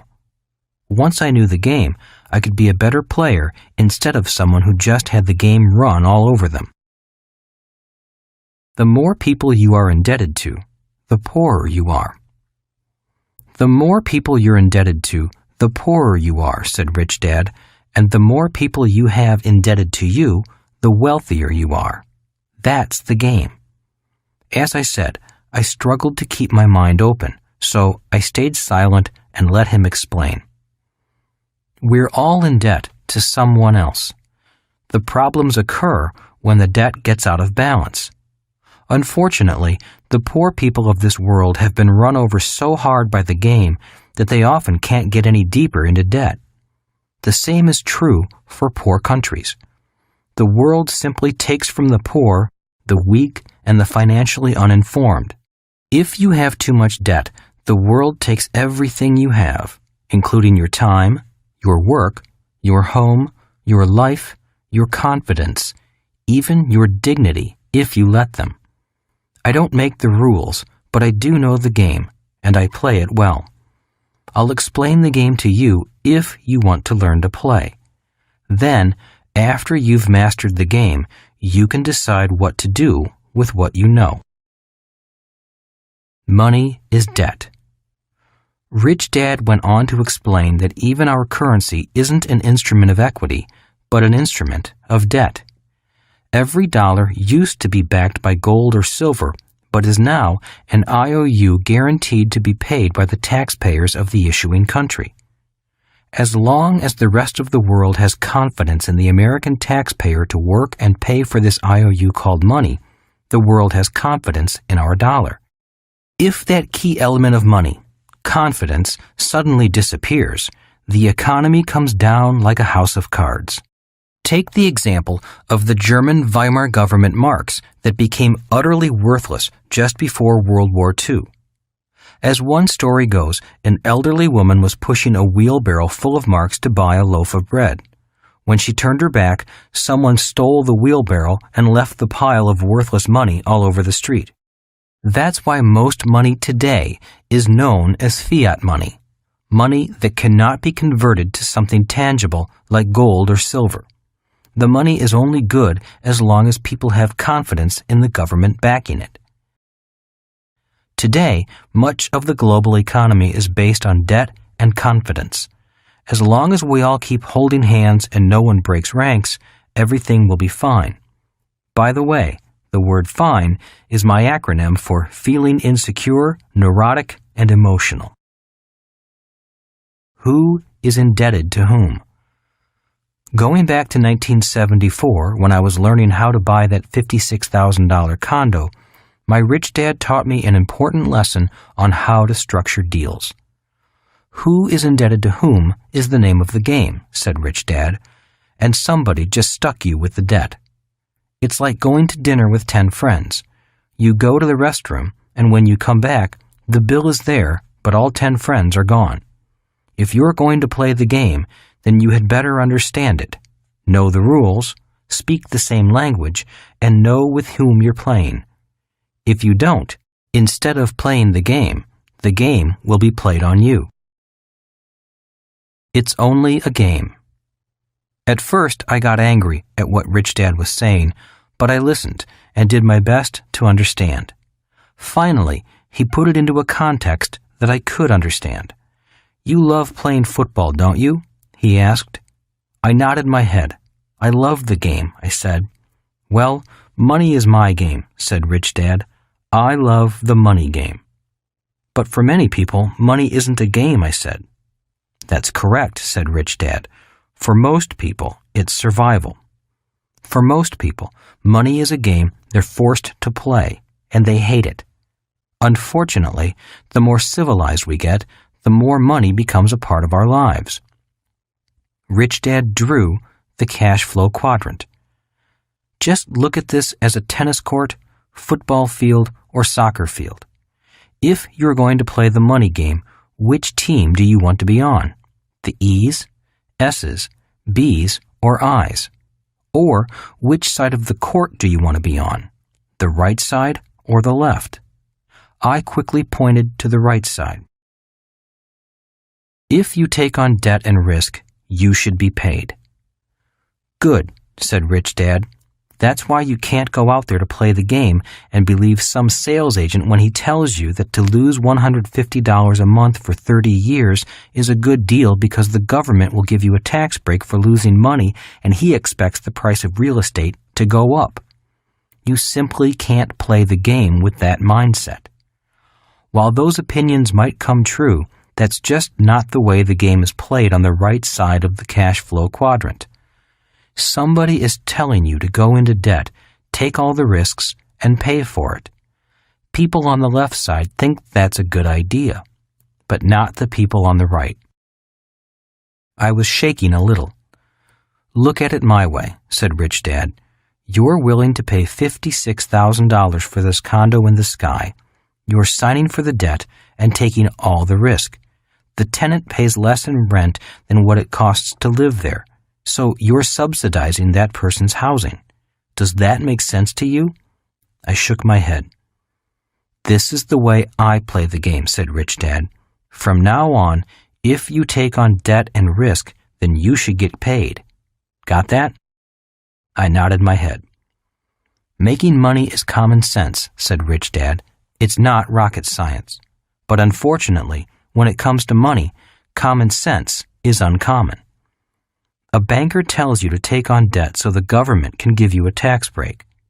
That doesn't make fundamental economic sense. Then a real estate agent tells you to sign the papers because he can find a tenant who will pay you less than you're paying, but, in his opinion, the value of the condo will go up. If that makes sense to you, then you and I don't share the same common sense. I just stood there. I heard everything he said, and I had to admit that I'd gotten so excited by what I thought looked like a good deal that my logic went out the window and I didn't analyze the deal. Because the deal looked good, I had become emotional with greed and excitement, and I was no longer able to hear what the numbers and the words were telling me. It was then that Rich Dad gave me an important rule that he has always used. Your profit is made when you buy, not when you sell. Rich Dad had to be certain that whatever debt or risk he took on, it made sense from the day he bought it. It had to make sense if the economy got worse, and it had to make sense if the economy got better. He never bought on tax tricks or crystal ball forecasts of the future. A deal had to make sound economic sense in good times and in bad.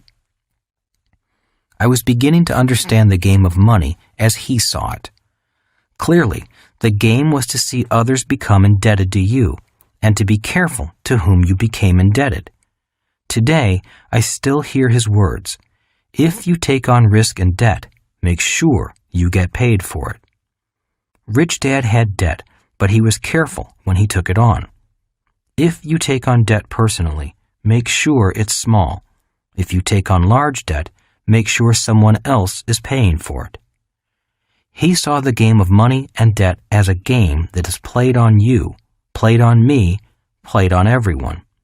It's played from business to business, and it's played from country to country. To him, it was only a game. But for most people, money isn't a game.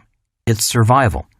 And because no one explained the game to them, they still believe bankers who say a house is an asset. The importance of facts versus opinions. Rich Dad continued his lesson. If you want to be successful on the right side, you've got to know the difference between facts and opinions. You can't blindly accept financial advice the way people on the left side do. You must know the numbers. The numbers will tell you the facts. Your financial survival depends upon facts, not some friend or advisor's wordy opinions. I don't understand. What's the big deal about something being a fact or an opinion? Is one better than the other? No, replied Rich Dad. Just know when something is a fact and when something is an opinion. Still puzzled, I stood there with a confused look on my face. What is your family's home worth? Asked Rich Dad. Oh, I know, I replied quickly. My parents are thinking about selling, so they had a real estate agent come in and do an appraisal. They said the house was worth $36,000. That means my dad's net worth increased by $16,000 because he only paid $20,000 for it 5 years ago. So, is the appraisal and your dad's net worth a fact or an opinion? Asked Rich Dad. I thought about it for a while and understood what he was getting at. Both are opinions, aren't they? Rich Dad nodded his head. Very good.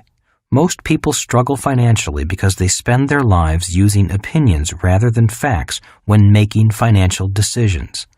Opinions such as, your house is an asset. The price of real estate always goes up. Blue chip stocks are your best investment. It takes money to make money.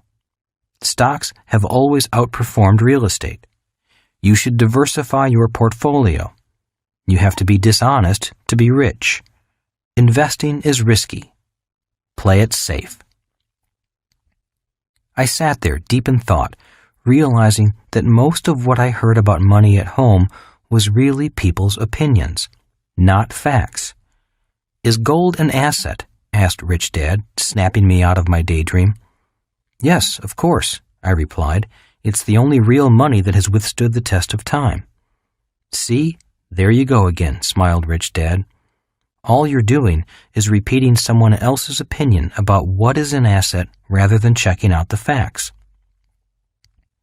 Gold is only an asset, by my definition, if you buy it for less than you sell it for, Rich Dad said slowly. In other words, if you bought it for $100 and sold it for $200, then it was an asset.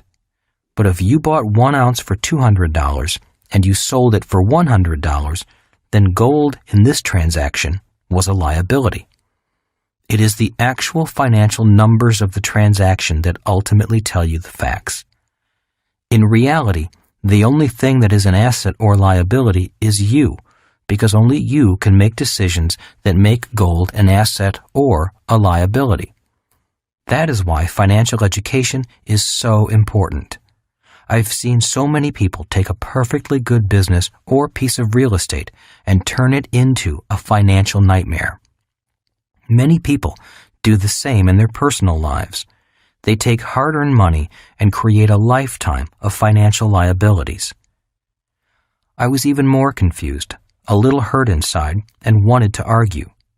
Rich Dad was toying with my brain. Many a man has been suckered because he didn't know the facts. Every day, I hear horror stories of someone who lost all their money because they thought an opinion was a fact. It's okay to use an opinion when making a financial decision, but you must know the difference.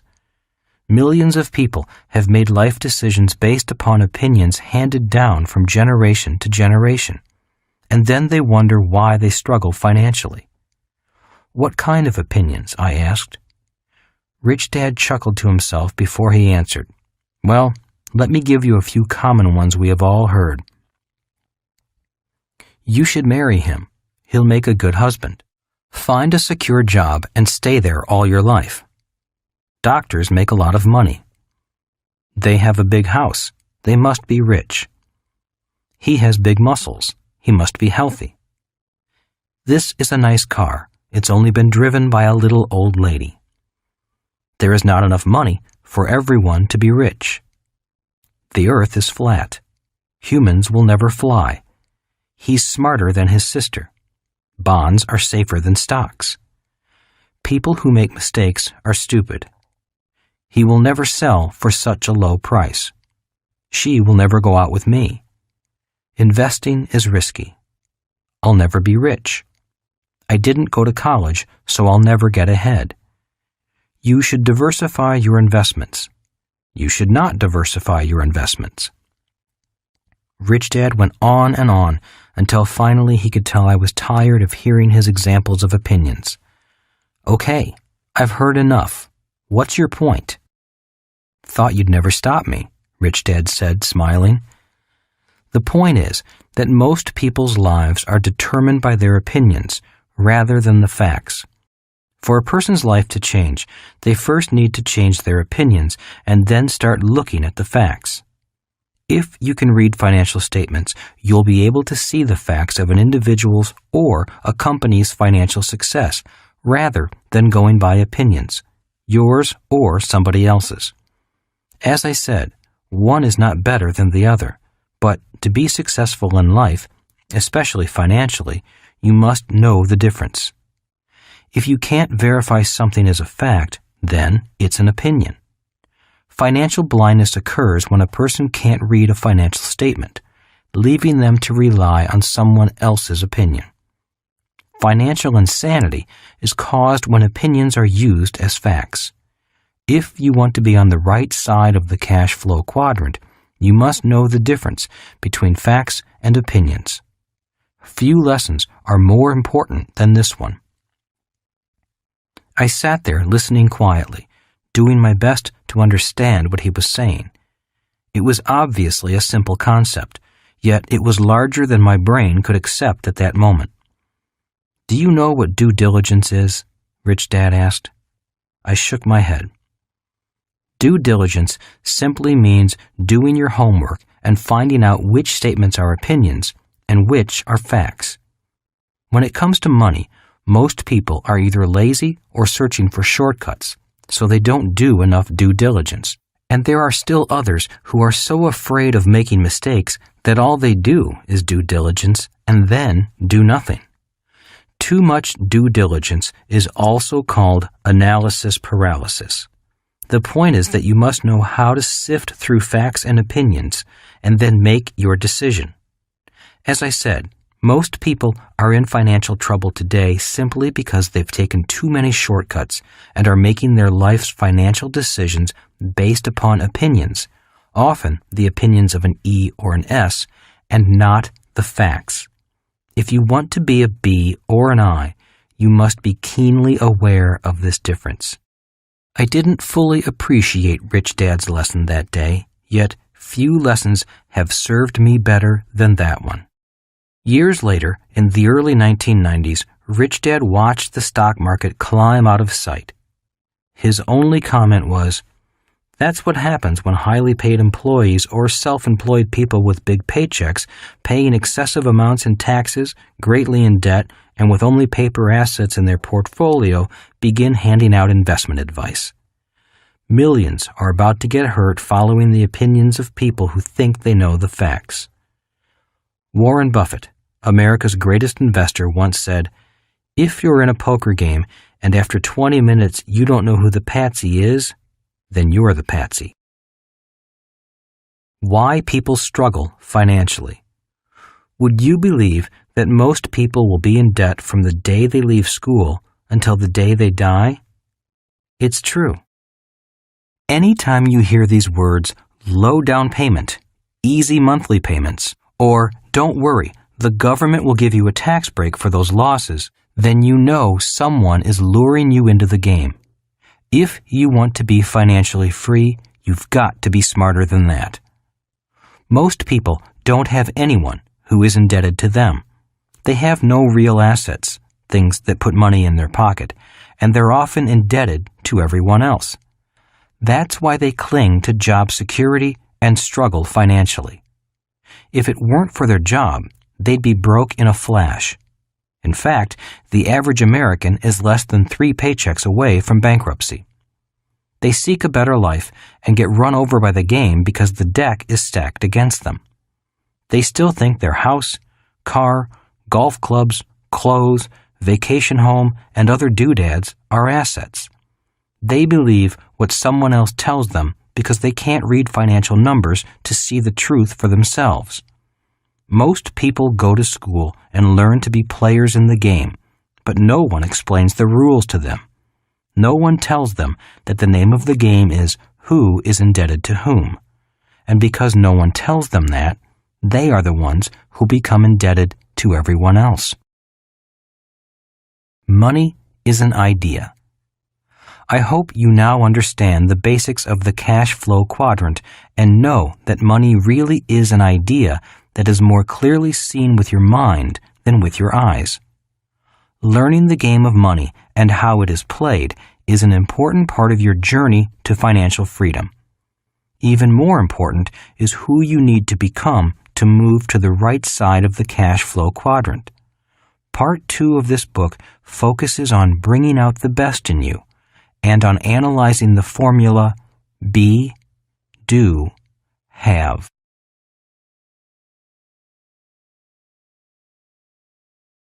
Part 2. Bringing Out the Best in You. Chapter 7. Becoming Who You Are. The real issue is the changes you must go through and who you become in the process. It's not being homeless that matters, my rich dad said. It's about who you are. Keep striving and you'll become somebody. Quit and you'll also become somebody, but not the same person. The changes you go through. For those of you contemplating going from job security to financial security, all I can offer you are words of encouragement. For Kim and me, it took being homeless and desperate before I found the courage to move forward. That was our path, but it definitely doesn't have to be your path. As I described earlier, there are ready-made systems that can help you cross the bridge to the right side of the cash flow quadrant. The real issue is the changes you must go through internally and who you become in the process. For some people, the process is easy. For others, the journey is impossible. Money is a drug. Rich Dad always said to Mike and me, money is a drug. The main reason he refused to pay us while we worked for him was because he never wanted us to become addicted to working for money. If you become addicted to money, it's hard to break that addiction. When I called him from California as a grown man to ask him for money, he wasn't about to break a pattern he started with me years before. He didn't give us money as kids, and he wasn't about to start now. Instead, he continued to be tough and guide me away from the addiction of working for money. He called money a drug because he observed people who were happy when they had money and upset or moody when they didn't. Just as heroin addicts get high when they inject the drug, they also get moody and violent when they don't have it. Be careful of money's addictive power, he often said. Once you get used to receiving it, that addiction keeps you attached to the way you got it. Put another way, if you receive money as an employee, then you get accustomed to that way of acquiring it. If you get used to generating money by being self-employed, it's often difficult to break the attachment to earning money in that way. And if you get used to government handouts, that too is a hard pattern to break. The hardest part about moving from the left side to the right side is the attachment you have to the way you are used to earning money, said Rich Dad. It's more than breaking a habit. It's breaking an addiction. That's why he stressed to Mike and me to never work for money. He insisted we learn to create our own systems as a way of acquiring money. The patterns. For Kim and me, the hardest part in trying to become people who generate income in the B and I quadrants was that all of our past conditioning was holding us back. It was tough when friends said, "Why are you doing this?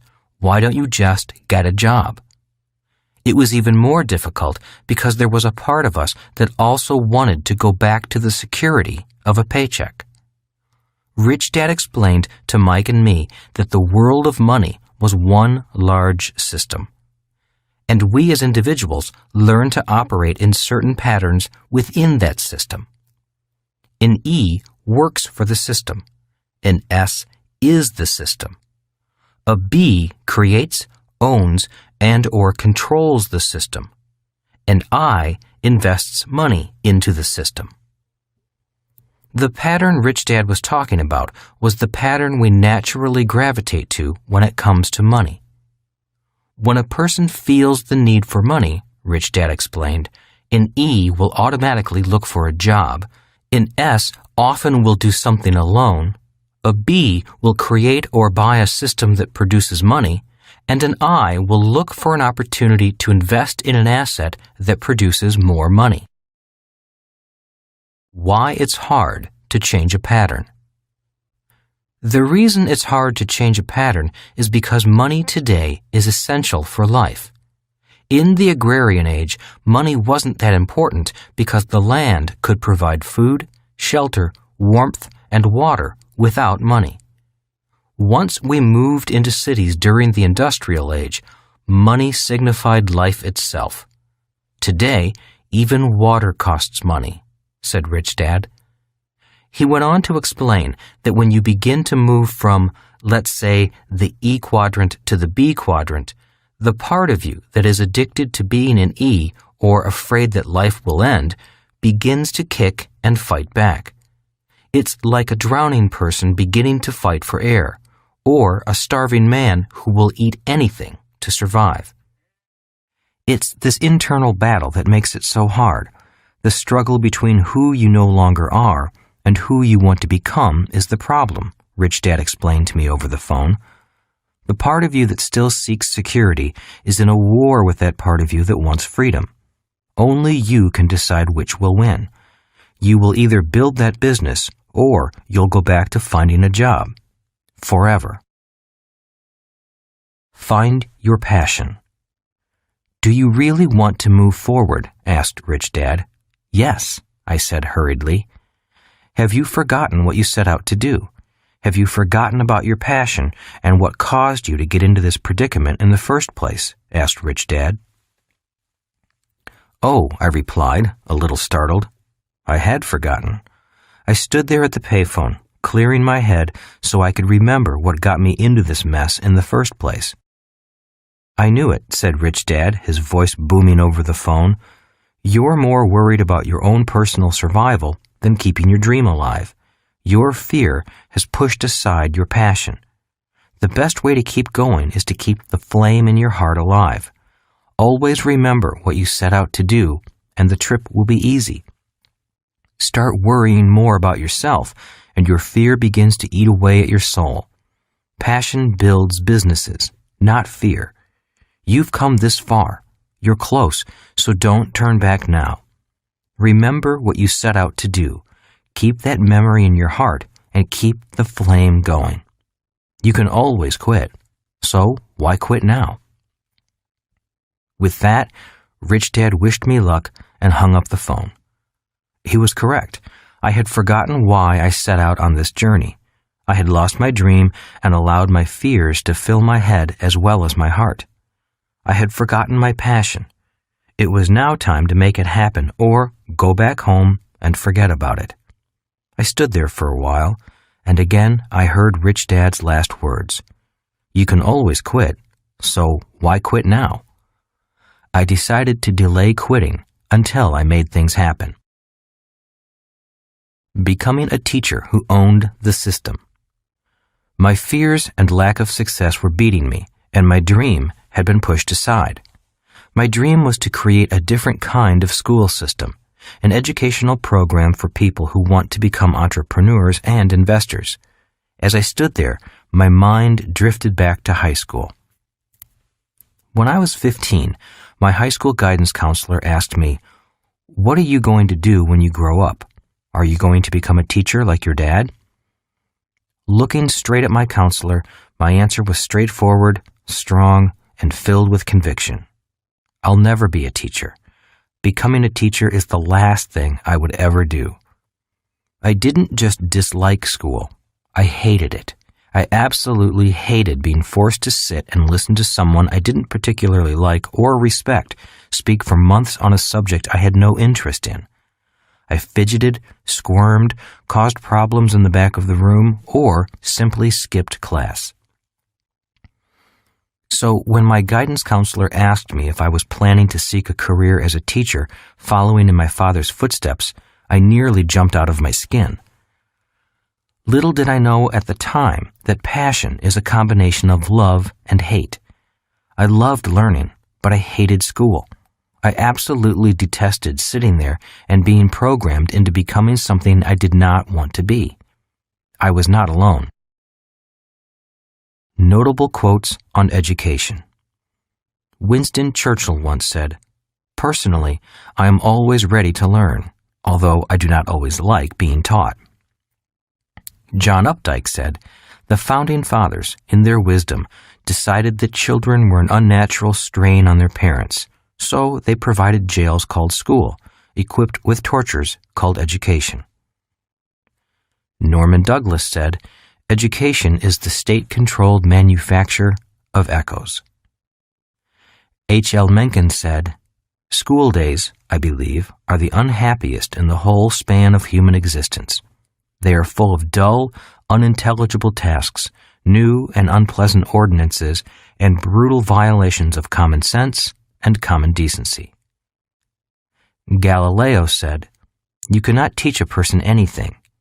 You can only help him find it within himself." Mark Twain said, "I never let schooling interfere with my education."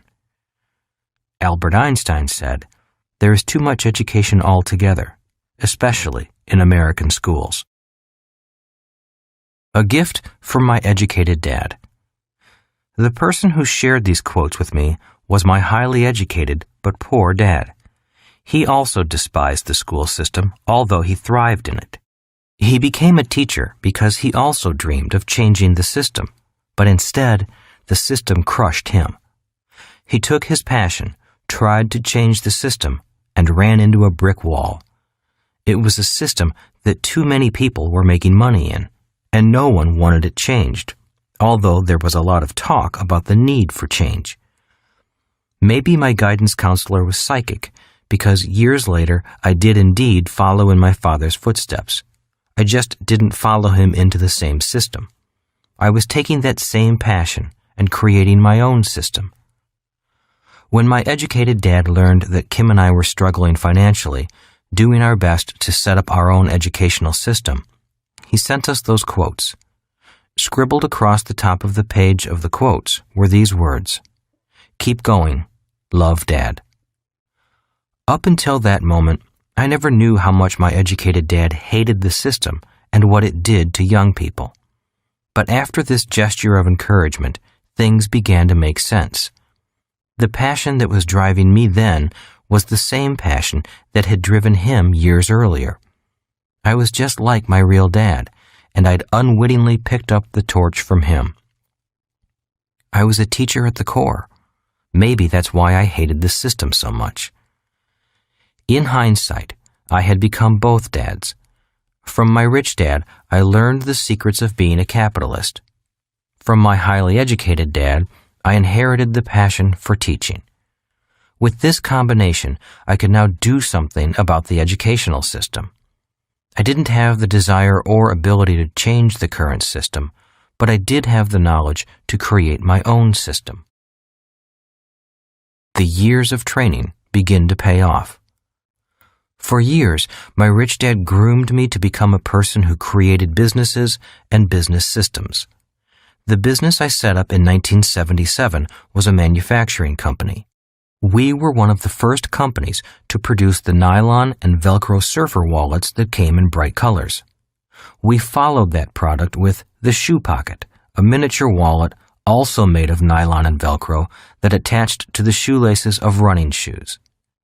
In 1978, jogging was the new craze, and runners always wanted a place to put their keys, money, and ID cards. Our meteoric success was phenomenal, but soon the passion for the product line and the business drifted away. It began to weaken once my little company was pounded by foreign competition. Taiwan, South Korea, and Hong Kong were shipping products identical to mine and wiping out the markets we developed. Their prices were so low that there was no way we could compete. They were retailing products for less than it cost us to manufacture them. Our little company was faced with a dilemma: fight them or join them. My partners and I realized we couldn't win the battle. The companies flooding the market with cheap products were too strong. A vote was taken, and we decided to join them. The tragedy was that, in order to stay afloat, we had to let go of most of our faithful and hardworking staff. That broke my heart. When I inspected the new factories we contracted with for our manufacturing in Korea and Taiwan, my soul died a little. The working conditions these young workers were forced into were cruel and inhumane. I saw 5 workers stacked one on top of the other in a space where we would only allow 1 worker. My conscience began to bother me deeply, not only for the workers we let go in America, but also for our new workers overseas. Although we had solved the financial problem of foreign competition and began to make a lot of money, my heart was no longer in the business. Consequently, the business began to suffer. Its spirit was gone because my spirit was gone. I no longer wanted to become rich if it meant exploiting so many low-paid workers. I began to think about educating people to become owners of businesses rather than employees of business. At age 32, I was beginning to become a teacher, but I didn't realize it at the time. The business began to decline, not due to a lack of systems, but because of a lack of heart or passion. By the time Kim and I started out on our new business venture, the wallet company was gone. Downsizing coming. In 1983, I was invited to give a talk to the MBA class at the University of Hawaii. I gave them my views on job security. They didn't like what I had to say. In a few years, many of you will lose your jobs or be forced to work for less and less money with less and less security. Because my work caused me to travel the world, I witnessed firsthand the combined power of cheap labor and innovations from technology. I realized that a worker in Asia, Europe, Russia, or South America was really competing with workers in America. I knew the idea of high pay and a safe, secure job for workers and middle managers was an idea whose time had passed. Big companies would soon have to make cuts, both in their number of employees and in the dollars they paid to workers, simply to be able to compete globally. I was never asked back to the University of Hawaii. A few years later, the word downsizing became commonplace. Every time a big company merged with another company, workers became redundant and downsizing occurred. Every time the owners wanted to make their shareholders happy, a downsizing occurred. With each downsizing, I saw the people at the top get richer and richer, and the people at the bottom pay the price. Every time I heard someone say, "I'm sending my child to a good school so he or she can get a good, safe, secure job," I cringed. Being prepared for a job is a good idea for the short term, but it is not enough for the long term. Slowly but surely, I was becoming a teacher. Build a system around your passion. Although my manufacturing company had turned around and was doing well again, my passion was gone. Rich Dad summed up my frustration when he said, "School days are over. It's time to build a system around your heart. Build a system around your passion. Let the manufacturing company go and build what you know you must build. You've learned well from me, but you're still your father's son. You and your dad are teachers deep in your souls." Kim and I packed up everything and moved to California to learn new teaching methods so we could create a business around those methods. Before we could get the business off the ground, we ran out of money and were out on the street. It was that phone call to my rich dad, my wife standing by me, anger at myself, and a rekindling of the passion that got us out of the mess we were in. Soon, we were back to building a company. The company was an educational company using teaching methods that were almost the exact opposite of those used in traditional schools. Instead of asking students to sit still, we encouraged them to be active. Instead of teaching via lecture, we taught by playing games. Instead of being boring, we insisted our teachers be fun. Instead of teachers, we sought out business people who actually started their own companies and could teach using our style of teaching. Instead of grading the students graded the teacher. If the teacher got a lousy grade, the teacher was either put through another intensive training program or asked to leave. Age, educational background, sex, and religious beliefs were not criteria. All we asked for was a sincere desire to learn and to learn quickly. We were eventually able to teach a year's worth of accounting in one day. Although we mainly taught adults, we had many teenagers learning right alongside highly paid, well-educated business executives. Instead of competing on tests, we asked them to cooperate on teams. Then we had the team take a test, competing against other teams taking the same test. Instead of striving for grades, we bet money, with winner take all. The competition and desire to do well as a team was fierce. The teacher did not have to motivate the class. He or she just had to get out of the way once the learning competition began. Instead of quiet at test time, there was yelling, screaming, laughter, and tears. People were excited about learning. They were turned on by learning, and they wanted to learn more. We focused on teaching just two subjects, entrepreneurship and investing, the B and I quadrants. The people who wanted to learn these subjects in our style of education showed up in droves. We did not advertise. Everything spread by word of mouth. The people who showed up were people who wanted to create jobs, not look for jobs. Once I made up my mind not to quit that night at the phone booth, things began to move forward. In less than 5 years, we had a multi-million-dollar business with 11 offices throughout the world. We had built a new system of education, and the market loved it. Our passion had made it happen, because passion and a good system overcame fear and past programming. A teacher can be rich. Whenever I hear teachers say they aren't paid enough, I feel for them.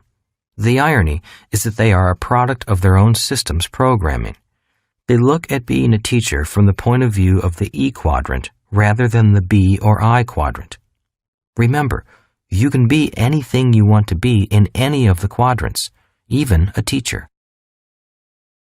We can be anything we want. Most of us have the potential to be successful in all of the quadrants. It all depends on how determined we are to be successful. As my rich dad said, passion builds businesses, not fear. The problem of changing quadrants is often found in our past conditioning. Many of us came from families where the emotion of fear was used as a prime motivator to get us to think and act in a certain way. For example, did you do your homework?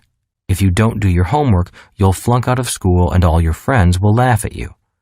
If you keep making faces, your face will get stuck in that position. And the classic, If you don't get good grades, you won't get a safe, secure job with benefits. Well, today, many people have gotten good grades, but there are fewer safe, secure jobs and even fewer with benefits like pensions.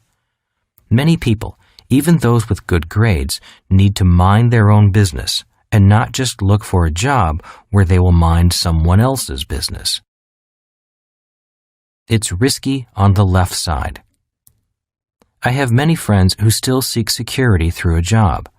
Ironically, the march of technology continues at an ever-increasing pace.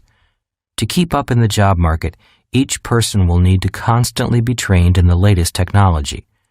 If you're going to be re-educated anyway, why not spend some time educating yourself on the skills needed for the right side of the cash flow quadrant? If people could see what I see when I travel the world, they would not be looking for more security. Security is a myth. Learn something new and take on this brave new world. Don't hide from it. It is also risky for self-employed people. If they get sick or injured, their income is directly impacted. As I get older, I meet more self-employed people my age who are physically, mentally, and emotionally burned out from hard work. The more fatigue a person endures, the less secure they become, and the risk of them having an accident also goes up. It is more secure on the right side. The irony is that life is actually more secure on the right side of the cash flow quadrant. For example, if you have a secure system that produces more and more money with less and less work, then you really don't need a job or need to worry about losing your job. To make more money, simply expand the system and hire more people. I apply the same principle when I teach about expanding your means rather than living below your means. Living below your means crushes the spirit, and I have always looked for ways to expand my means so that I can enjoy all that life has to offer.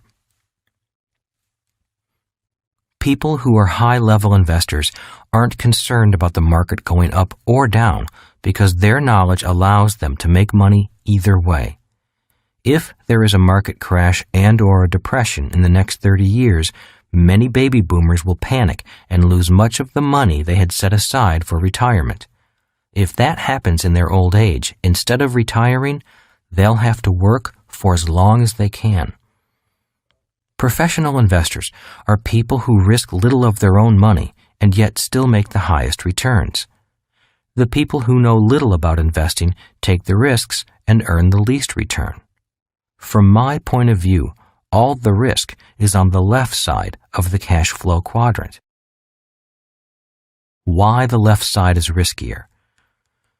If you can't read numbers, then you must take someone else's opinion, said Rich Dad. In the case of buying a house, your dad just blindly accepts your banker's opinion that his house is an asset. Both Mike and I noticed his emphasis on the word blindly. Most people on the left side really do not need to be that good with financial numbers.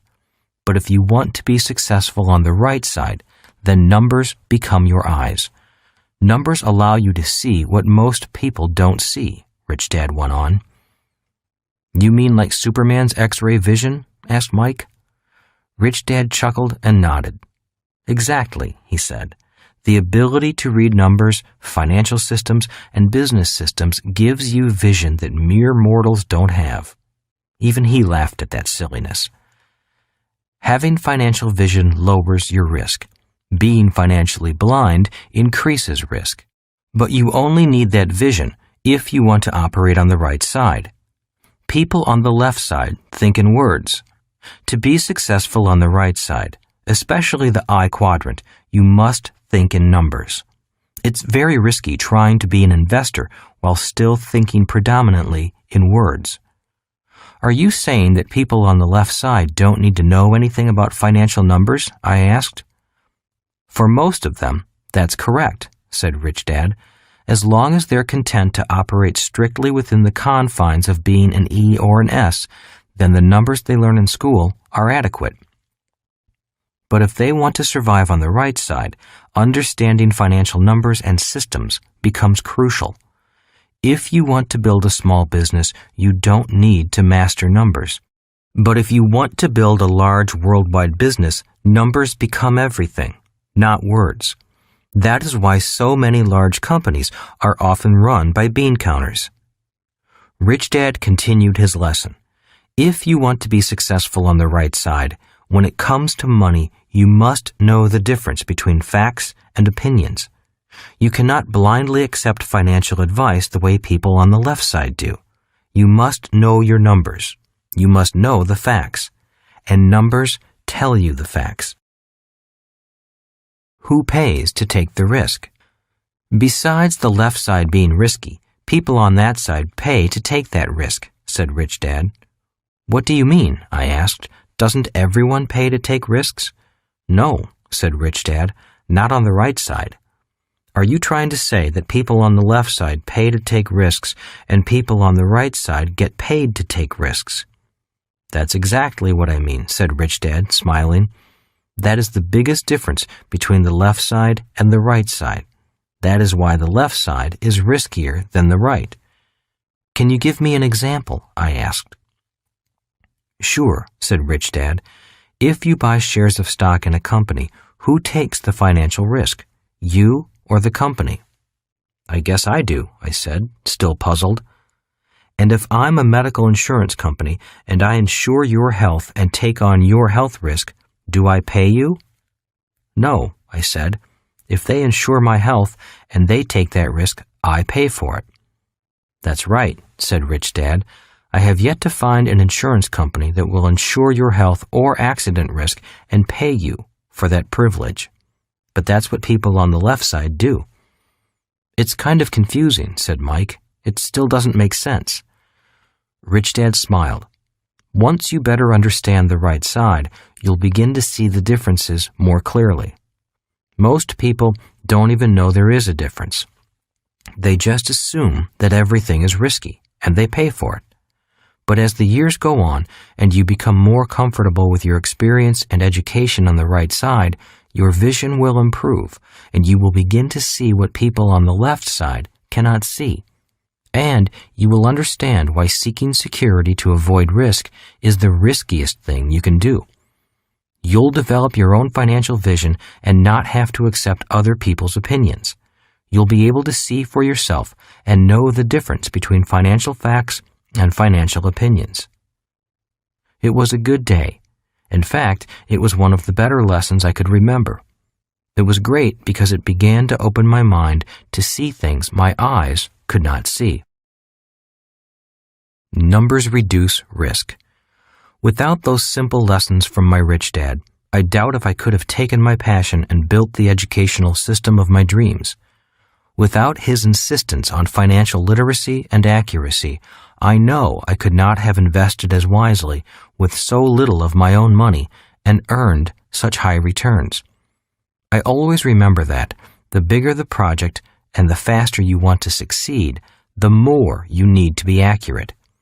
If you want to get rich slowly, or just work all your life and let someone else manage your money, then you do not need to be as accurate. The faster you want to get rich, the more accurate with numbers you must be. The good news is that, due to advances in technology and new products, it is much easier today to learn the necessary skills for building your own system and quickly developing your financial literacy. You can go fast, but don't take shortcuts. To reduce your taxes, buy a bigger house and get deeper into debt so you can get a tax write-off. Your home should be your largest investment. You'd better buy now because the prices always go up. Get rich slowly. Live below your means. If you take the time to study and learn about the subjects required for the right side of the cash flow quadrant, such statements won't make much sense. It might make sense to someone on the left side, but not to someone on the right. You can do anything you like, go as fast as you like, make as much money as you like, but you have to pay the price. You can go quickly, but remember, there are no shortcuts. This book is not about answers. This book is about looking at financial challenges and objectives from a different point of view. It's not that one point of view is better than another.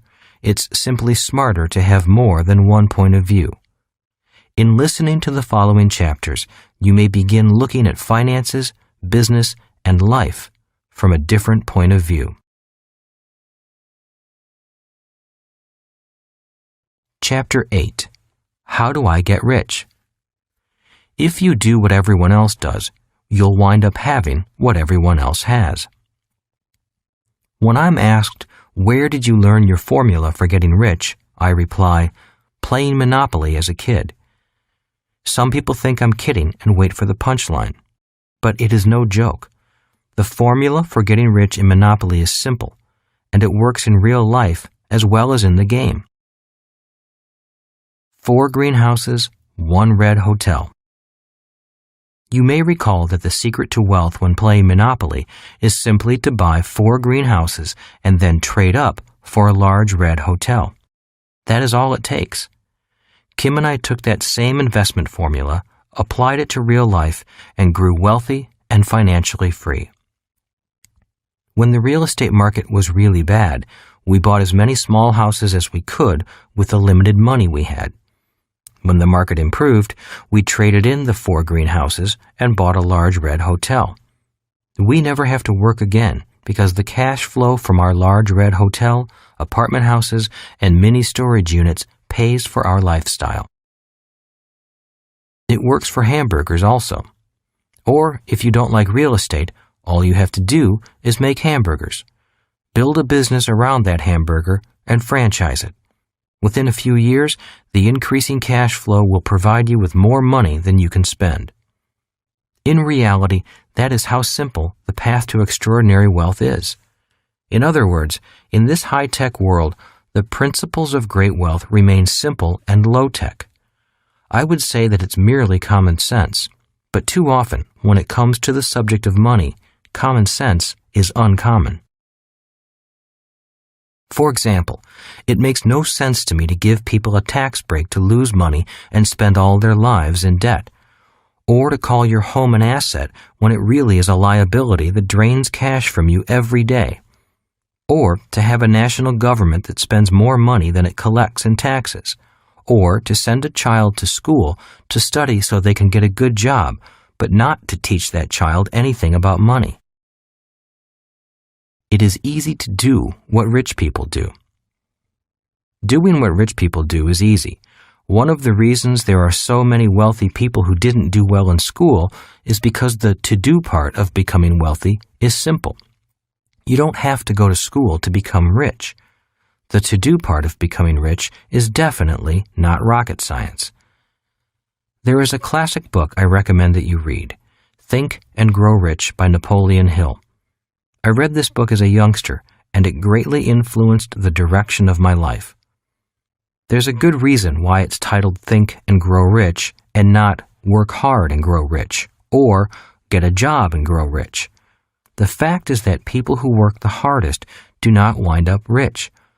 If you want to be rich, you need to think independently rather than go along with the crowd. In my opinion, one great asset of the rich is that they think differently than everyone else. If you do what everyone else does, you'll wind up having what everyone else has. And for most people, what they have is years of hard work, unfair taxes, and a lifetime of debt. When someone asks me, what do I have to do to move from the left side of the cash flow quadrant to the right side? My response is, it's not what you have to do that needs to change. It's first how you think that needs to change. In other words, it's who you have to be in order to do what needs to be done.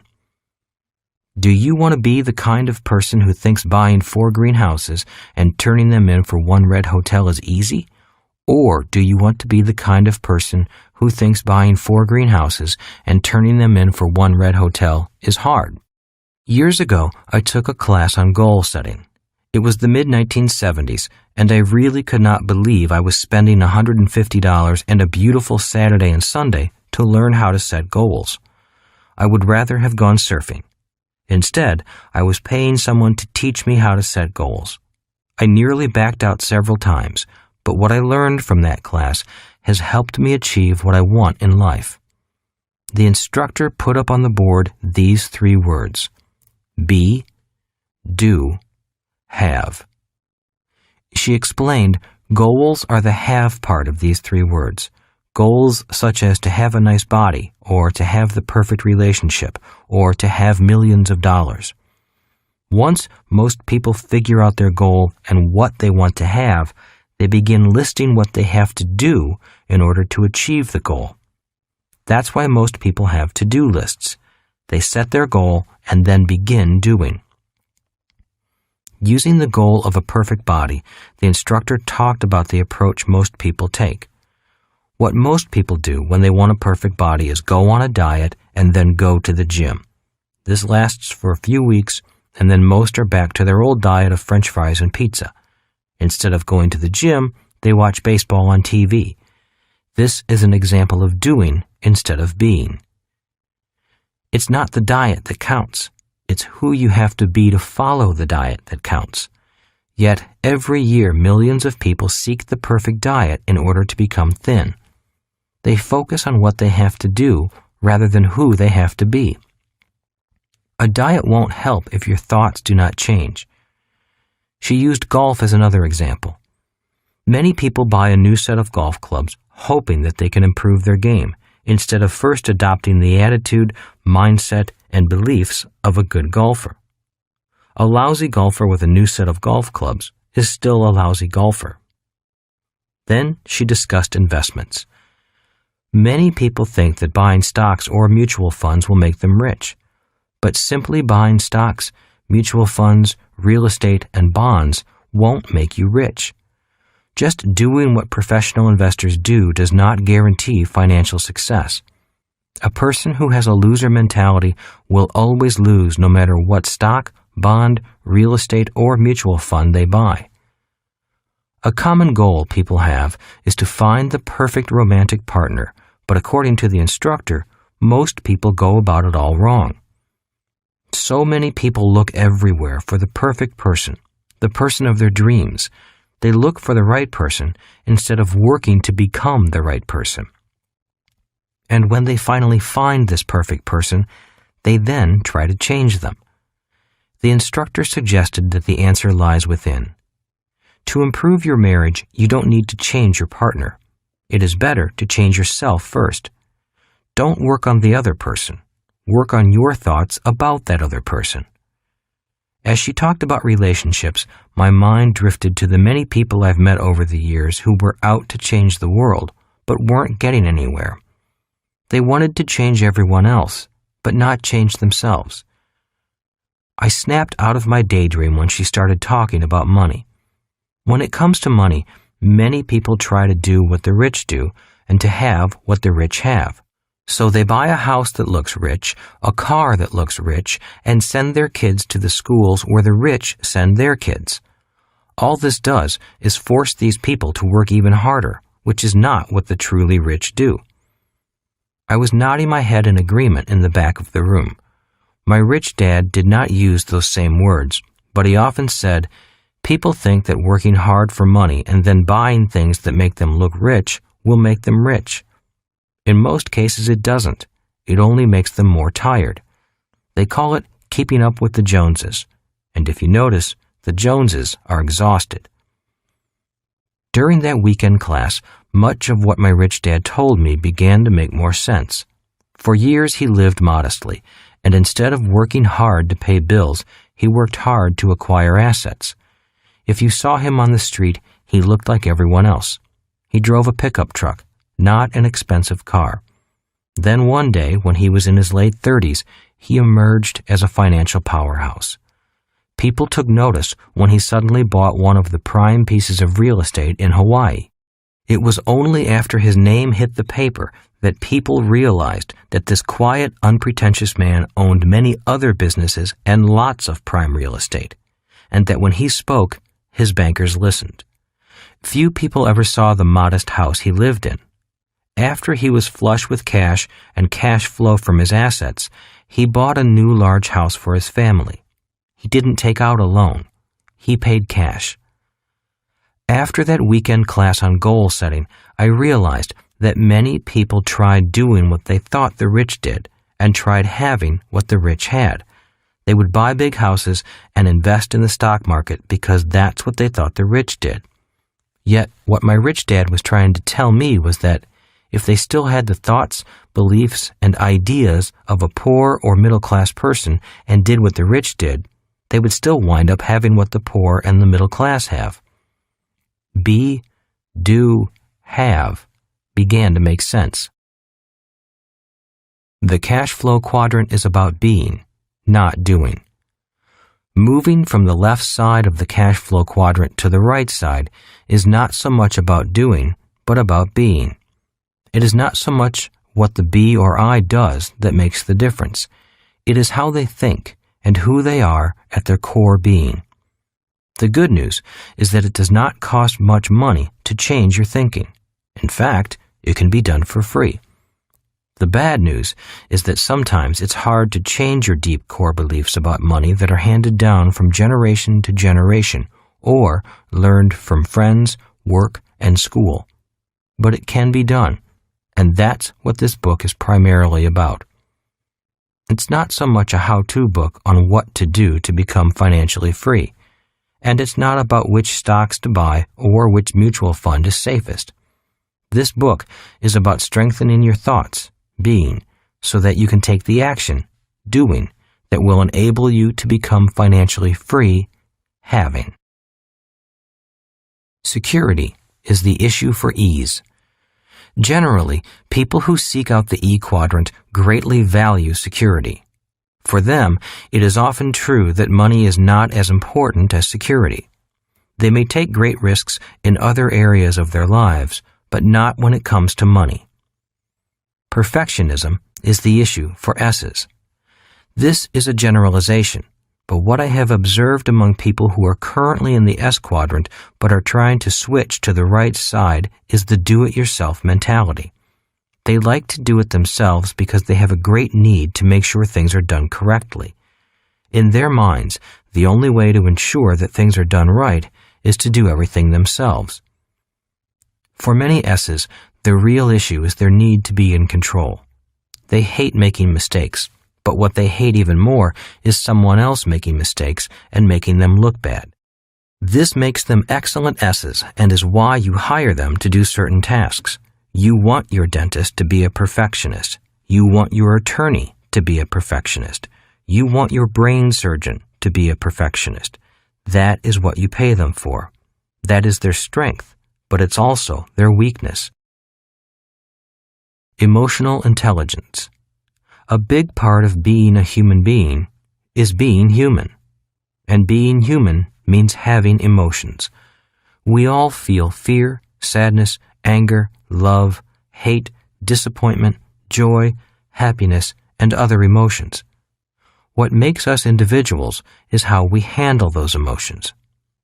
When it comes to risking money, we all experience fear, even the rich. The difference is how we handle that fear. For many people, that emotion of fear generates the thought, play it safe, don't take risks. For others, especially those on the right side, the fear of losing money makes them think, play it smart, learn to manage risk. Same emotion, different thought, different being, different doing, different having. The fear of losing money. In my opinion, the greatest cause of human financial struggle is the fear of losing money.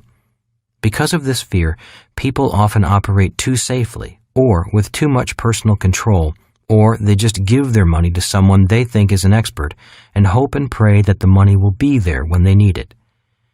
If fear keeps you prisoner in one of the financial quadrants, I recommend reading Emotional Intelligence by Daniel Goleman.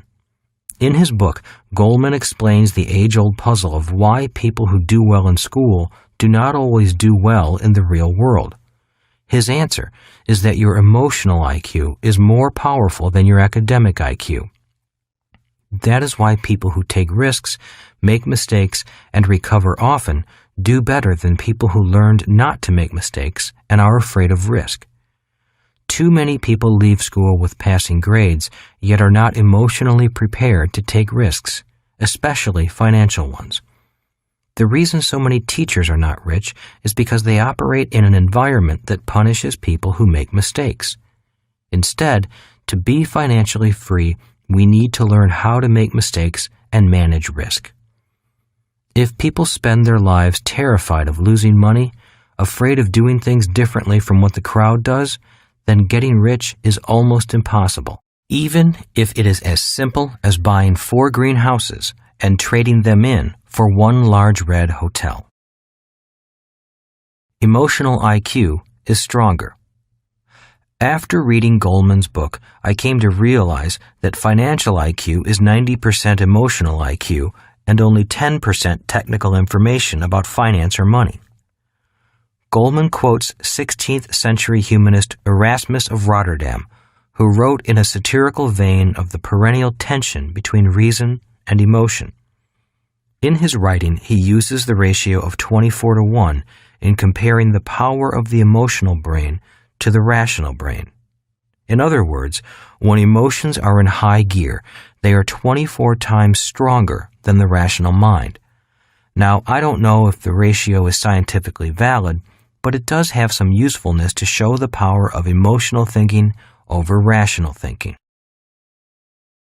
24:1, emotional brain to rational brain.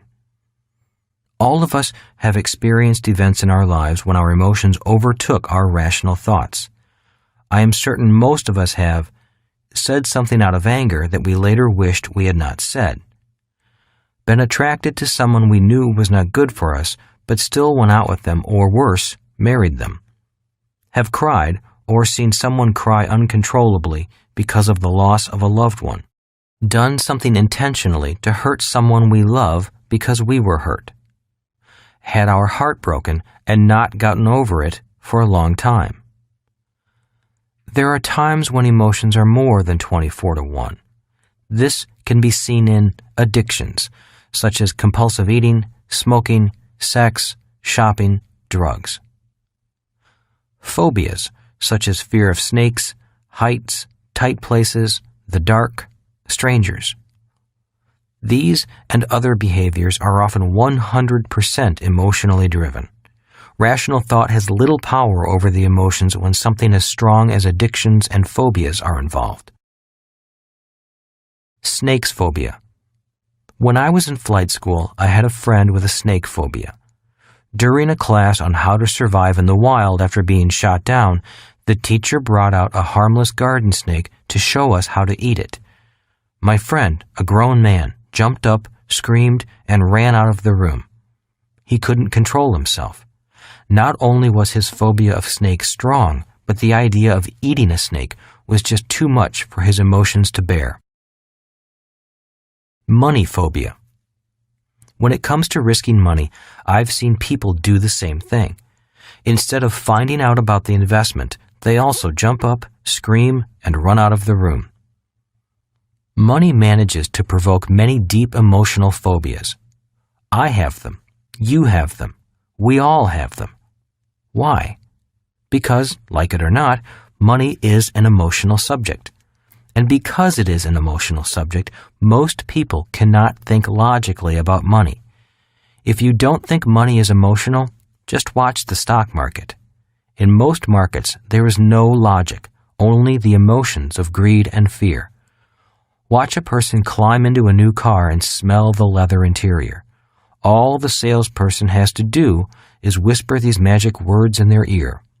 Low down payment, easy monthly payments. And all logic goes out the window. Emotional thoughts sound logical.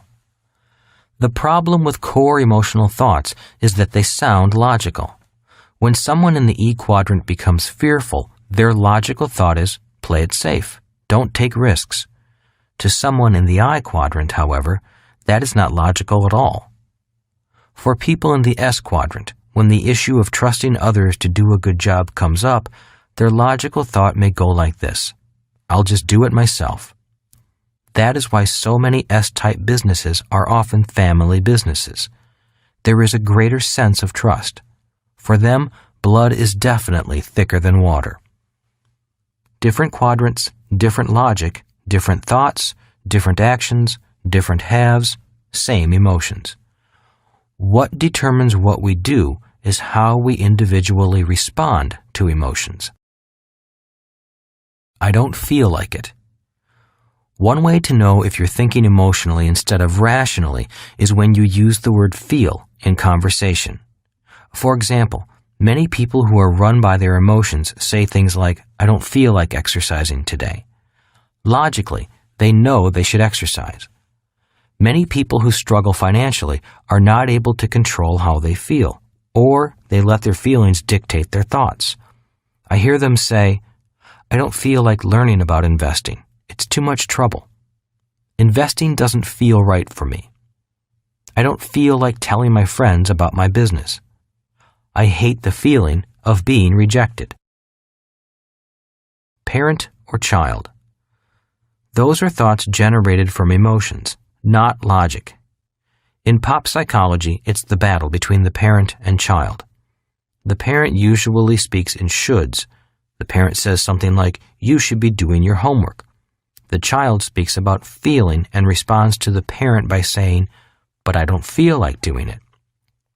Financially, the parent in you would say silently, "You should save more money." But the child in you would reply, "But I really feel like taking a vacation. I'll just put the vacation on my credit card." When are you an adult? When going from the left side to the right side, we need to be adults. We all need to grow up financially. Instead of being parent or child, we need to look at money, work, and investing as adults. And what being an adult means is knowing what you have to do and doing it, even though you may not feel like doing it. Conversations within you. For people contemplating crossing from one quadrant to another, an important part of the process is to be aware and vigilant of your internal dialogue. Always remember that what sounds logical in one quadrant does not necessarily make sense in another. Going from financial security to financial freedom is primarily a process of changing your thinking. It's a process of doing your best to know which thoughts are emotion-based and which are logic-based. If you can keep your emotions in check and go for what you know to be logical, you have a good chance of making the journey. Ignore outside influences. The most important conversation is the one you are having with yourself. When Kim and I were temporarily homeless and financially unstable, our emotions were out of control. Many times, what sounded logical was pure emotions talking. Our emotions were saying the same thing our friends were saying. Play it safe, get a secure job, and enjoy life. But logically, we both agreed that freedom made more sense to us than security. In going for financial freedom, we knew we could find a sense of security that a job could never give us. The only things standing in our way were our emotionally driven thoughts. They sounded logical, but in the long term made no sense. The good news is that once we made it across to the other side of the cash flow quadrant, the old thoughts stopped screaming, and the new thoughts became our reality. Today, I understand the emotions when a person says, "I can't take risks. I have a family to think about. I must have a secure job." Or, "It takes money to make money. That's why I can't invest." Or, "I'll do it on my own." I feel their thoughts, for I have had those thoughts myself. But looking across the cash flow quadrant, having achieved financial freedom in the B and I quadrants, I can truly say that having financial freedom is a much more peaceful and secure way of thinking. Differences between E and B. Core emotional values cause different points of view. The struggle in communication between business owners and employees is often caused by differences in emotional values. There has always been a struggle between the E and the B because one wants more pay and the other wants more work. That is why we often hear, "I'm overworked and underpaid." And from the other side, we often hear, What can we do to motivate them to work harder and be more loyal without paying them anymore? Differences between B and I. There is also constant tension between business owners and the investors in that business, often called the shareholders. One wants more capital and the other wants greater dividends. A conversation at a shareholders meeting may sound like this. Company managers, we need a private jet so our executives can get to their meetings faster. Investors, we need fewer executives, then we won't need a private jet. Differences between S and B. In business transactions, I often see a bright S, such as an attorney, put a multi-million-dollar deal together for a B, a business owner. When the transaction is completed, the attorney becomes silently angry because the B makes millions and the S earns an hourly wage. Their words may sound like this. The attorney, the S, might say, "We did all the work, and he made all the money."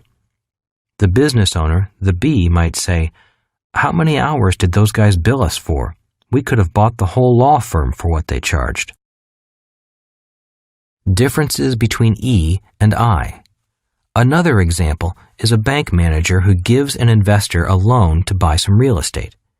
The investor makes hundreds of thousands of tax-free dollars, and the banker gets a paycheck that is taxed heavily. The bank manager, the E, might say, "I give that guy a loan, and he doesn't even say thank you. I don't think he knows how hard we worked for him." The investor, the I, might say, "Boy, those guys are picky. Look at all this useless paperwork we have to do just to get a lousy loan." Emotionally volatile marriage. The most emotionally volatile marriage I have ever witnessed was a couple where the wife was a hardcore E who believed in a job for financial security, while the husband fancied himself a high-flying I. He thought he was a future Warren Buffett, but in reality, he was an S, a commission-only salesman by profession and a chronic gambler at heart. He was always looking for the investment that would help him get rich quick. He was all ears for any new stock offering, offshore investment scheme that promised ultra-high returns, or a real estate deal he could take an option on.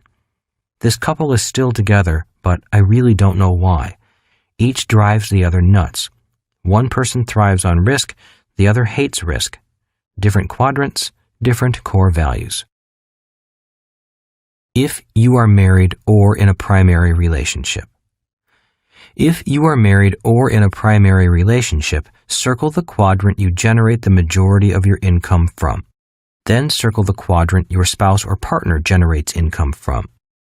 The reason I ask you to do this is that the discussion between partners is often difficult if one partner doesn't understand where the other is coming from. The battle between the rich and the educated. There is another unspoken battlefield, and that is the difference in points of view between the educated and the rich. In my years of researching the differences between the different quadrants, I often heard bankers, attorneys, accountants, and others like them grumble that they are the educated ones, and it is so often the so-called less educated person who makes the big bucks. This is the root of the battle between the educated and the rich. It's not that people in the B and I quadrants are uneducated, because many are highly educated. It's just that many B's and I's were not academic whiz kids in school. For those of you who read my book, Rich Dad, Poor Dad, you know it's about the struggle between the educated and the rich. My highly educated but poor dad took great pride in the fact that he had years of advanced studies at prestigious schools like Stanford and the University of Chicago. My rich dad was a man who dropped out of school to run his family's business when his father died, so he never even finished high school. Yet he acquired tremendous wealth. As I grew older and seemed to be more influenced by my rich but uneducated dad, my educated dad was occasionally defensive of his station in life. One day, when I was about 16, my educated dad blurted out, "I have advanced degrees from prestigious schools. What does Mike's dad have?" I paused and replied quietly, "Money and free time." More than a mental change. As stated earlier, success in the B or I quadrant requires more than academic or technical knowledge. It often requires a change in core emotional thinking, feelings, beliefs, and attitude. Remember, be, do, have. What the rich do is relatively simple. It's the be that is different. The difference is found in their thoughts and, more specifically, their internal dialogue. That's why my rich dad forbade me from saying, "I can't afford it. I can't do that. Play it safe. Don't lose money. What if you fail and never recover?" He banned those statements because he truly believed that words are powerful tools. What a person says and thinks becomes real. Rich Dad firmly believed that what we said to ourselves became our reality.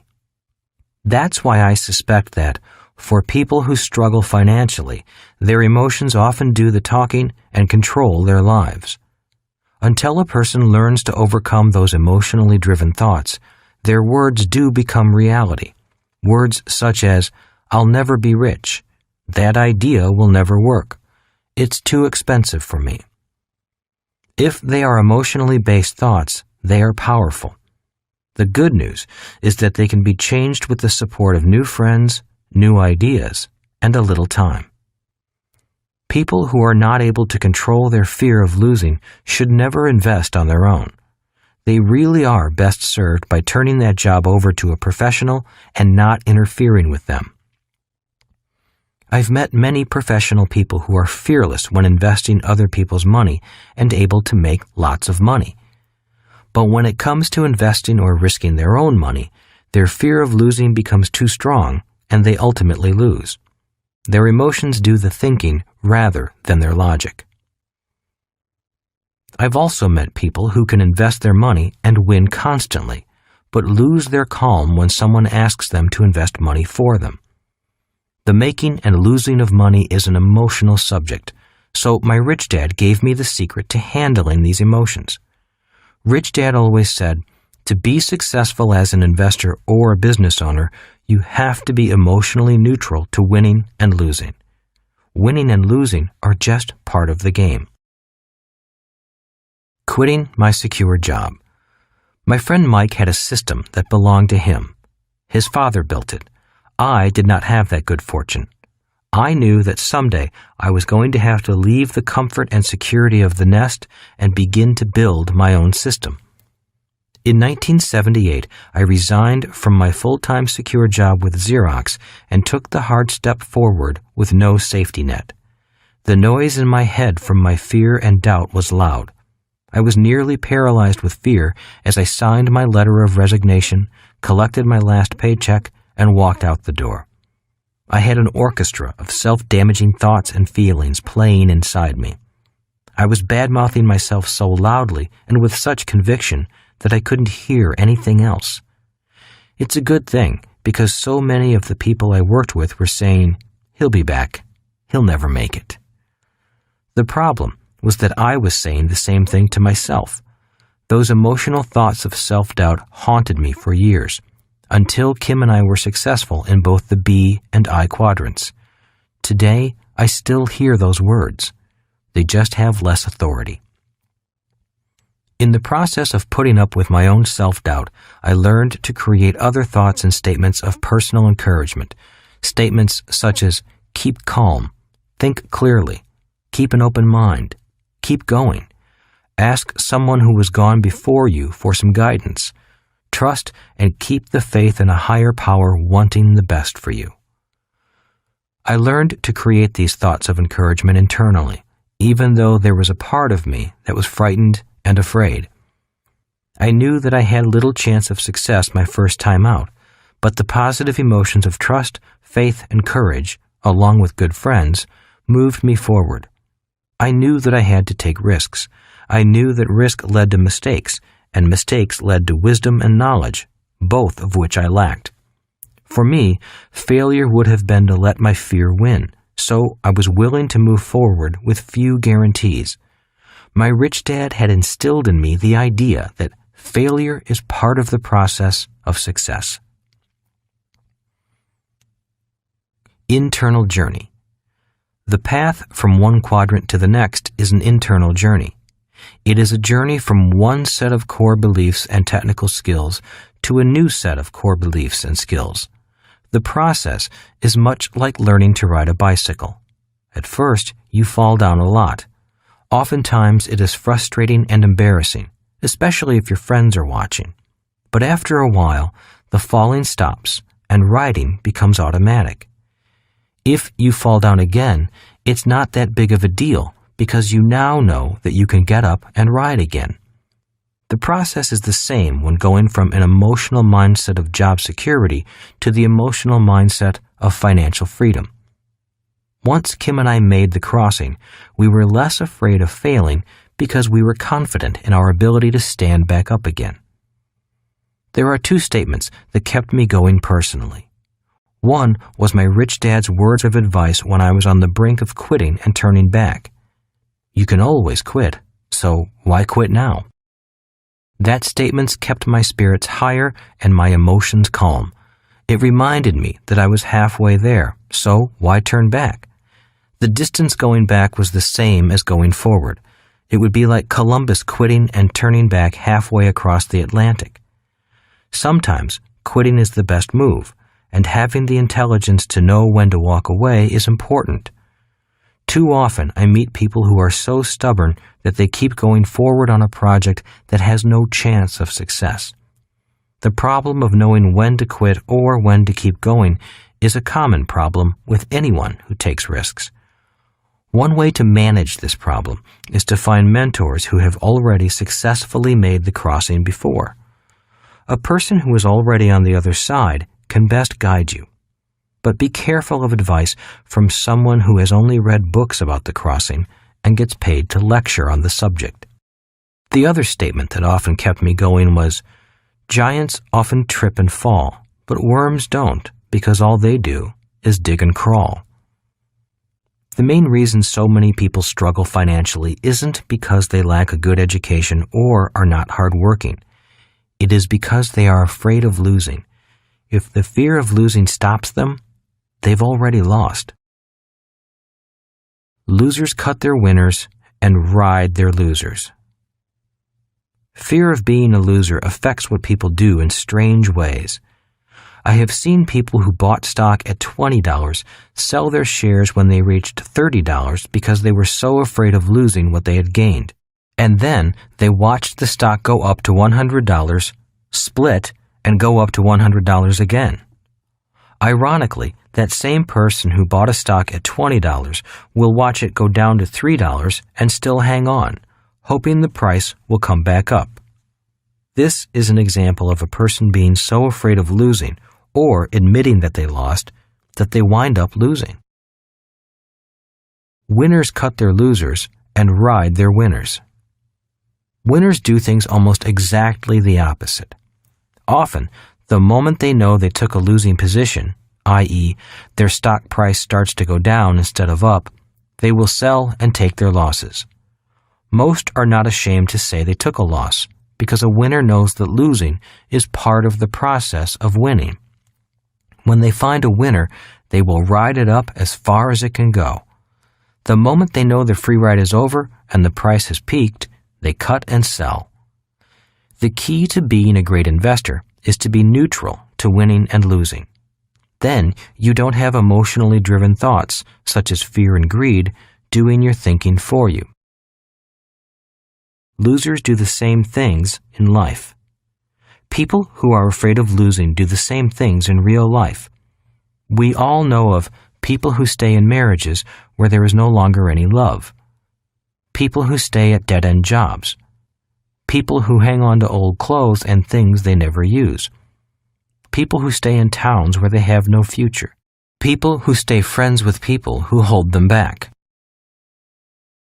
Emotional intelligence can be controlled.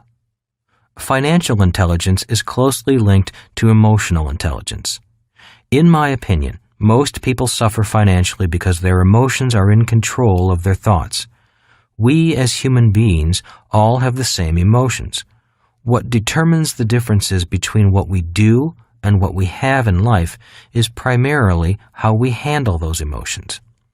For example, the emotion of fear can cause some of us to be cowards, but it can also spur others to become courageous.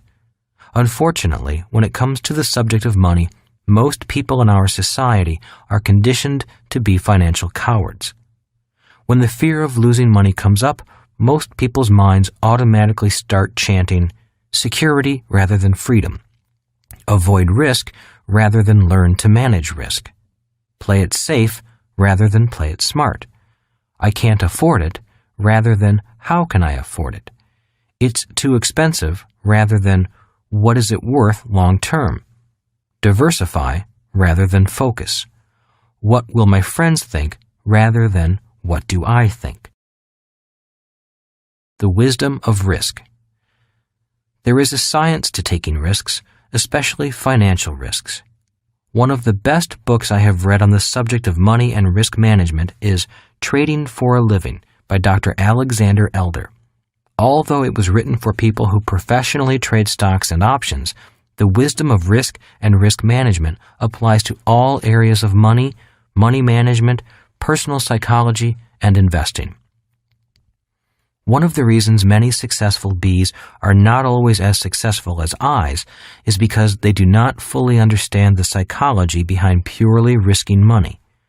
While Bs understand risk when it involves business systems and people, that knowledge does not always translate into the systems of money making money. It's emotional more than technical. In summary, moving from quadrants on the left to quadrants on the right is more emotional than technical. If people are not able to control their emotional thoughts, I don't recommend the journey. The reasons things look so risky on the right side to people on the left side is because the emotion of fear is often affecting their thinking. People on the left side think, play it safe is a logical thought. It isn't. It's an emotional thought. And it's the emotional thoughts that keep people stuck in one quadrant or the other. What people do on the right side of the equation isn't that hard. I'm sincere when I say that it's as easy as buying 4 greenhouses for low prices, waiting until the market improves, selling them, and then buying a big red hotel. Life really is a game of Monopoly for people on the right side of the cash flow quadrant. Sure, there is winning and losing, but that's just part of the game. Winning and losing are part of life. To be successful on the right side is to be a person who loves the game. Star athletes often lose more than they win, yet they love the game. Donald Trump went broke and battled back. He didn't quit because he lost. Losing only made him smarter and more determined. Many wealthy people went broke before they became rich. It's a part of the game. If a person's emotions think for them, those emotional thoughts often blind them from seeing anything else. It's because of those knee-jerk emotional thoughts that people react rather than think. And it's emotional thinking that causes people from different quadrants to argue. The arguments are caused by people not having the same emotional points of view. It's that emotional reaction that blinds a person from seeing how easy, and often risk-free, things are on the right side of the cash flow quadrant. I encourage all of you who want to make the crossing to make sure you have a long-term positive support group and a mentor guiding you. The struggle Kim and I went through was worth it. For us, the most important thing about crossing from the left side to the right side was not what we had to do, but who we became in the process. To me, that is priceless. Chapter 9. Be the bank, not the banker. The rich create money. I have focused on the B portion of the formula be, do, have, because without the proper mindset and attitude, you could not be prepared for the great economic changes that are facing us today. By being someone with the skills and mindset of the right side of the cash flow quadrant, you will recognize opportunities that arise from these changes and be prepared to do. This will lead you to have financial success. I remember a phone call I received from my rich dad in late 1986. "Are you in the real estate market or the stock market?" he asked. "Neither," I replied. "Everything I've invested is in building my business." "Good," he said. "Stay out of all markets. Keep building your business. Something big is about to happen." That year, the U.S. Congress passed the Tax Reform Act of 1986. In just 43 days, Congress took away many of the tax loopholes that people counted on to shelter their income.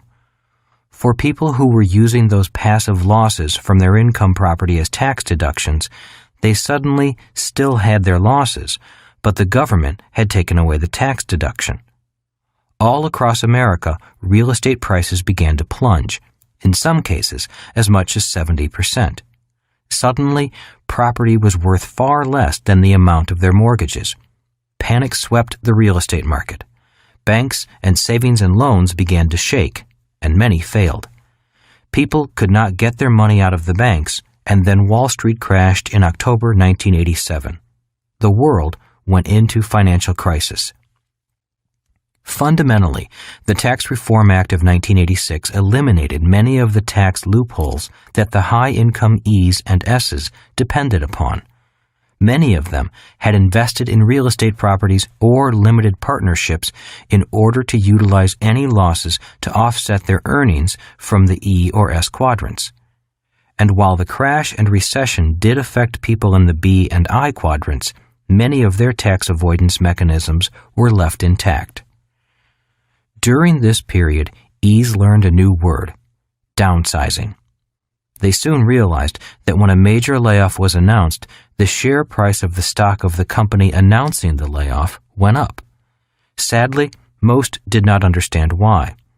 There were many S's also struggling to cope with the recession that was caused by decreased business, higher insurance rates, and losses from the real estate and stock markets. As a result, I believe that individuals on the left side of the cash flow quadrant were financially hurt and suffered the most as a direct result of the Tax Reform Act of 1986. Transfer of wealth. While people on the left side were suffering, many people on the B and I side were getting rich, thanks to the government taking away from some people and giving to others. By changing the tax code, all the tax trick reasons for investing were taken away from people who were simply buying real estate to lose money. Many were high-income employees or professionals such as doctors, attorneys, accountants, and small business owners. Prior to this period, they had so much taxable income that their advisors told them to buy real estate to lose money, and then, with any extra money, invest in the stock market. When the government took that loophole away with the Tax Reform Act, one of the most massive transfers of wealth began. In my opinion, much of the wealth was taken away from the E and S side and handed to the B and I side for pennies on the dollar. When the savings and loans, the organizations that issued the bad loans, failed, billions of dollars in deposits were at risk. The money had to be paid back. So, who was left to pay back the billions of dollars lost in savings and real estate foreclosures? Well, the taxpayers, of course, the very people who were already hurting enough as it was. Some of you may remember a governmental agency called the Resolution Trust Corporation, or the RTC as it was commonly known. The RTC was the agency responsible for taking the foreclosures from the real estate crash and transferring them to people who knew how to handle them. For me and many of my friends, it was like a blessing from financial heaven. Remember that money is seen with the mind, not with the eyes. During this period of time, emotions ran high and vision was blurred. People saw what they were trained to see. 3 things happened to people on the left side of the cash flow quadrant. 1. Panic was everywhere. When emotions are high, financial intelligence often disappears. People were so concerned about their jobs, the falling value of their property, the crash of the stock market, and the general slowdown of business that they failed to see the massive opportunities right in front of them. Their emotional thoughts blinded them. Instead of moving forward and beating the bushes, most people went into their caves and hid. 2. They lacked the technical skills required on the B and I side. Just as a doctor must have technical skills developed from years of schooling and then from on-the-job training, people in the B and I quadrants must also possess highly specialized technical skills. These include financial literacy, how to restructure debt, how to structure an offering, how to raise capital, understanding your market, and other learnable skills. When the RTC said, "We have a banker's box for sale, and in it is property that used to be worth $20 million, but you can have it today for $4 million, most E's and S's didn't have a clue about how to raise the $4 million to buy the gift from financial heaven, or know how to recognize the good deals from the bad. 3. They lacked a cash machine. Most people during this period had to work harder just to survive. By operating as a B, my business could expand with little physical effort on my part. By 1990, my business was up and running and growing. During this period, the business grew from a startup to 11 offices worldwide. The more it expanded, the less physical work I had to do, and the more money came in. The system and the people in the system were working hard. With the extra money and free time, Kim and I were able to spend a lot of time looking at deals, and there were many of them. It was the best of times, it was the worst of times. There's a saying that goes, "It's not what happens in one's life that matters, but it's the meaning one puts on what happens that matters." The period from 1986 to 1996 was, for some people, the worst time of their lives. For others, it was the best of times. When I received that phone call from my rich dad in 1986, I recognized the fantastic opportunity that this economic change presented me. Even though I did not have a lot of extra cash at the time, I was able to create assets by utilizing my skills as a B and an I. Later in this chapter, I will describe in greater detail how I created assets that helped me become financially free. One of the keys to a successful and happy life is to be flexible enough to respond appropriately to whatever change comes your way. Unfortunately, most people are not equipped to handle the fast-breaking economic changes that have happened and continue to happen. However, most people are generally optimistic and have the ability to forget. After 10 to 12 years, they forget, and then things change again. History repeats itself. Today, people have more or less forgotten about the Tax Reform Act of 1986. The E's and S's are working harder than ever. Why? Because their tax loopholes have been taken away. As they have worked harder to get back what they lost, their incomes have gone up and their tax accountant has again started whispering the same old words of wisdom. Go buy a bigger house. Interest on your debt is your best tax deduction. And besides, your home is an asset, and it should be your largest investment. So they look at the easy monthly payments and they get sucked into a higher debt position. In my opinion, a great transfer of wealth is happening, and it may be happening in a very different way than we might expect. This is why my rich dad had me read books on economic history. Economies change, but history repeats. And money continues to flow from the left side to the right side of the cash flow quadrant, just as it always has. Many people are deeply in debt, yet they pour money into the stock market, often through their retirement plans. The B's and I's on the right side will sell at the top of the market, just when the last cautious people on the left side overcome their fear and enter the market. Something newsworthy will happen, the market will crash, and when the dust settles, the investors will move back in. They will buy back what they just sold. Again, we will have another great transfer of wealth from the left side to the right side of the cash flow quadrant. It will take many years to heal the emotional scars of those who lost money, but the wounds will heal, just as another market is nearing its peak. At about that time, people will begin quoting Yogi Berra, the great New York Yankees baseball player. It's déjà vu all over again.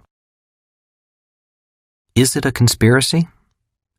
Often I hear people, especially E's and S's, say that there is some kind of global conspiracy held together by a few ultra-rich families who control the banks. These conspiracy theories have been around for years. Is there a conspiracy? I don't know. Could there be a conspiracy? Anything is possible.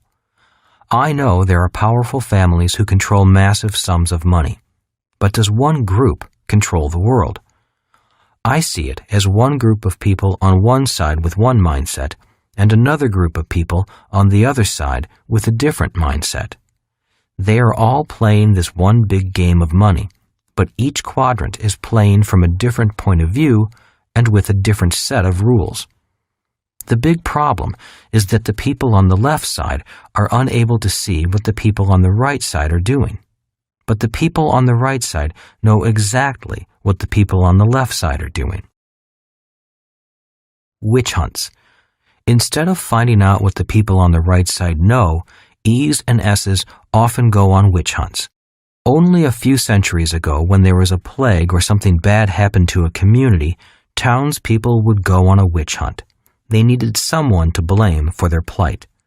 Well, witch hunts still go on today. Many people look for someone to blame for their financial problems. These people often want to blame the rich for their problems rather than admit that their own lack of information about money often is a fundamental reason for their struggles. Heroes become villains. Every few years, a new financial guru appears and seems to have some new magic formula for wealth. In the late 1970s, it was the Hunt brothers who tried to corner the silver market. The world initially applauded their genius, but almost overnight they were hunted down as criminals because so many people lost money after they followed the brothers' advice. In the late 1980s, it was Michael Milken, the junk bond king. One day, he was a financial genius, but right after the crash, he was tracked down and sent to jail. Individuals change, but history repeats. Today, we have new investment geniuses. They are all over TV, the internet, and financial publications. Some have even attained celebrity status. Warren Buffett is touted as a near god. When he buys something, everybody rushes in and buys what he buys. And when Warren Buffett sells, prices crash. Money follows him freely.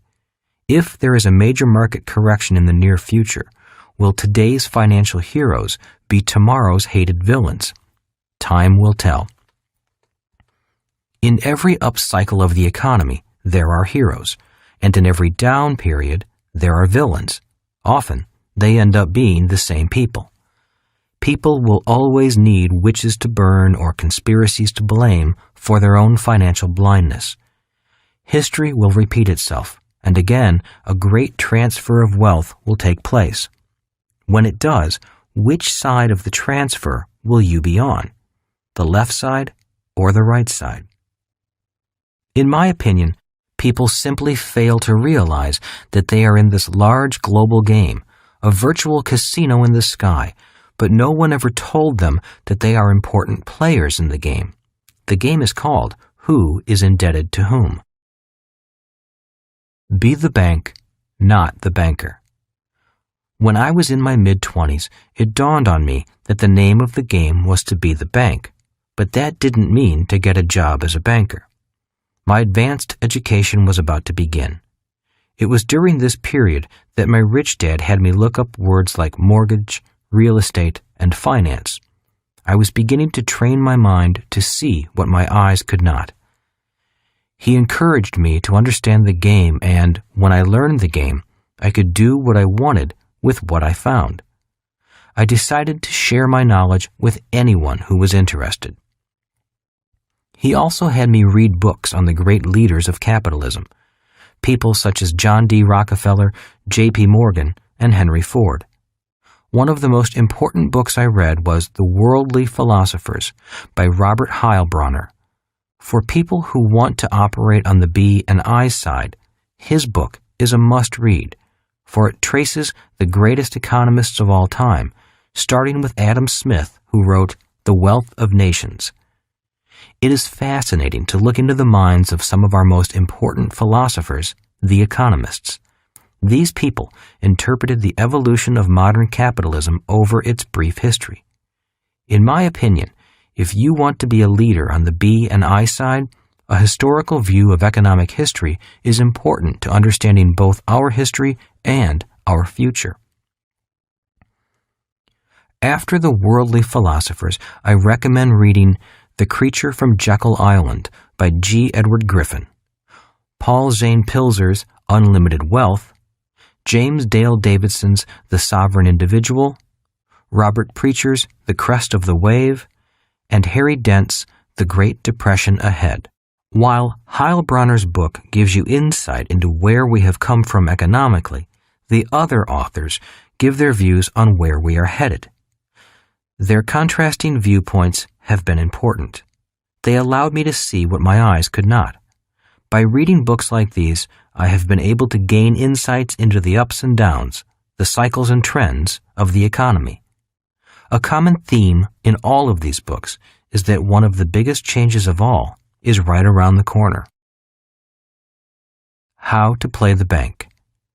After the 1986 Tax Reform Act became law, there were opportunities everywhere. Real estate, stocks, and businesses were available for low prices. While it was devastating for many people on the left side, it was wonderful for me because I could utilize my skills as a B and I to take advantage of the opportunities around me. Instead of being greedy and chasing everything that looked like a good deal, I decided to focus on real estate. Why real estate? For these 5 simple reasons. 1. Pricing. Real estate prices were so low that mortgage payments were far lower than the fair market rent for most properties. These properties made great economic sense, which meant there was little risk. It was like going to a sale at a retail store when everything was 50% off. 2. Financing. The banks would give me a loan on real estate, but not on stocks. Since I wanted to buy as much as I could while the market was depressed, I bought real estate so that what cash I had could be combined with financing through banks. For example, let's say I had $10,000 in savings to invest. If I bought stocks, I could only buy $10,000 worth of stocks. I could have bought on margin and put up only part of the total cost, and the broker company would have loaned me the remainder, but I wasn't financially strong enough to risk a downturn in the market. With $10,000 in real estate and a 90% loan, I could buy a $100,000 property. If both markets went up 10%, I would have made $1,000 in stocks, but $10,000 in real estate. 3. Taxes.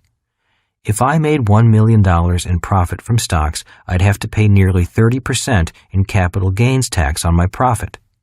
But in real estate, the $1 million profit could be rolled tax-free into the next real estate transaction. On top of that, I could depreciate the property for even greater tax advantages.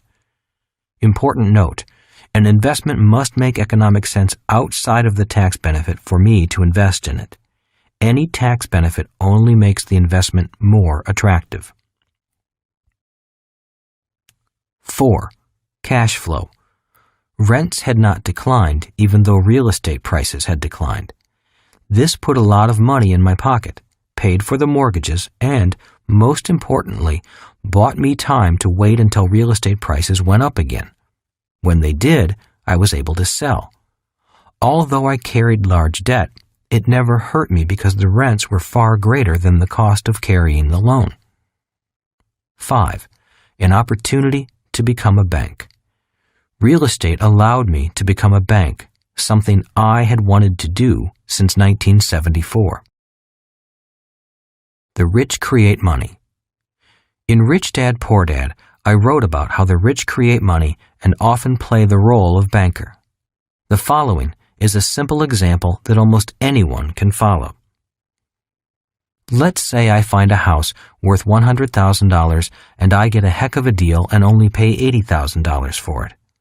I pay $10,000 down payment and get a $70,000 mortgage I'm responsible for. I then advertise that the house is available for sale for its appraised price of $100,000. I use these magic words in the ad: house for sale, owner desperate, no bank qualifying, low down payment, easy monthly payments. The phone rings like crazy. The house is sold on what is called a wrap, or a lease purchase contract. In simple terms, I sell the house for a $100,000 IOU. This transaction is then registered with a title and escrow office, which often handles the payments. If the person defaults on the $100,000, I simply foreclose and sell the property to the next person who wants a low down payment, easy monthly payment home to live in. People line up for the opportunity to buy a home on these terms. The net effect is that I have created $30,000 in my asset column for which I am paid interest, just like a bank gets paid interest for the loans it makes. I was beginning to be a bank, and I loved it. Remember that Rich Dad said, "Be careful when you take on debt. If you take on debt personally, make sure it's small. If you take on large debt, make sure someone else is paying for it." In the language of the B and I side, I laid off my risk or hedged my risk to another buyer. That is the game in the world of finance. This type of transaction is done all over the world. Yet, wherever I go, people come up to me and say those magic words. You can't do that here. What most small investors fail to realize is that many large commercial buildings are bought and sold exactly in the manner described above.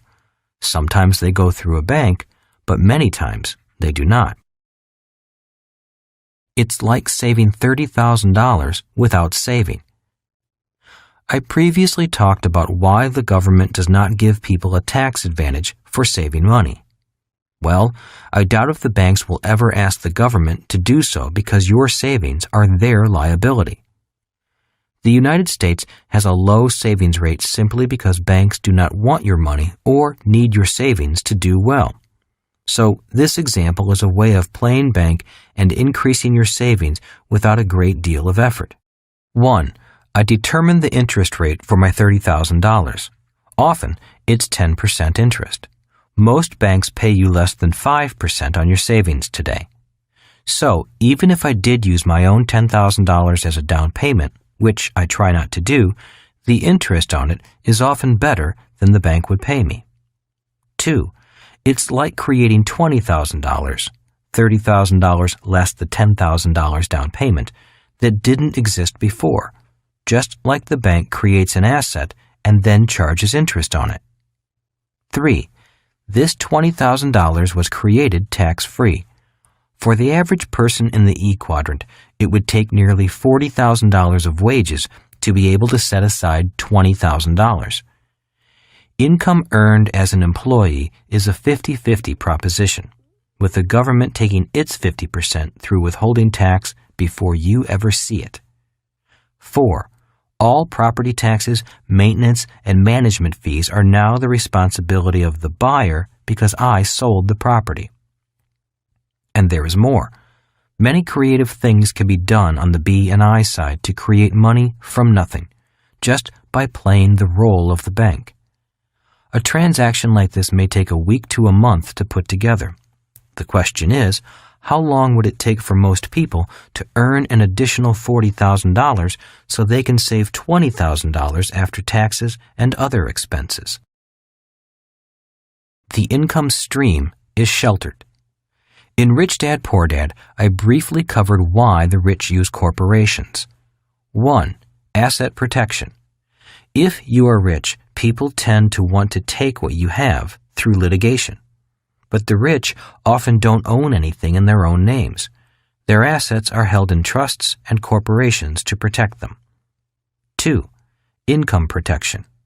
By passing the income stream from assets through your own corporation, much of the income that is normally taken from you by the government through taxes can be sheltered. The harsh reality is that, for employees, the sequence goes like this: earn, taxed, spend. As an employee, your earnings are taxed and taken through withholding taxes even before you get your paycheck. So if an employee is paid $30,000 per year, by the time the government gets through with it, it's down to $15,000. With this $15,000, you must then pay your mortgage and all your other daily expenses.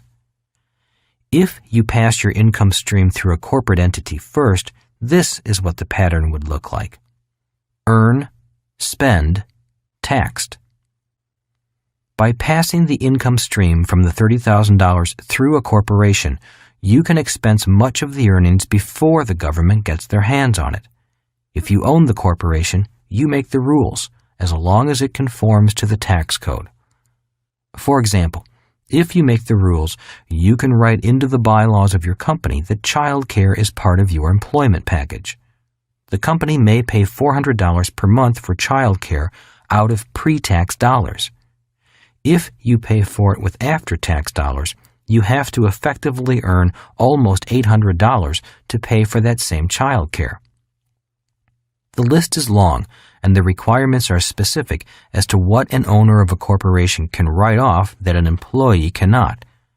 Certain travel expenses can be written off with pre-tax dollars as long as you can document that you conducted business, such as a board meeting, on the trip. Just make sure you follow the rules. Even retirement plans are different for owners and employees in many instances. Having said all of this, I want to stress that you must follow the required regulations to make these expenses deductible. I believe in taking advantage of the legal deductions allowed by the tax code, but I do not recommend breaking the law. Again, the key to taking advantage of some of these provisions is which quadrant you earn your income from. If all of your income is generated as an employee from a company that you don't own or control, there's little income or asset protection available to you. That is why I recommend that if you're an employee, keep your job, but begin to spend time in the B or I quadrants. Your road to faster freedom is through those two quadrants. To feel more financially secure, the secret is to operate in more than one quadrant. Free land. A while back, Kim and I wanted some property away from the hustle and bustle of the crowded city. We got the urge to own some acreage with tall oak trees and a stream running through it. We also wanted privacy. We found a 20-acre parcel priced at $75,000. The seller was willing to take 10% down and carry the balance at 10% interest. It was a fair transaction. The problem was that it violated the rule on debt that Rich Dad taught me, which was, be careful when you take on debt. If you take on debt personally, make sure it's small. If you take on large debt, make sure someone else pays for it. We passed on the $75,000 piece of land and went looking for property that made more sense. And remember Rich Dad's rule. If you take on debt and risk, then you should be paid. Well, in this transaction, I would have taken on both the debt and the risk, and I was the one paying for it. About a month later, we found a piece of land for $115,000 that was even more beautiful. It was 87 acres of tall oak trees with a stream, and it had a house. I offered the seller full price if he would give me my terms, which he did. To make a long story short, we spent a few dollars fixing the house and sold the house and 30 acres for $215,000, using the same idea of low down payment, easy monthly payments. We kept 57 acres for ourselves. The new owner was thrilled because it was a beautiful home and he was able to buy it for almost nothing down. As an aside, he also bought it through his company for use as a corporate retreat for his employees, which allowed him to depreciate the purchase price as a company asset, deduct the maintenance costs, and deduct the interest payments. His interest payments more than paid for my interest payments. A few years later, he sold some of his company stock and paid off the loan to me, and I, in turn, paid off my loan. The debt was gone. With the extra $100,000 profit I made, I was able to pay the taxes from the gain of the land and the house. The net result was zero debt, $15,000 profit after taxes, and 57 acres of gorgeous land. It was like being paid for getting what you want. The IPO. An initial public offering, IPO, or taking a private company public through a stock offering, is based on the same principles as the transaction described in the previous section. While the words, the market, and the players are different, the basic underlying principles remain the same. When my organization forms a company to take public, we often create value out of thin air, even though we try to base it on an accurate opinion of the fair market value. We take the offering to the public market, and instead of this equity being sold to one person, it is sold to thousands of people as shares of a company. The value of experience. I recommend people start in the B quadrant before proceeding to the I quadrant. Regardless of whether the investment is in real estate, a business, stocks, or bonds, there is an underlying comprehensive business sense that is essential to being a sound investor. Some people have this comprehensive sense, but many do not, primarily because school trains us to be highly specialized, not comprehensively trained. For those thinking about moving to the B or I quadrants, I recommend starting small and taking your time. Do bigger deals as your confidence and experience grow. Remember, the only difference between an $80,000 deal and an $800,000 deal is a zero. The process of going through a small deal is much the same as going through a much larger, multi-million-dollar public offering. It is only a matter of more people, more zeros, and more fun. Once a person gains experience and a good reputation, it takes less and less money to create bigger and bigger investments. Many times, it takes no money to make a lot of money. Why? Experience is valuable. As stated earlier, if you know how to make money with money, people and money will flock to you. Start small and take your time. Experience is more important than money. It is simple and easy. In theory, the numbers and transactions on the right side of the cash flow quadrant are simple, regardless of whether we're talking about stocks, bonds, real estate, or businesses. To be financially well off simply means being able to think differently, to think from different quadrants, and to have the courage to do things differently. To me, one of the hardest things a person who is new to this way of thinking has to go through is the countless number of people who will tell you, you can't do that. If you can overcome that kind of limited thinking and seek out people who say to you, yes, I know how to do that, I'd be happy to teach you, your life will be much easier. The laws.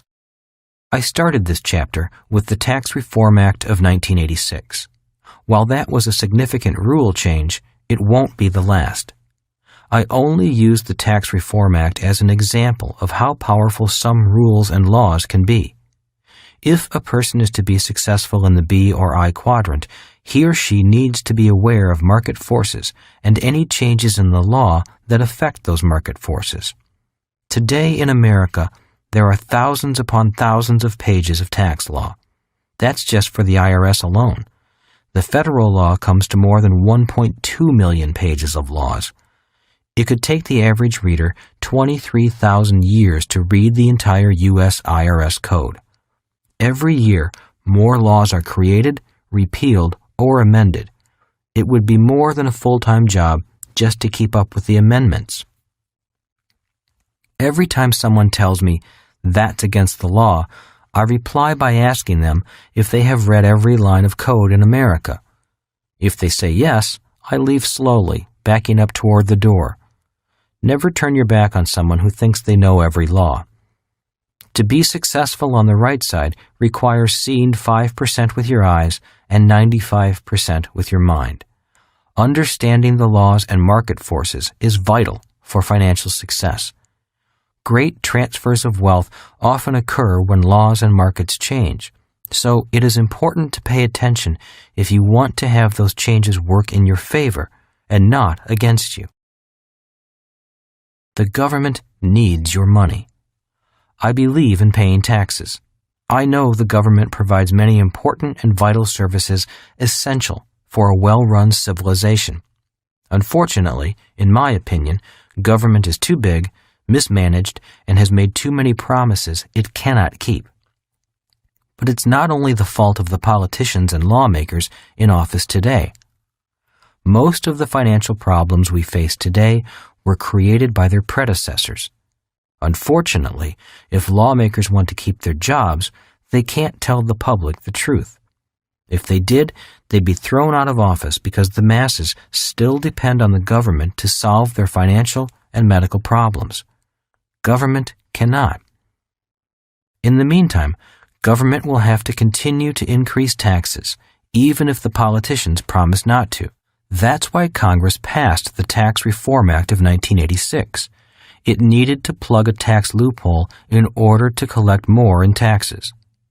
Many Western governments must continue to collect even more taxes to prevent a default on some of those promises made long ago, such as Medicare and Social Security, as well as federal pensions for millions of federal workers. As the deficit grows, retirement funds, 401k plans in America or superannuation funds in many other countries, will begin to shrink because they are subject to market fluctuations. Mutual funds will begin to liquidate their stocks in order to pay for the sell orders from baby boomers who need to use the money for retirement. Baby boomers will suddenly be stuck with huge capital gains taxes from the gains accrued by these mutual funds and taxable to them on withdrawal. The capital gains will come from selling these overvalued stocks at higher prices, which the funds pass on to its members. Instead of cash, many baby boomers will be stuck with a tax bill for capital gains they never received.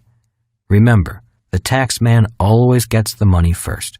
Simultaneously, the health of millions of poorer baby boomers will begin to fail because poor people historically have worse health than affluent people.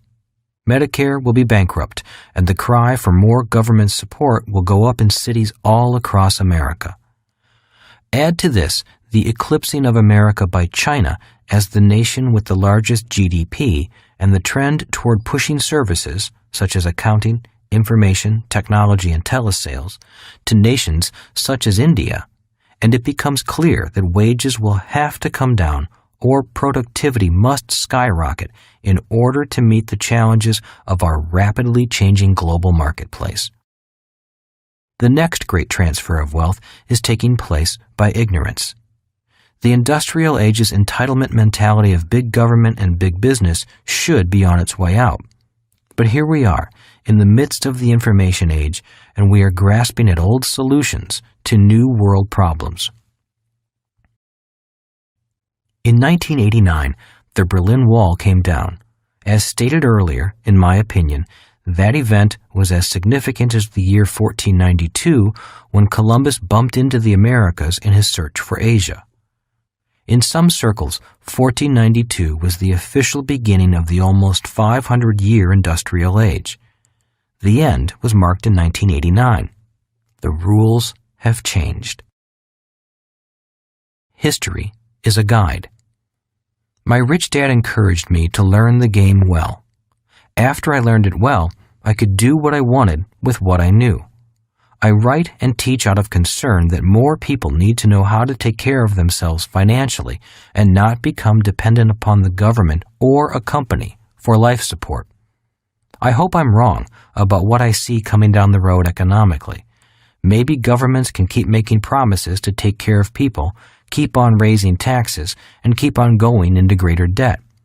Maybe the stock market will always go up and never come down again. And maybe real estate prices will go up again, and your home will become your best investment. And maybe millions of people will find happiness earning a minimum wage and be able to provide a good life for their family. Maybe this can all happen, but I don't think so. Not if history is any guide. Historically, If people live to be 75 years of age, they live through 2 recessions and 1 depression.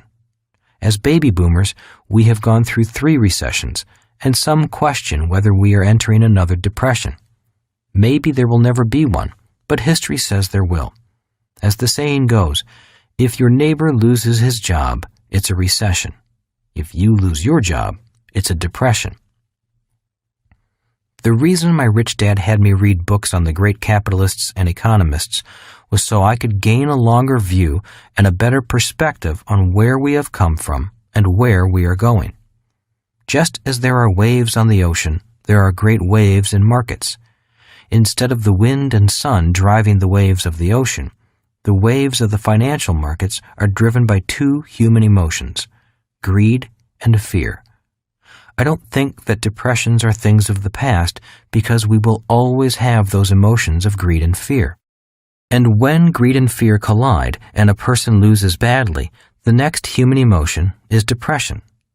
Depression is made up of anger and sadness, anger with oneself and sadness over the loss. Economic depressions are emotional depressions. People lose and they get depressed.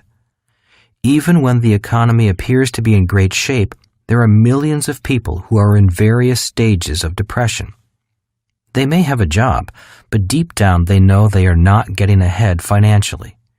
They are angry at themselves and sad over their loss of time. Little do they know that they have been trapped by the industrial age idea of find a safe, secure job and don't worry about the future. A great change means opportunity. We are entering an era of tremendous change and opportunity. For some people, it will be the best of times. For others, it will be the worst of times. As President John Kennedy once said, a great change is at hand. Kennedy came from the right side of the Cashflow Quadrant. Back in the 1960s, he tried desperately to elevate the lives of those stuck in a time warp.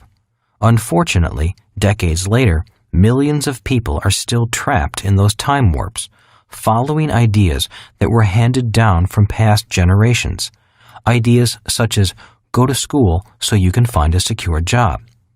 While education is more important than ever before, we need to be teaching people to think a little further than just looking for a secure job and expecting the company or the government to look after them once their working days are through. That is an industrial age idea, and we are not there anymore. Nobody said it was fair, for this is not a fair country. We are a free country. There are people who work harder, are smarter, are more driven for success, are more talented, or are more desirous of the good life than others. In America, we are, thankfully, free to pursue those ambitions if we have the determination. Yet, every time somebody does better than we do, some people say it's unfair. The same people who think it would be more fair if the rich shared with the poor. Well, nobody said it was fair, and the more we try to make things fair, the less free we become. When someone says to me that there is discrimination or a glass ceiling, I agree with them. I know such things exist. I personally detest any kind of discrimination and, being of Japanese ancestry, I've experienced it firsthand. In the E and S quadrants, discrimination does exist, especially in companies. Your looks, your education, your skin color, and your gender all count on the left side. But they don't count on the right side, where fairness and security don't matter. It's all about freedom and the love of the game. If you want to play the game on the right side, the players will welcome you. If you play and win, fine. They will embrace you even more and ask you for your secrets. If you play and lose, they'll gladly take all your money. But don't complain or blame someone else for your failures. That is not the way the game is played on the right side. It's not meant to be fair. Being fair is not the name of the game. Why does government leave the B and I quadrants alone? In reality, governments don't leave the B and I quadrants alone. It's more that the B and I quadrants have more ways of escaping and hiding wealth. In Rich Dad, Poor Dad, I talked about the power of corporations. One big reason the rich keep more of their wealth is simply because they operate as corporate bodies, not human bodies. A human body needs a passport to go from country to country. A corporate body doesn't. A corporate body travels the world freely and can often work freely. A human body needs to register with the government, and in America, they need a green card to work. A corporate body doesn't. While governments would like to take more money from corporate bodies, they realize that if they pass abusive tax laws, the corporate bodies will take both their money and their jobs to some other country. In the industrial age, people talked about offshore as a country. The rich have always sought tax havens where their money would be treated kindly. Today, offshore is not a country. It's cyberspace. Money, being an idea and invisible, can now hide in the invisible electronic realm. Soon, if it is not already being done, people will do their banking on a geosynchronous satellite orbiting in space free from any laws, or they may choose to operate in a country whose laws are more favorable to rich people. In Rich Dad, Poor Dad, I wrote that corporations became popular at the start of the industrial age just after Columbus discovered a new world filled with riches. Each time the rich sent a vessel out to sea, they were at risk because, if the ship didn't come back, the rich didn't want to be indebted to the families of sailors who died. So corporations were formed for legal protection and to limit the risk to the amount of money ventured. Wherever I travel in the world, the people I deal with primarily are employees of their own corporations. In theory, they own nothing and really don't exist as private citizens. They exist as officers of their rich corporations, but as private citizens they own nothing. And wherever I go in the world, I meet people who tell me, "You can't do that in this country. It's against the law." Little do most people realize that most countries' laws in the Western world are similar. They may use different words, but in principle, their laws are pretty much the same. If possible, I recommend that you at least consider being an employee of your own corporation. It is especially advisable for high-income S's and B's, even if they own franchises or earn their income from network marketing. Seek advice from competent financial advisors to help you choose and implement the best structure for your particular situation. There are two kinds of laws. On the surface, it seems as if there are laws for the rich and laws for everyone else. But in reality, the laws are the same. The only difference is that the rich use the laws to their advantage, while the poor and middle classes do not. That is the fundamental difference.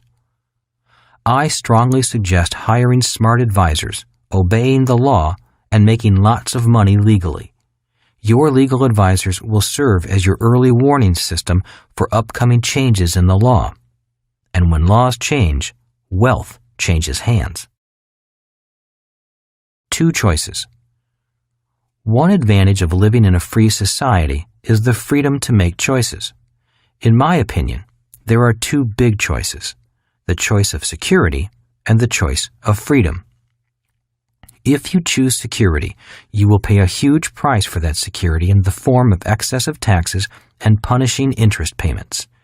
If you choose freedom, then you need to learn the whole game and play it wisely. It's your choice which quadrant you want to play the game from. Part 1 of this book defined the specifics of the cash flow quadrant, while Part 2 focused on developing the mindset and attitude of someone who chooses the right side of the B and I quadrants. By now, you should know which quadrant you are currently in and have an idea where you want to be. You also should have a better understanding of the mental process and mindset of operating from the right side of the cash flow quadrant. While I have shown you ways to cross from the left side to the right side, it is now time to get specific. In the final section, I will identify 7 steps to find the financial fast track that I consider essential in moving to the B and I quadrants. Build businesses and buy real estate. In 1943, the United States began taxing all working Americans via payroll deductions. In other words, the government got paid before people in the E quadrant got paid. Anyone who was purely an E had little escape from the government. It also meant that, instead of only the rich being taxed, which was the hope of the 16th Amendment, every E and S got taxed, rich or poor. Today, the lowest wage earners in America pay more in taxes, as a percentage of total income, than the rich and middle class. In 1986, the Tax Reform Act went after the highly paid professionals in the S quadrant. This act specifically targeted doctors, lawyers, architects, dentists, engineers, and other professionals, and made it difficult, if not impossible, for them to shelter their income the way that the rich can do in the B and I quadrants. These professionals were forced to operate their businesses through S corporations instead of C corporations, or else pay a tax penalty. The rich do not pay this penalty. Income for these highly compensated professionals is then passed through the S corporation and taxed at the highest individual tax rate possible. They do not have the opportunity to shelter their income through deductions allowed to C corporations. At the same time, the law was changed to force all S corporations to have a calendar year end. This again forced all income to be taxed at the highest rate. When I discussed these changes with my CPA, he reminded me that the biggest shock to newly self-employed people generally comes at the end of their first business year when they realize that the biggest tax they are paying is a self-employment tax. This tax is double for S's or self-employed over what they paid as E's or employees. And it is calculated based on income before the individual can deduct any itemized deductions or personal exemptions. It is possible for a self-employed person to have no taxable income, yet still owe self-employment tax. Corporations, on the other hand, do not pay self-employment tax. The 1986 Tax Reform Act also effectively pushed the E's and S's of America out of real estate as an investment and into paper assets such as stocks and mutual funds. Once the downsizing began, millions not only felt less secure about their jobs, they also felt less secure about their retirement, simply because their future financial well-being was based upon paper assets subject to the ups and downs of the market. The 1986 Tax Reform Act also appears to have had the intention of shutting down the smaller community banks in America and shifting all banking to large national banks. I suspect that this was done so America could compete with the large banks of Germany and Japan. If that was the intent, it was successful. Today in America, banking is less personal and purely by the numbers. The net result is that it is harder for certain classes of people to qualify for home loans. Instead of a small-town banker knowing you personally, a central computer spits your name out if you don't meet its impersonal qualification requirements. After the 1986 Tax Reform Act, the rich continued to earn more, work less, pay less in taxes, and enjoy greater asset protection by using the formula my rich dad gave me years earlier, which was build a business and buy real estate. The idea was to make a lot of money via C corporations and shelter the income through real estate. While millions upon millions of Americans work, pay more and more in taxes, and then pour billions each month into mutual funds, the rich are quietly selling shares of their C corporations, making them even richer and then buying billions in investment real estate. A share of a C corporation allows the buyer to share in the risk of owning the company. A share of stock does not allow the shareholder the advantages that owning a C corporation and investing in real estate offer. Why did my rich dad recommend building businesses in C corporations and then buying real estate? Because the tax laws reward people who operate that way. But this subject is beyond the scope of this book. Just remember the words of immensely wealthy people such as Ray Kroc, founder of McDonald's. My business is not hamburgers. My business is real estate. Or remember the words of my rich dad who drummed into my head, build businesses and buy real estate. In other words, I needed to seek my fortune on the right side of the cash flow quadrant to take full advantage of the tax laws. In 1990, President George H.W. Bush raised taxes after promising, read my lips, no new taxes.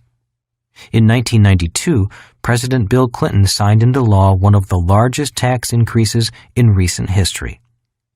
Tax increases continue into the 21st century. Again, these tax increases affect the E's and S's, but the B's and I's are, for the most part, not affected. As we progress further and further into the information age, we all need to continue to gather information from different quadrants. In the information age, quality information is our most important asset. As Eric Hoffer once said, in times of change, learners inherit the earth, while the learned find themselves beautifully equipped to deal with a world that no longer exists. Remember, everyone's financial situation is different. That is why I always recommend the following. 1. Seek out the best professional and financial advice you can find. For example, while a C corporation works well in many instances, it is not the best structure all of the time. Even on the right side of the cash flow quadrant, occasionally an S corporation is appropriate. 2. Remember that there are different advisors for the rich, the poor, and the middle class, just as there are different advisors for people who earn their money on the right side and on the left. Also, consider seeking advice from people who are already where you want to go. 3. Never do business or investing for tax reasons. A tax break is an extra bonus for doing things the way the government wants. It should be a bonus, not the reason. If you are not a U.S. citizen, this advice remains the same. Our laws may be different, yet the principles of seeking competent advice remain the same. People on the right side operate very similarly throughout the world. Part 3. How to become a successful B and I. Chapter 10. Take baby steps. You've got to walk before you can run. Most of us have heard the saying, a journey of 1,000 miles begins with a single step. Instead, I would say, a journey of 1,000 miles begins with a baby step. I emphasize this because I have seen too many people attempt to take a great leap forward instead of starting with baby steps. We have all seen people who are completely out of shape and suddenly decide to lose 20 pounds. They begin a crash diet, go to the gym for 2 hours, and then jog 10 miles. This lasts maybe a week. They lose a few pounds, and then the pain, boredom, and hunger begin to wear away at their willpower and determination. By the 3rd week, their old habits of overeating, avoiding exercise, and watching television are back in control. Instead of taking a great leap forward, I strongly recommend taking a baby step forward. Long-term financial success is not measured by how big your stride is, but by the number of steps, the number of years, and the direction in which you're moving. That is the formula for success or failure in any endeavor. When it comes to money, I've seen too many people, myself included, attempt to do too much with too little, and then crash and burn. It's hard to take a baby step forward when you first need a ladder to get yourself out of the financial hole you have dug for yourself. How do you eat an elephant? This section of the book describes 7 steps to guide you on your path to the right side of the cash flow quadrant. With the help of my rich dad, I have worked and acted on these steps since I was 9 years old, and I will continue to follow them for as long as I live. For some people, the steps may seem overwhelming, and they will be if you try to do them all in 1 week. So please, begin with baby steps. We have all heard the saying, Rome was not built in a day. The saying I use whenever I find myself feeling overwhelmed by how much I have to learn is, How do you eat an elephant? The answer is one bite at a time. And that is how I recommend you proceed if you find yourself feeling overwhelmed by how much you may have to learn in order to make the journey from the E and S side to the B and I side of the cash flow quadrant. Please be kind to yourself and realize that the transition is more than just a mental one. It involves emotional learning. After you take baby steps for 6 months to a year, you are ready to move to walking and then to running. You've got to walk before you can run. This is the path I recommend. If you don't like this path, then you can do what millions of other people do who want to get rich quickly the fast and easy way, which is to buy a lottery ticket. Who knows? It might be your lucky day. Action beats inaction. To me, one of the primary reasons E's and S's have difficulty moving to the B and I side is because they are too afraid of making mistakes. They often say, "I have a fear of failing," or "I need more information," or "Can you recommend another book?" Their fear or self-doubt is keeping them trapped in their quadrant. I hope that by reading each step and by completing the action steps that appear at the end of each step in the Take Action section, you will keep moving toward the B and I side. Just doing these 7 steps will open up whole new worlds of possibility and change. Then, just keep taking small baby steps. Nike's slogan, "Just do it," says it best. Unfortunately, our schools also say, "Don't make mistakes."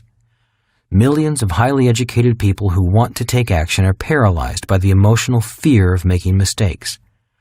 One of the most important lessons I have learned as a teacher is that true learning requires mental, emotional, and physical learning.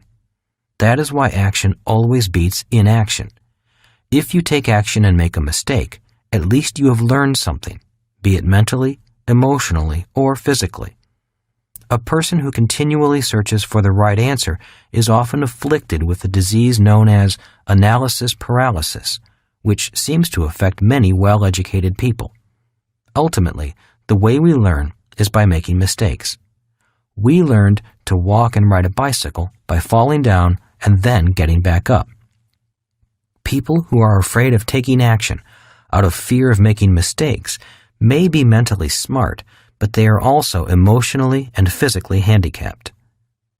A number of years ago, there was a study done of rich and poor all around the world to find out how people born into poverty eventually become wealthy. The study found that these people, regardless of where they live, possess 3 qualities. 1. They maintain a long-term vision and plan. 2. They believe in delayed gratification. 3. They use the power of compounding in their favor. The study found that these people thought and planned for the long term and knew that they would ultimately achieve financial success by holding to a dream or a vision. They were willing to make short-term sacrifices to gain long-term success, which is the basis of delayed gratification. Albert Einstein was amazed at how money could multiply just by the power of compounding. He considered the compounding of money to be one of the most amazing inventions. This study took compounding beyond money and found that knowledge and learning gained from each baby step also compounded over the years. People who took no steps at all did not have the leverage of a magnified accumulation of knowledge and experience that comes from compounding. The study also found what caused people to go from wealthy to poor. There are many rich families who lose most of their wealth after only 3 generations. Not surprisingly, the study found that these people possess the following 3 qualities. 1. They have short-term vision. 2. They have a desire for immediate gratification. 3. They abuse the power of compounding. Today, I meet people who get frustrated with me because they want me to tell them how they can make more money immediately. They don't like the idea of thinking long-term. Many are desperately seeking short-term answers because they have money problems today caused by consumer debt and lack of investments due to their uncontrolled desire for immediate gratification. They have the idea of eat, drink, and be merry. This abuses the power of compounding and leads to long-term debt instead of long-term wealth. They want the quick answer. They want me to tell them what to do to acquire great wealth, but they need to understand who they must become first. In other words, too many people are fixated upon the get-rich-quick philosophy of life. I wish these people luck. They're going to need it. A hot tip. Most of us have heard that people who write down their goals are more likely to achieve them. I have attended many seminars and training sessions on the topic of goal setting, and I learned a concept that I have thought about many times over the years. While it is great to have big long-term dreams and wishes, attaining those dreams is a process made up of many small steps. Instead of trying to be an overachiever, be an underachiever. Be content with small steps because each one moves you closer to your big goals and dreams. Even today, I find I achieve more by having an underachiever mindset instead of trying to kill myself and be that overachiever. An example of the way I underachieve is that I set a written goal to listen to 2 audio tapes a week. I may listen to the same one 2 or more times if it's good, but it still counts toward my weekly goal. Kim and I also have a written goal to attend at least 2 seminars a year on subjects about the B and I quadrants. We go on vacations with people who are experts on subjects found in the B and I quadrants. We learn a lot while playing, resting, and dining out. We achieve more with a lot less stress. Those are ways of underachieving and yet still moving toward big, bold dreams. The key to making any investment is setting a big goal and approaching it systematically, taking baby steps first and then gradually increasing the size of your investments as your learning and experience increase. You will want to push yourself beyond your comfort zone, but gradually. That is how Kim and I did it. There is nothing wrong with having smaller goals that lead up to the ultimate goal of financial freedom. The same thing applies to getting into good physical shape. I work out with a tough trainer who pushes me to achieve smaller goals on a daily or weekly basis. They increase in intensity as my abilities improve, and together they lead up to achieving my big goal. So, dream big, daring dreams and then underachieve a little bit each day. I recommend setting attainable daily goals that, when achieved, provide positive reinforcement to help you stay on the path to the big goal of moving from the left side of the cash flow quadrant to the right side. If you want to be rich, you've got to change your rules. I have often been quoted as saying, "The rules have changed." When people hear these words, they nod their head in agreement and say, "Yes, the rules have changed. Nothing is the same anymore." But then they go on and do the same old thing. Industrial age financial statements. When I teach how to get your financial life in order, I start by asking students to fill out a personal financial statement. It often becomes a life-changing experience. Financial statements are much like X-rays. Both let you see what your unassisted eye cannot see. After filling out their statements, it is easy to see who has financial cancer and who is financially healthy. Almost always, the ones with financial cancer are those with industrial age ideas. Why do I say that? Because in the industrial age, people did not have to think about tomorrow. If you worked hard, your employer or the government would take care of all your tomorrows. That is why so many of my friends and family always told me to get a job with the government or to make sure I got a job with an excellent retirement plan. Those are words of advice based on industrial age rules and an entitlement mentality. Although the rules have changed, many people have not changed their financial rules. They are still spending like there's no need to plan for tomorrow. When I read a person's financial statement, it is easy to see what tomorrow might look like for them. What does your tomorrow look like? People with no assets that generate cash flow are likely to have tomorrows that are filled with struggles and stress. When I find people who have no assets, they are usually working hard for a paycheck to pay their bills. If you look at most people's expense column, the two biggest monthly expenses are taxes and debt service for long-term liabilities. In other words, the government and the bank get paid before they do. People who cannot get control of their cash flow generally have no financial future and will find themselves in serious trouble in the next few years. Why? A person who only operates in the E quadrant has little protection from taxes and debt. Even an S can do something about these two financial cancers. If this doesn't make sense to you, I would suggest reading or rereading Rich Dad, Poor Dad, which should make this and the next few chapters easier to understand. 3 cash flow patterns. As stated in Rich Dad, Poor Dad, there are 3 basic cash flow patterns, one for the rich, one for the poor, and one for the middle class. The middle class cash flow pattern is considered typical and smart by our society. After all, the people who have this pattern probably have high-paying jobs, nice homes, cars, and credit cards. This is what my rich dad called the working class dream. When adults play my cash flow board game, they usually struggle mentally. Why? Because they are being introduced to financial literacy, which means understanding the numbers and words of money. The game takes several hours to play, not because it is long, but because the players are learning a completely new subject. It is almost like learning a foreign language. But the good news is that this new literacy can be learned quickly, and then the game picks up speed. The more frequently people play the game, the smarter and faster they get, and they have fun in the process. Something else also happens. Because they are becoming financially literate, many begin to realize that they are in financial trouble, even though the rest of society thinks they are well off.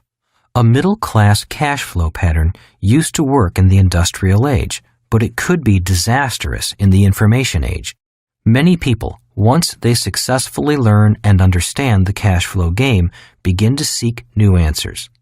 Playing the game becomes a financial wake-up call about their personal financial health, just as a mild heart attack is an alert about a person's physical health. After playing cash flow several times, some people begin to change their thinking pattern to that of the rich. This is the thought pattern Rich Dad wanted his son and me to have as young children, which is why he took away our paychecks and refused to give us raises. He never wanted us to become addicted to the idea of a high-paying job. He wanted us to develop the thought pattern of thinking only in assets and income in the form of capital gains, dividends, rental income, and residual income from businesses and royalties. For people who want to be successful in the information age, the faster they develop their financial and emotional intelligence, the faster they will feel more financially secure and find financial freedom. In a world of less and less job security, this cash flow pattern makes much more sense to me. And to achieve this pattern, a person needs to see the world from the B and I quadrants, not from the E and S quadrants. I also call this an information age financial statement because the income is generated strictly from information, not hard work. In the information age, the idea of hard work is not the same as it was in the agrarian and industrial ages. In the information age, the people who work the hardest physically will be paid the least. It is already true today and has been true throughout history. However, today when people say, "Don't work hard, work smart," they do not mean to work smart in the E or S quadrants.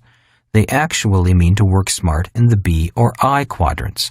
That is information age thinking, which is why financial and emotional intelligence are vital today and will be even more so in the future. So, what is the answer? Obviously, my answer is to re-educate yourself to think like a rich person. In other words, think and look at the world from the B or I quadrant. However, The solution is not as simple as going back to school and taking a few courses. To be successful in the B or I quadrant requires financial intelligence, systems intelligence, and emotional intelligence. These things cannot be learned in school. The reason these intelligences are hard to learn is because most adults are wired to the hard work and spend mode of life. When they feel financial anxiety, they hurry off to work and work hard. They come home and hear about the stock market going up and down. Their anxiety grows, so they go shopping for a new house or car, or they play golf to avoid the anxiety. The problem is that the anxiety returns on Monday morning. How do you start thinking like a rich person? People often ask me how to get started thinking like a rich person.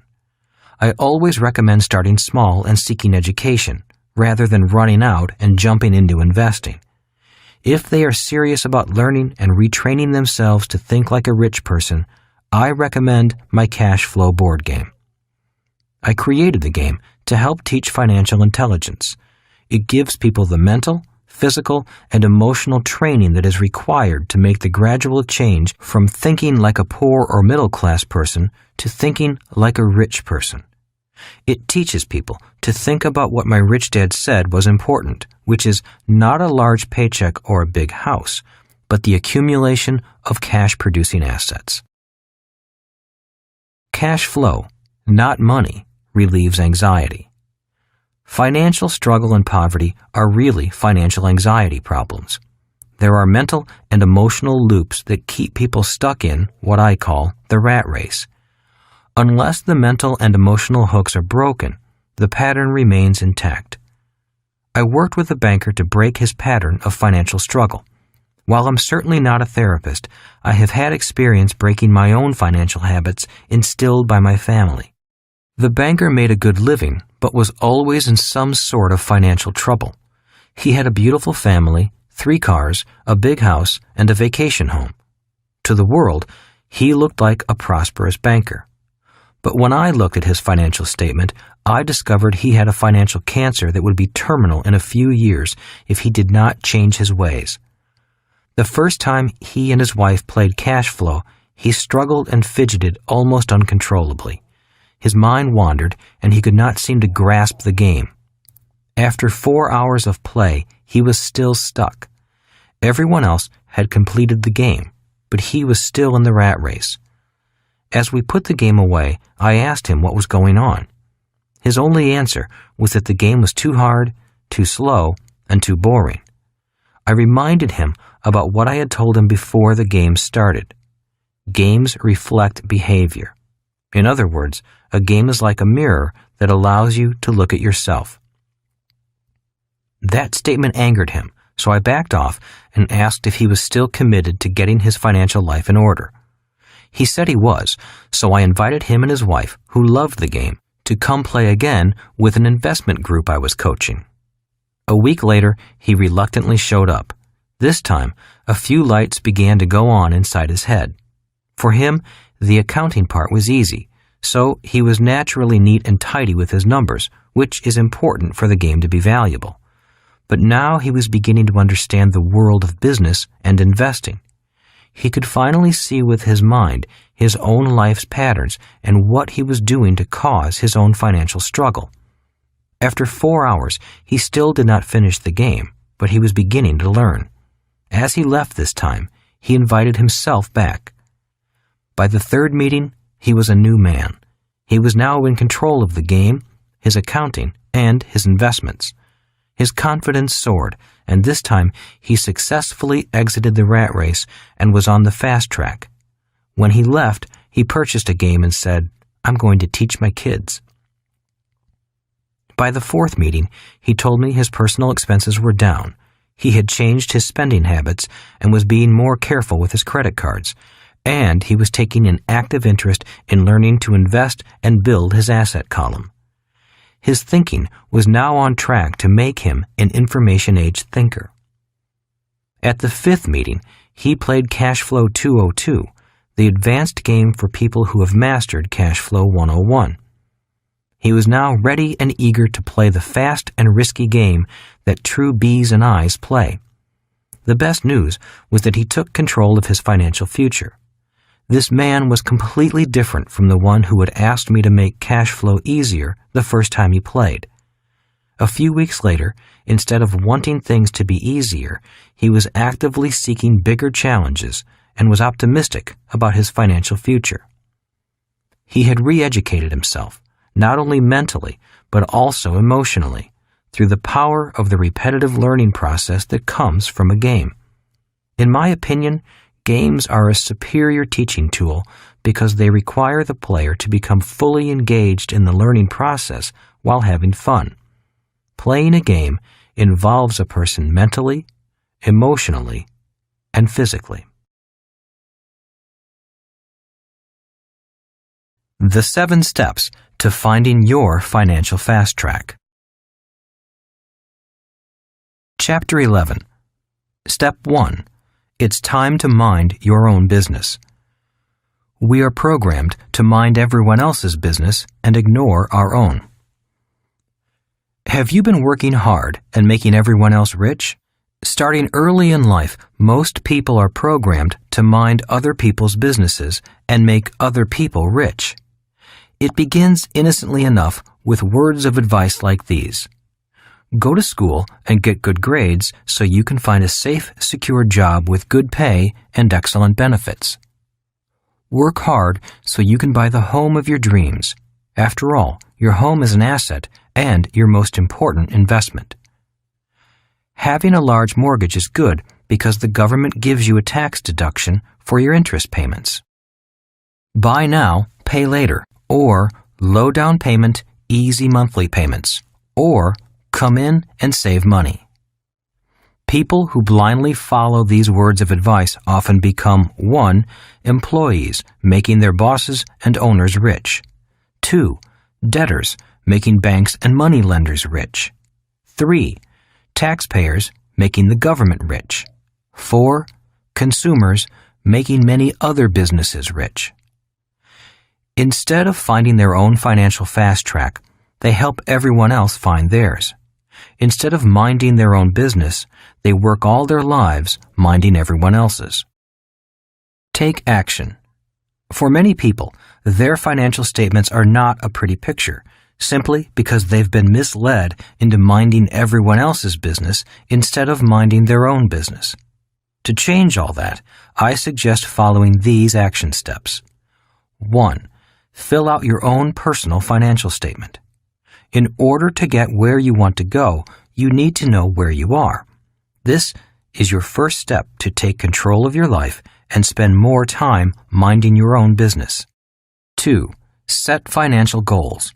Set a long-term financial goal for where you want to be in 5 years and a smaller, short-term financial goal for where you want to be in 1 year. Set goals that are realistic and attainable. A. My 5-year financial goals are 1.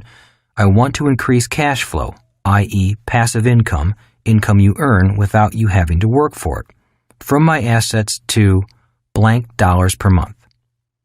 2. I want to have the following investment vehicles in my asset column. For example, real estate, stocks, businesses, commodities. B. My 1-year financial goals are 1. I want to decrease my debt by blank dollars. 2. I want to increase cash flow from my assets to blank dollars per month. C. Using my 5-year goals, I will complete my financial statement again to show how it will look 5 years from today. Now that you know where you are financially today and have set your goals, you need to get control of your cash flow so that you can achieve your goals. Chapter 12. Step 2. Take control of your cash flow. People who cannot control their cash flow work for those who can. Many people believe that simply making more money will solve their money problems, but in most cases, it only causes bigger ones. The primary reason most people have money problems is that they were never schooled in the science of cash flow management. They were taught how to read, write, drive cars, and swim, but not how to manage their cash flow. Without this training, they wind up having money problems and then work harder with the belief that more money will solve the problem. As my rich dad often said, more money will not solve the problem if cash flow management is the problem. The most important skill. After your commitment to mind your own business, the next step as the CEO of the business of your life is to take control of your cash flow. If you do not, making more money will not make you richer. In fact, more money makes most people poorer because they often increase their spending and get deeper into debt every time they get a pay raise. Who is smarter, you or your banker?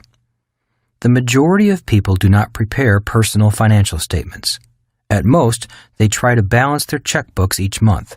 So congratulate yourself, because you're already ahead of most of your colleagues, simply by completing your financial statement and setting goals for yourself. As CEO of your life, you can learn to be smarter than most people, even your banker. Most people believe that keeping 2 sets of books is illegal, and that is true in some instances. But if you truly understand the world of finances, there must always be 2 sets of books. Once you realize this, you will be as smart, and maybe smarter, than your banker. As CEO of your life, always remember these simple words from my rich dad, who often said, "For every liability you have, you are somebody else's asset." That is the real 2 sets of books accounting. For every liability, such as a mortgage, car loan, school loan, and credit card, you are an employee of the people lending the money. You are working hard to make someone else rich. Good debt and bad debt. Rich Dad often cautioned me about good debt and bad debt. He would often say, every time you owe someone money, you become an employee of their money. If you take out a 30-year loan, you've become a 30-year employee, and they do not give you a gold watch when the debt is retired. Rich Dad did borrow money, but he did his best to not become the person who paid for his loans. He would explain to Mike and me that good debt was debt someone else paid for you. Bad debt was debt that you paid for with your own sweat and blood. That is why he loved rental properties. He encouraged me to buy rental real estate because the bank gives you the loan, but your tenant pays for it. Income and expense. Not only do the 2 sets of books apply to assets and liabilities, but they also apply to income and expenses. The more complete verbal lesson from my rich dad was this. For most every liability, there must be an asset, but they don't appear on the same set of financial statements. For every expense, there must also be income, and again, they do not appear on the same set of financial statements. The financial fast track and the rat race. The concept of 2 sets of books can be used to show you the financial fast track and the rat race. There are many different types of financial fast tracks. One of the most common is the track between a creditor and a debtor. The creditor will often say, "Because of your good credit, we'd like to offer you a bill consolidation loan," or "Would you like to open a line of credit just in case you need some extra money in the future?" Do you know the difference? The path of money flowing between the 2 sets of books is what Rich Dad called the financial fast track and the financial rat race. For one to exist, so must the other. Hence, there must be at minimum 2 financial statements. The questions are, which statement is yours? Which statement do you want to have? This is why Rich Dad constantly told me, making more money will not solve your problems if cash flow management is the problem. The people who understand the power of financial numbers have power over those who do not. That is why step 2 to finding your own financial fast track is take control of your cash flow. You need to sit down and map out a plan to get control of your spending and minimize your debt and liabilities. Live within your means before you start to expand your means. Take action. 1. Review your financial statements from step 1. 2. Determine which quadrant of the cash flow quadrant you receive your income from today. 3. Determine which quadrant you want to receive the bulk of your income from in 5 years. 4. Begin your cash flow management plan. A. Pay yourself first. Put aside a set percentage from each paycheck or each payment you receive from other sources. Deposit that money into an investment savings account. Once your money goes into the account, never take it out until you are ready to invest it. Congratulations, you have just started managing your cash flow. B. Focus on reducing your personal consumer debt. The following are simple tips for reducing and eliminating personal debt. Tip number 1. If you have credit cards with outstanding balances, discipline yourself to use only 1 or 2 credit cards. Any new charges must be paid off in full every month. Do not incur any more long-term debt. Tip number 2. Come up with $150 to $200 extra per month. Now that you are becoming more and more financially literate, this should be relatively easy to do. If you cannot generate an additional $150 to $200 per month, then your chances for financial freedom may only be a pipe dream. Tip number 3. Apply the additional $150 to $200 to your monthly payment of only one of your credit cards. You will now pay the minimum plus the $150 to $200 on that one credit card. Pay only the minimum amount due on all other credit cards. Often, people try to pay a little extra each month on all their cards, but those cards surprisingly never get paid off. Tip number 4. Once the first card is paid off, apply the total amount you were paying each month on that card to your next credit card. You are now paying the minimum amount due on the second card plus the total monthly payment you were paying on your first credit card. Continue this process with all your credit cards and other consumer credit debt. With each debt you pay off, apply the full amount you were paying on that debt to the minimum payment of your next debt. As you pay off each debt, the monthly amount you are paying on the next debt will escalate. Tip number 5. Once all your credit cards and other consumer debt is paid off, continue the procedure with your car and house payments. If you follow this procedure, you will be amazed at the shortened amount of time it takes for you to be completely debt-free. Most people can be debt-free within 5 to 7 years. Tip number 6. Now that you are completely debt-free, take the monthly amount you were paying on your last debt and put that money toward investments. Build your asset column. That's how simple it is. Chapter 13. Step 3. Know the difference between risk and risky. Business and investing are not risky, but being undereducated is. What is proper cash flow management? Proper cash flow management begins with really knowing the difference between an asset and a liability. Let's look at an individual who is 45 years old. I use the age 45 because it is halfway between 25, the age when most people begin to work, and 65, the age when most people plan on retiring. By age 45, if a person has managed their cash flow properly, their asset column should be longer than their liability column. This is a person who takes risks, but not excessive risk, and is in the upper 10% of the population. But if they do what the other 90% of the population does, which is mismanage their cash flow and not know the difference between an asset and a liability, then at age 45, their liability column is longer than their asset column. These are the people who most often say investing is risky. For them, it is risky, but not because investing is risky. It is their lack of knowledge and formal financial training that makes investing risky. Financial literacy. In Rich Dad, Poor Dad, I explained that my rich dad demanded that I become financially literate. Financial literacy is not simply looking at the numbers with your eyes, but also training your mind to tell you which way the cash is flowing. Rich Dad often said, "The direction of cash flow is everything." So a house could be an asset or a liability depending on the direction of the cash flow. If the cash flows into your pocket, it is an asset. If it flows out of your pocket, it is a liability. Financial intelligence.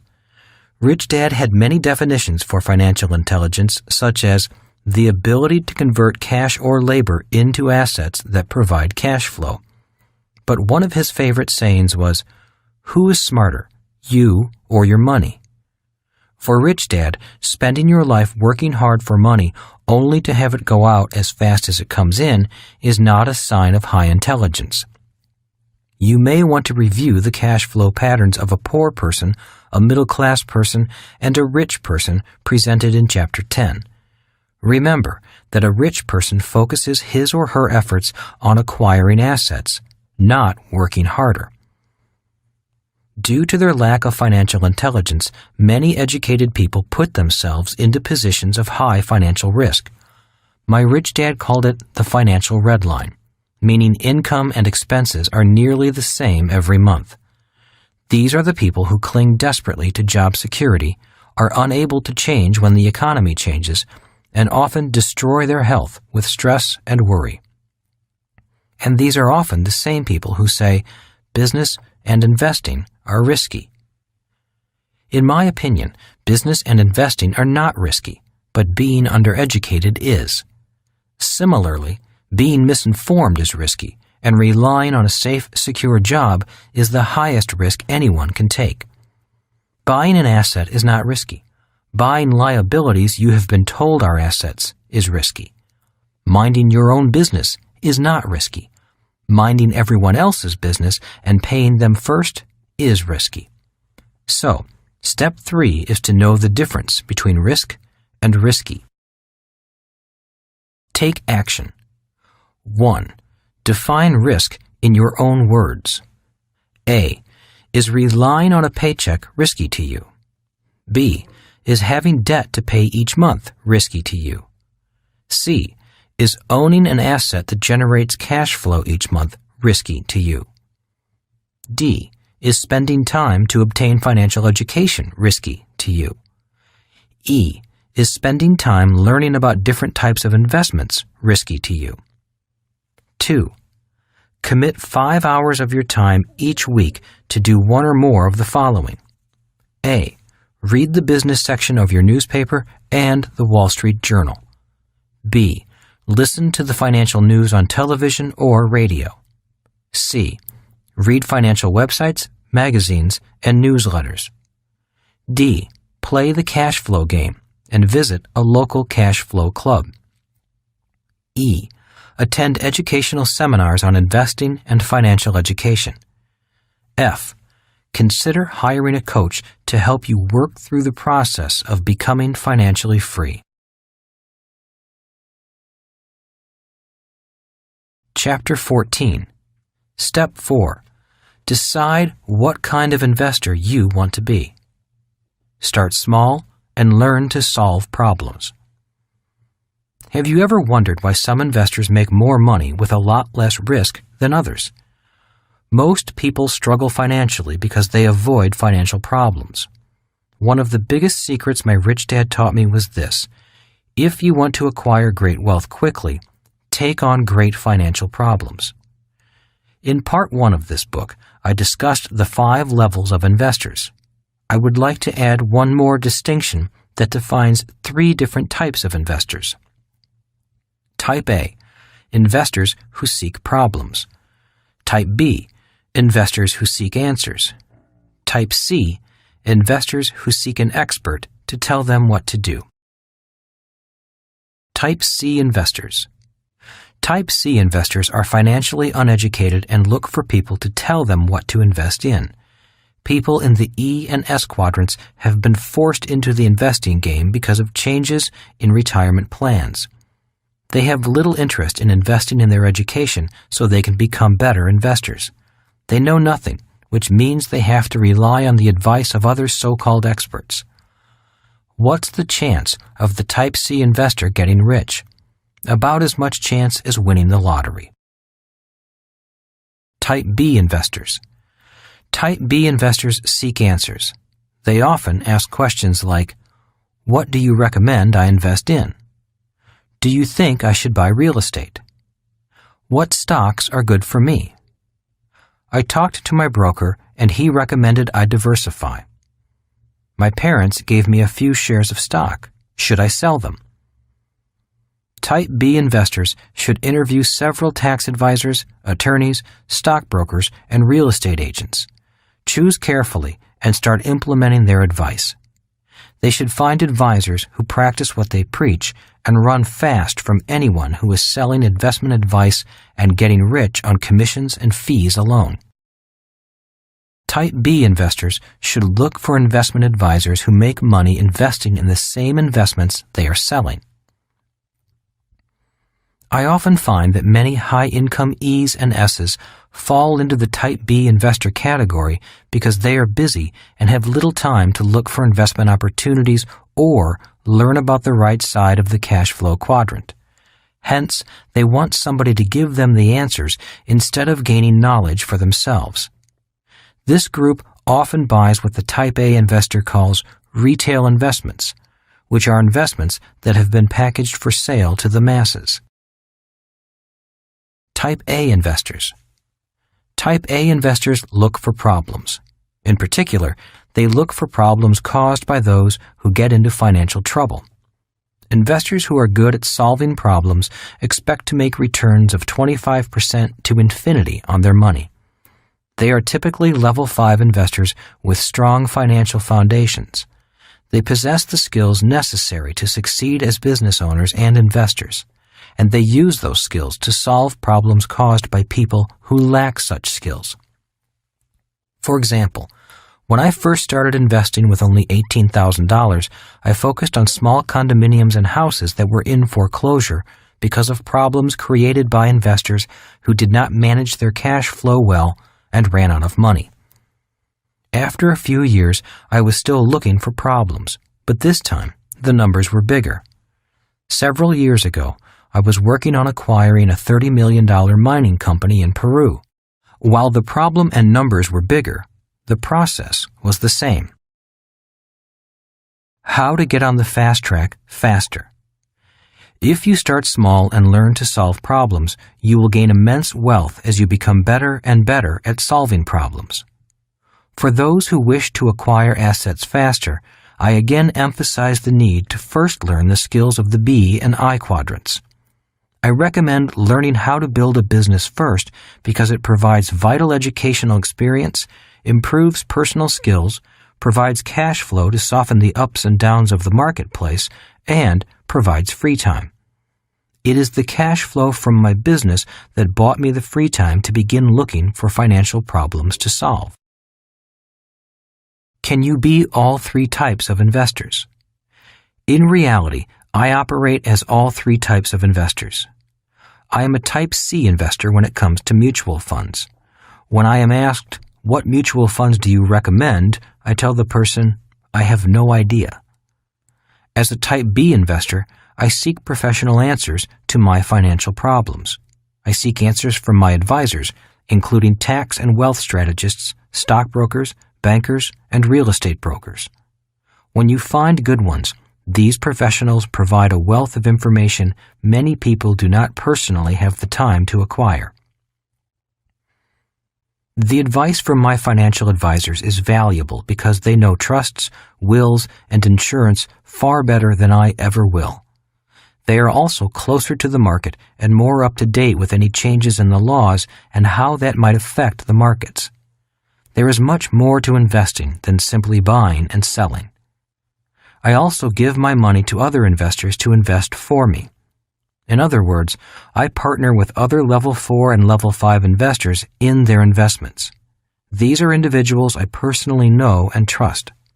If they choose to invest in an area I know nothing about, such as low-income housing or large office buildings, I may choose to give my money to them because I know they are good at what they do and I trust their knowledge.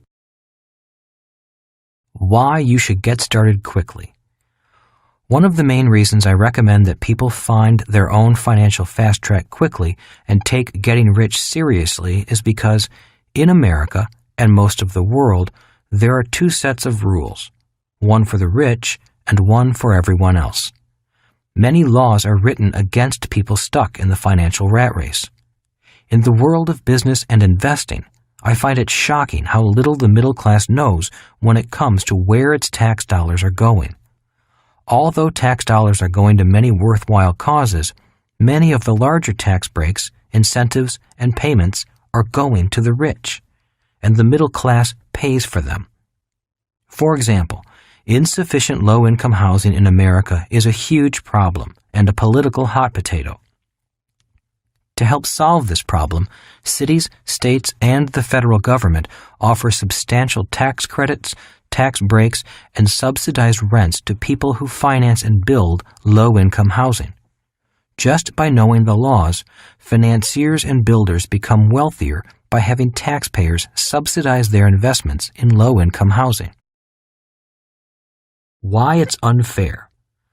Not only do most people on the left side of the cash flow quadrant pay more in personal income tax, but they are also often unable to participate in tax advantage investments. This may be another reason why the rich get richer. I know it's unfair, and I understand both sides of the story. I have met people who protest and write letters to the editor of their newspapers or try to change the system by running for political office. I say it is much easier to simply mind your own business, take control of your cash flow, find your own financial fast track, and get rich. It is easier to change yourself than to change the political system. Problems lead to opportunities. Years ago, Rich Dad encouraged me to develop my skills as a business owner and investor and then practice solving problems. For years, that is all I have done. I solve business and investment problems. Some people prefer to call them challenges, but I like to call them problems because that is what they are, for the most part. I think people like the word challenges more than problems because they think one word sounds more positive than the other. But I think that the word problem has a positive meaning. I know that inside every problem lies an opportunity, and opportunities are what real investors are after. And with every financial or business problem I address, regardless of whether I solve the problem or not, I wind up learning something new about finance, marketing, people, or legal affairs.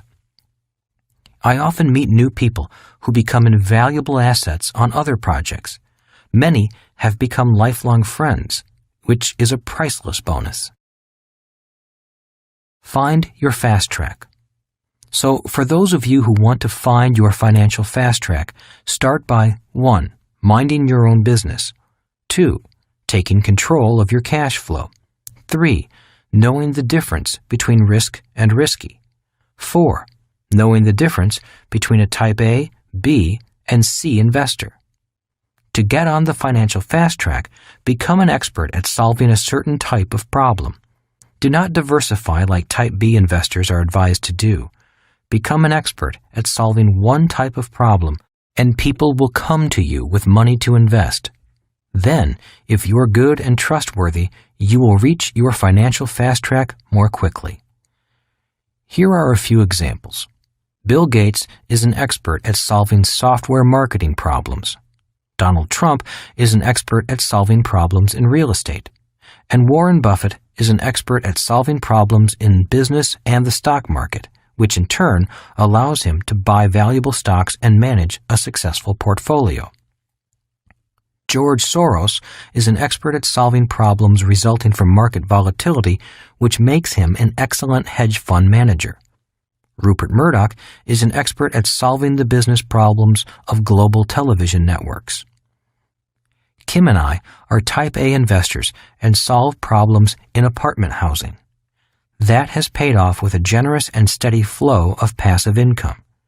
If we choose to invest in areas outside the multifamily housing market, we become Type B investors, which means we give our money to people who have an excellent track record in their fields of expertise and who practice what they preach. I have one focused objective, and that is to mind my own business. Although Kim and I do work for charities and help other people in their efforts, we never lose sight of the importance of minding our own business and continually adding to our asset column. So, to become rich quicker, become a student of the skills needed by a business owner and investor. Seek to solve bigger problems, because inside big problems lie huge financial opportunities. That is why I recommend becoming a B first, before becoming an I. If you master solving business problems, you will have excess cash flow, and your knowledge of business will make you a much smarter investor. I have said it many times before, but it is worth saying again. Many people come to the I quadrant hoping that investing will solve their financial problems. In most cases, it does not. Investing only makes their financial problems worse if they are not already sound business owners. There is no scarcity of financial problems. In fact, there is one right around the corner from you, waiting to be solved. Take action. 1. Get educated in investing. Once again, I recommend you become proficient as a Level 4 investor before trying to become a Level 5 investor. Start small and continue your education. Each week, do at least 2 of the following. A. Attend financial seminars and classes. I attribute much of my success to a real estate course I took as a young man that cost me $385. It has earned me millions over the years because I took action. B. Look for sale signs in your area. Call on 3 or 4 per week and ask the agent to tell you about the property. Ask questions like, is it an investment property? Is it rented? What is the current rent? What is the vacancy rate? What are the average rents in that area? What are the maintenance costs? Is there deferred maintenance? Will the owner finance?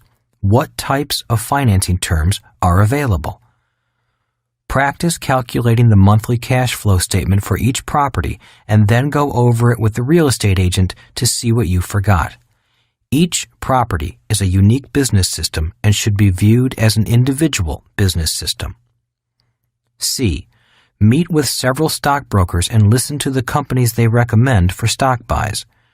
Research those companies and consider opening a trading account and making some small investments. D. Subscribe to investment newsletters and study them. E. Continue to read, attend seminars, watch financial TV programs, and play Cashflow. 2. Get educated in business. A. Meet with several business brokers to see what existing businesses are for sale in your area. It is amazing how much terminology you can learn by just asking questions and listening. B. Attend a network marketing seminar to learn about its business system. I recommend researching at least 3 different network marketing companies. C. Attend business opportunity conventions or trade expos in your area to see what franchises or business systems are available. D. Subscribe to business newspapers, magazines, and other types of communications. Chapter 15. Step 5. Seek mentors. A mentor is someone who tells you what is important and what is not important. Who guides you to places you have never been to before? A mentor is someone who tells you what is important and what is not important. Mentors tell us what is important. The following financial statement from the Cashflow board game was created to be a mentor. It trains people to think like my rich dad thought and points out what he considered to be financially important. My highly educated but poor dad thought that a job with a high salary was important and that buying your dream home was important. He also believed in paying bills first and living below your means. My rich dad taught me to focus on passive income and spend my time acquiring assets that provide passive or long-term residual income. He did not believe in living below your means. To his son and me, he often said, instead of living below your means, focus on expanding your means. To do that, he recommended that we focus on building the asset column and increasing our passive income from capital gains, dividends, residual income from businesses, rental income from real estate, and royalties. Both dads served as strong mentors for me as I grew up. The fact that I chose to follow the financial advice of my rich dad did not lessen the impact that my poor dad had on me. I would not be who I am today without the strong influence of both of these men. Reverse role models. Just as there are mentors who are excellent role models, there are people who are bad role models. In most instances, we all have both types in our lives. For example, I have a friend who has made more than $800 million in his lifetime, but today he's bankrupt. I have had other friends ask me why I continue to spend time with him. The answer to that question is because he is both an excellent role model and an excellent reverse role model. I can learn from both role models. One teaches me what to do, while the other serves as an example of what not to do. Spiritual role models. Both of my dads were spiritual men, but when it came to money and spirituality, they had different points of view. For instance, they interpreted the meaning behind "the love of money is the root of all evil" differently. My highly educated but poor dad felt any desire to have more money or to improve your financial position was wrong. On the other hand, rich dad believed that temptation, greed, and financial ignorance were wrong. In other words, rich dad did not think money by itself was evil. He did believe that working all your life as a slave to money was evil, and to be in financial slavery to personal debt was evil. My rich dad often had a way of converting religious teachings into financial lessons, and I would like to share one of those lessons with you now. The power of temptation. Rich dad believed that individuals who worked hard, were chronically in debt, and lived beyond their means were poor role models for their children because they gave into temptation and greed. He would often draw a diagram of a balance sheet and say, "And lead us not into temptation," as he pointed to the longer liability column. Rich dad believed that many financial problems came from the desire to possess items that had little value. When credit cards arrived, he foresaw that millions of people would go into debt which would eventually control their lives. We see people going into tremendous personal debt for homes, furnishings, clothes, vacations, and cars because they lack control over that human emotion called temptation. Today, people work harder and harder to buy things they think are assets, but their spending habits will never allow them to acquire real assets. Rich dad would then point to a longer asset column and say, "But deliver us from evil." This was rich dad's way of saying that delaying gratification, a sign of emotional intelligence, minding your own business, and building your asset column first would help you avoid the degradation of the human spirit caused by temptation, lack of financial education, and the influence of financially poor role models. For those of you seeking your own personal fast track, I can only caution you to be careful about the people you surround yourself with. Ask yourself, are they good role models? If not, I suggest you spend more time with people who are heading in the same direction you are. If you cannot find them at work, look for them in investment clubs, network marketing groups, and other business associations. Find someone who's been there. Choose your mentors wisely. Be careful from whom you take advice. If you want to go somewhere, it is best to find someone who has already taken the journey. For example, if you decide to climb Mount Everest next year, obviously you would seek advice from someone who had climbed the mountain before. However, when it comes to climbing financial mountains, most people get advice from people who are stuck in financial swamps. It is hard to find mentors who are B's and I's. Most people giving advice about those quadrants and about money are people who actually come from the E and S quadrants. Rich Dad encouraged me to always have a coach or a mentor. He constantly said, "Professionals have coaches. Amateurs do not." For example, I play golf and I take lessons, but I do not have a full-time golf coach. This is probably why I pay money to play golf instead of getting paid to play. But when it comes to the game of business and investing, I do have coaches, several of them. Why? Because I get paid to play those games. So choose your teachers and mentors wisely. It is one of the most important things you can do. Take action. 1. Seek mentors. Find individuals in both the investment and business arenas who might act as mentors to you. A. Seek out role models. Learn from them. B. Seek out reverse role models. Learn from them. 2. Who you spend your time with is your future. Write down the 6 people you spend the most time with. Remember that the qualifier is who you spend the most time with, not the nature of your relationship. All of your children count as one person. Don't proceed until you have written down 6 names. I was at a seminar many years ago when the instructor asked us to do this. He then asked us to examine the names we had written and announced, "You are looking at your future. The 6 people you spend the most time with are your future." These 6 people you spend the most time with may not always be personal friends. They may be your coworkers, spouse, children, or members of your church or other social groups. My list consisted of coworkers, business associates, and rugby players. It was pretty revealing once I began to look below the surface. I gained insights about myself that I liked, and even more that I didn't. The instructor had us go around the room and discuss our lists with others. After a while, the relevance of the exercise began to sink in even deeper. The more I discussed my list with other people, and the more I listened to them, the more I realized that I needed to make some changes.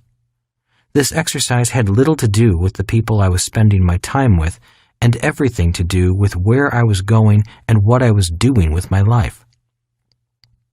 Today, the people I spend the most time with are all different except one. The 5 others on my earlier list are still dear friends, but we rarely see each other. They are great people, and they are happy with their lives. Their removal from my list was all about me. I wanted to change my future. To do that, I had to change my thoughts and the people I spent time with. 3.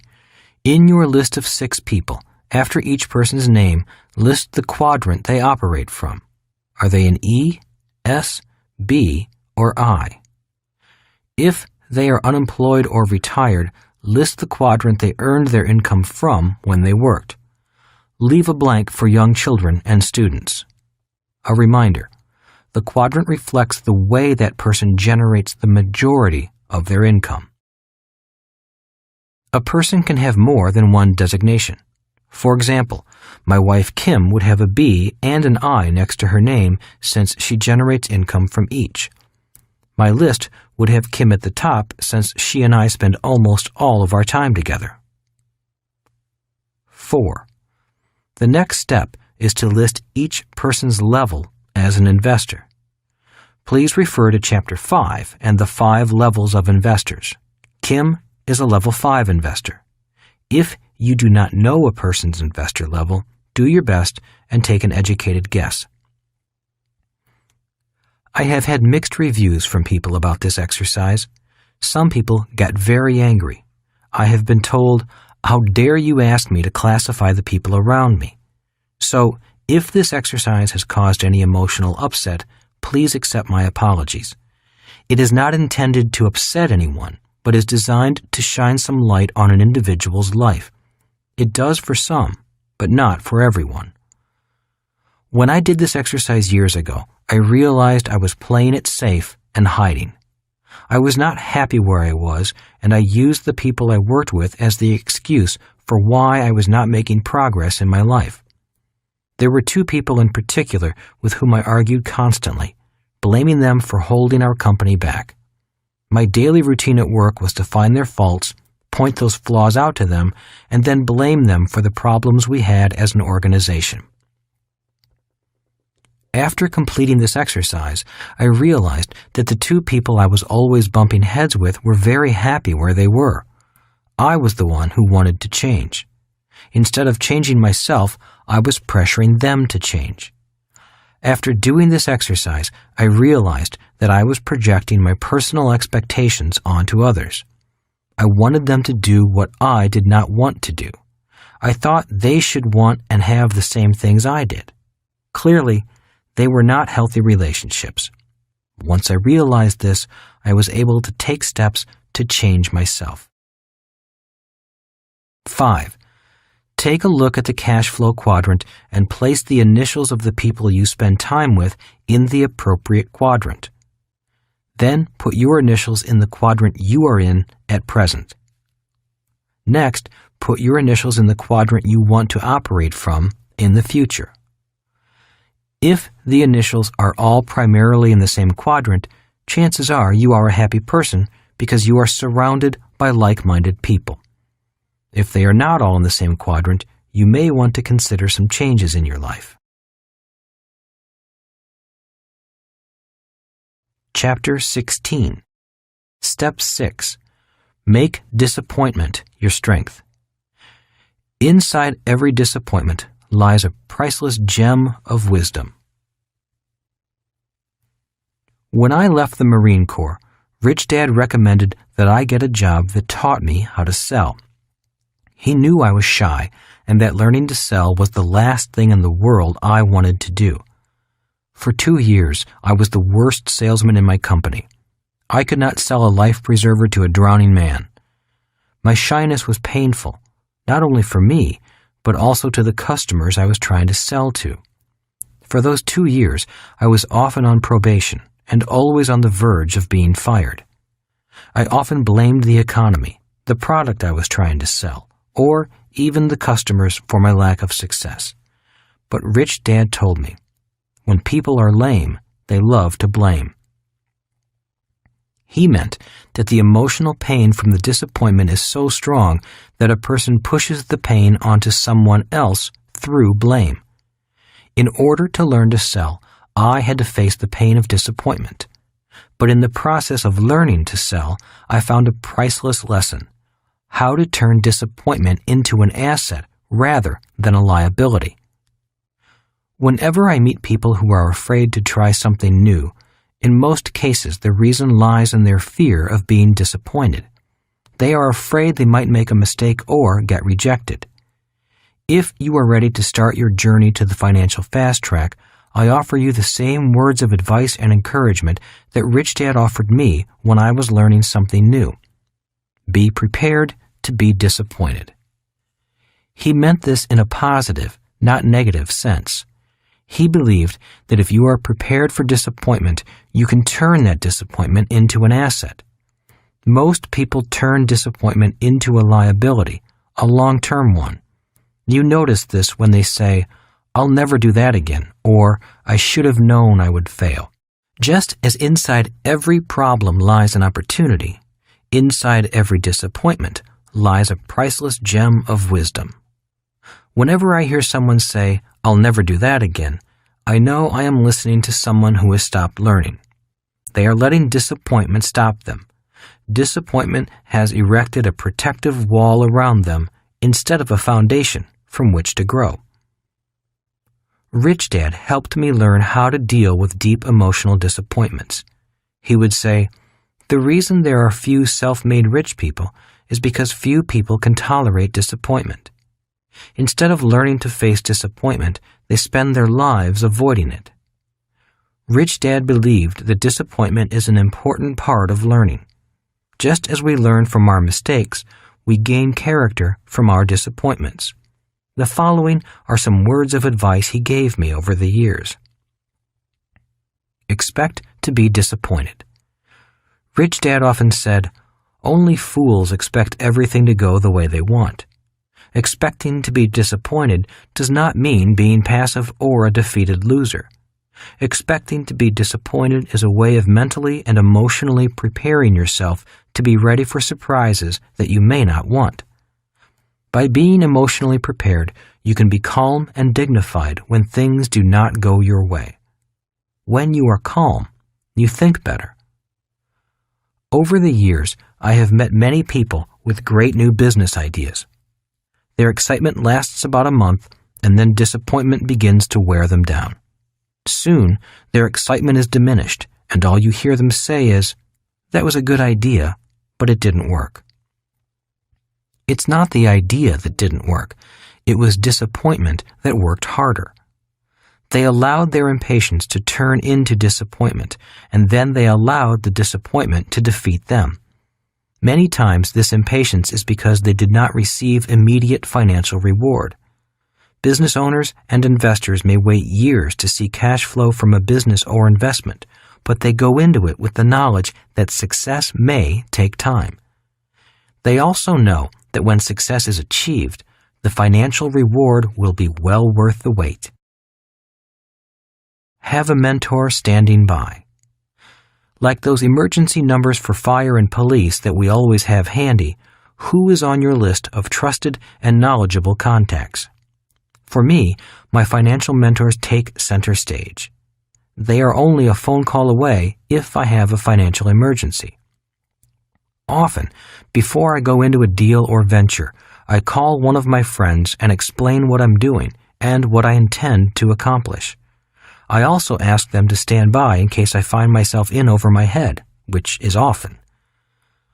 I was once negotiating for a large piece of real estate with a seller who was playing hardball and changing the terms at the closing. He knew I wanted the property, and he was doing his best to get more money from me at the last minute. Having a hot temper, my emotions went out of control. But instead of blowing the deal by yelling and shouting, which is my normal inclination, I simply asked if I could use the phone to call my partner. I talked to my 3 friends who were standing by.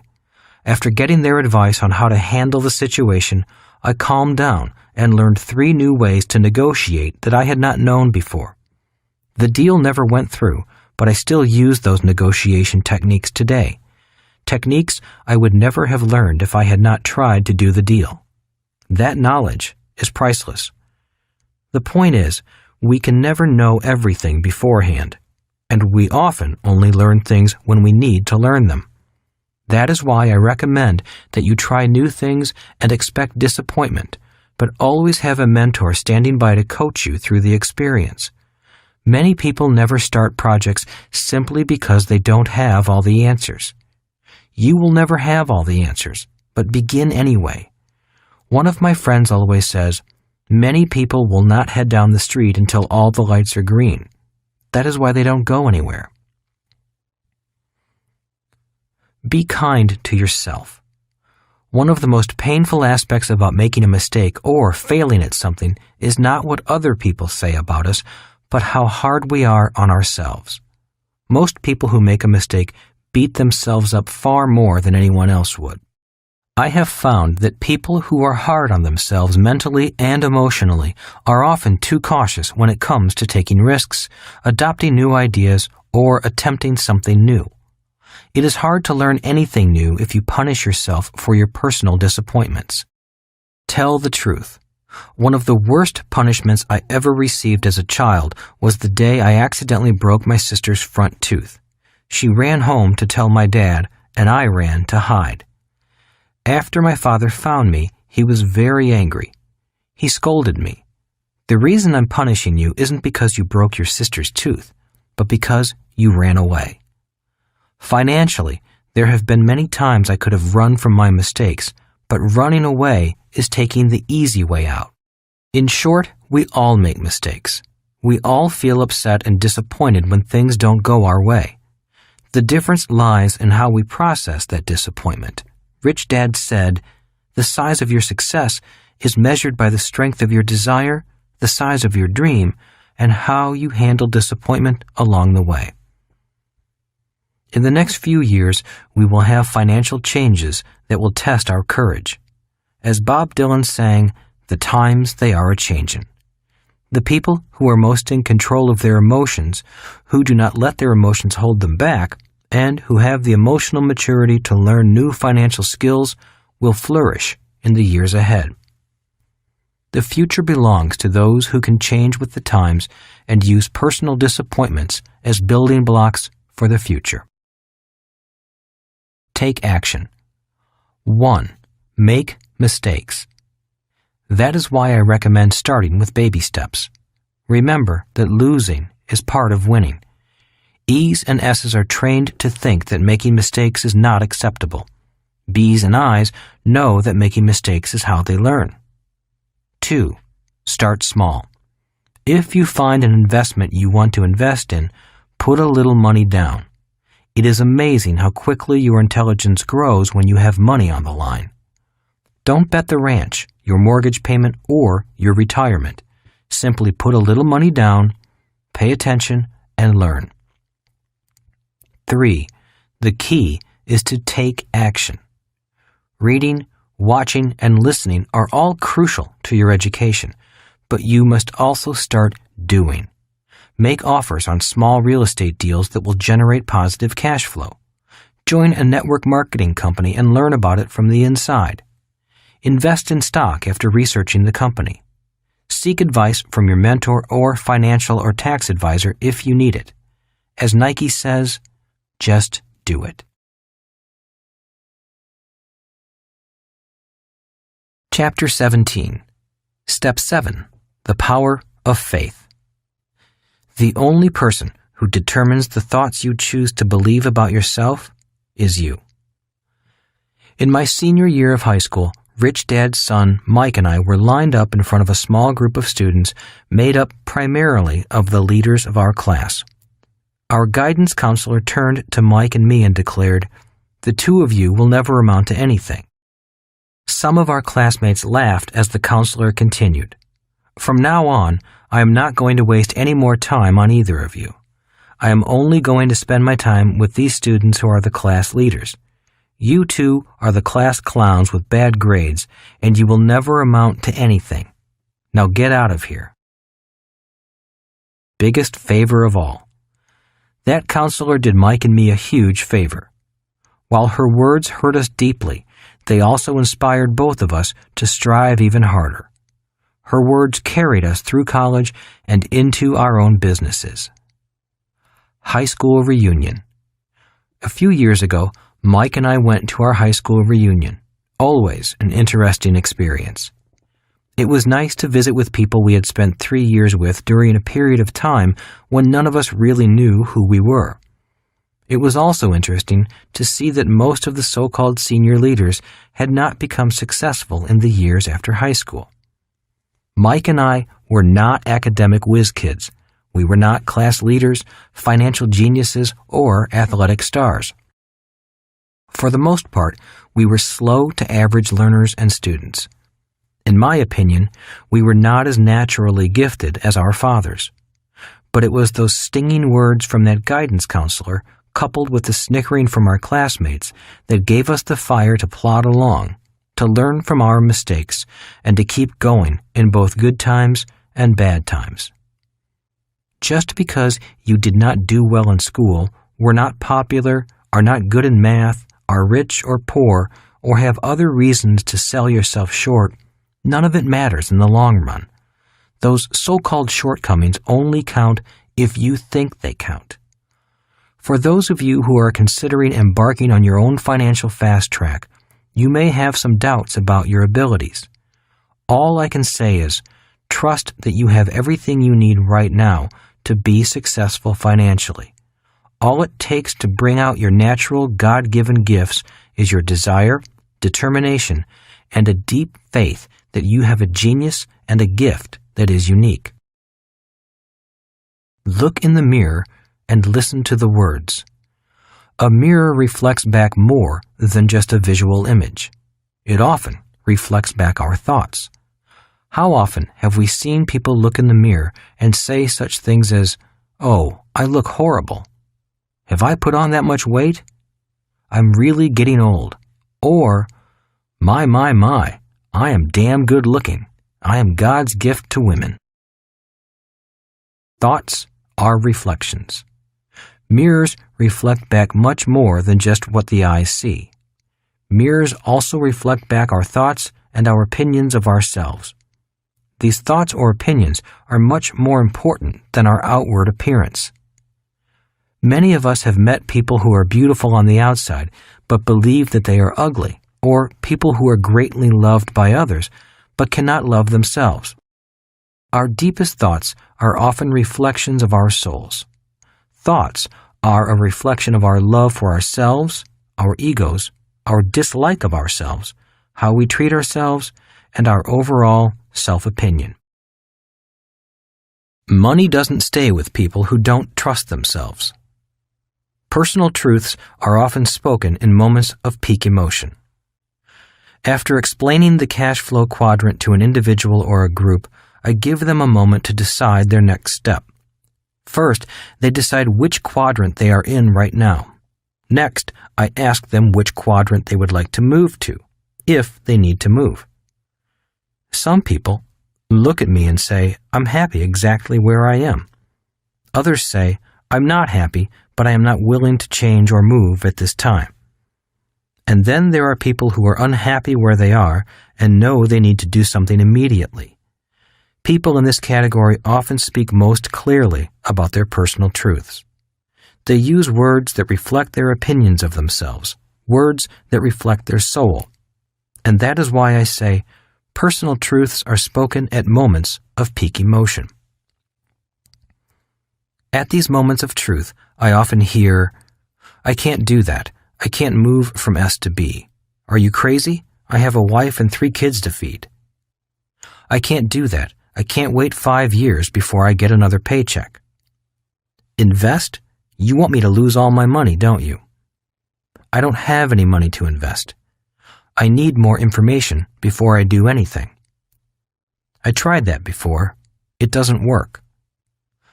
I don't need to know how to read financial statements. I can get by. I don't have to worry. I'm still young. I'm not smart enough. I would do it if I could find the right people to do it with me. My husband would never go for it. My wife would never understand. What would my friends say? I'm too old. I'm too young. It's not worth it. I'm not worth it. All words are mirrors. Personal truths are spoken at moments of peak emotion. All words are mirrors, for they reflect back some insight as to what people think about themselves, even though they may be speaking about someone else. My best advice. For those of you who are ready to move from one quadrant to another, the most important advice I know to give you is to be very aware of your words. Be especially aware of the words that come from your heart, your stomach, and your soul. If you are going to make a change, you must be aware of the thoughts and words generated by your emotions. If you are not aware when your emotions are doing your thinking, you will never survive the journey. You will always hold yourself back. If you say, my spouse will never understand, you are really saying more about yourself. You may be using your spouse as an excuse for your own inaction, or you might actually be saying, I don't have the courage or communication skills to convey these new ideas. All words are mirrors that provide opportunities for you to look into your soul. Or, if you say, I can't stop working and start my own business, I have a mortgage and a family to think about, you might really be saying, I'm tired. I don't want to do anything more, or I really don't want to learn anything more. These are personal truths. Personal truths are also personal lies. These are truths, and they are also lies. If you lie to yourself, your journey will never be completed. My best advice is to listen to your doubts, fears, and limiting thoughts, and then dig deeper for the real truth. For example, if you say, I'm tired and I don't want to learn something new, that may be a truth, but it is also a lie. The real truth may be, if I don't learn something new, I'll be even more tired. And even deeper than that, the truth is, I love learning new things. I would love to learn something new and get excited about life again. Maybe whole new worlds would open to me. Once you can get to that point of the deeper truth, you may find a part of you that is powerful enough to help you change. Our journey.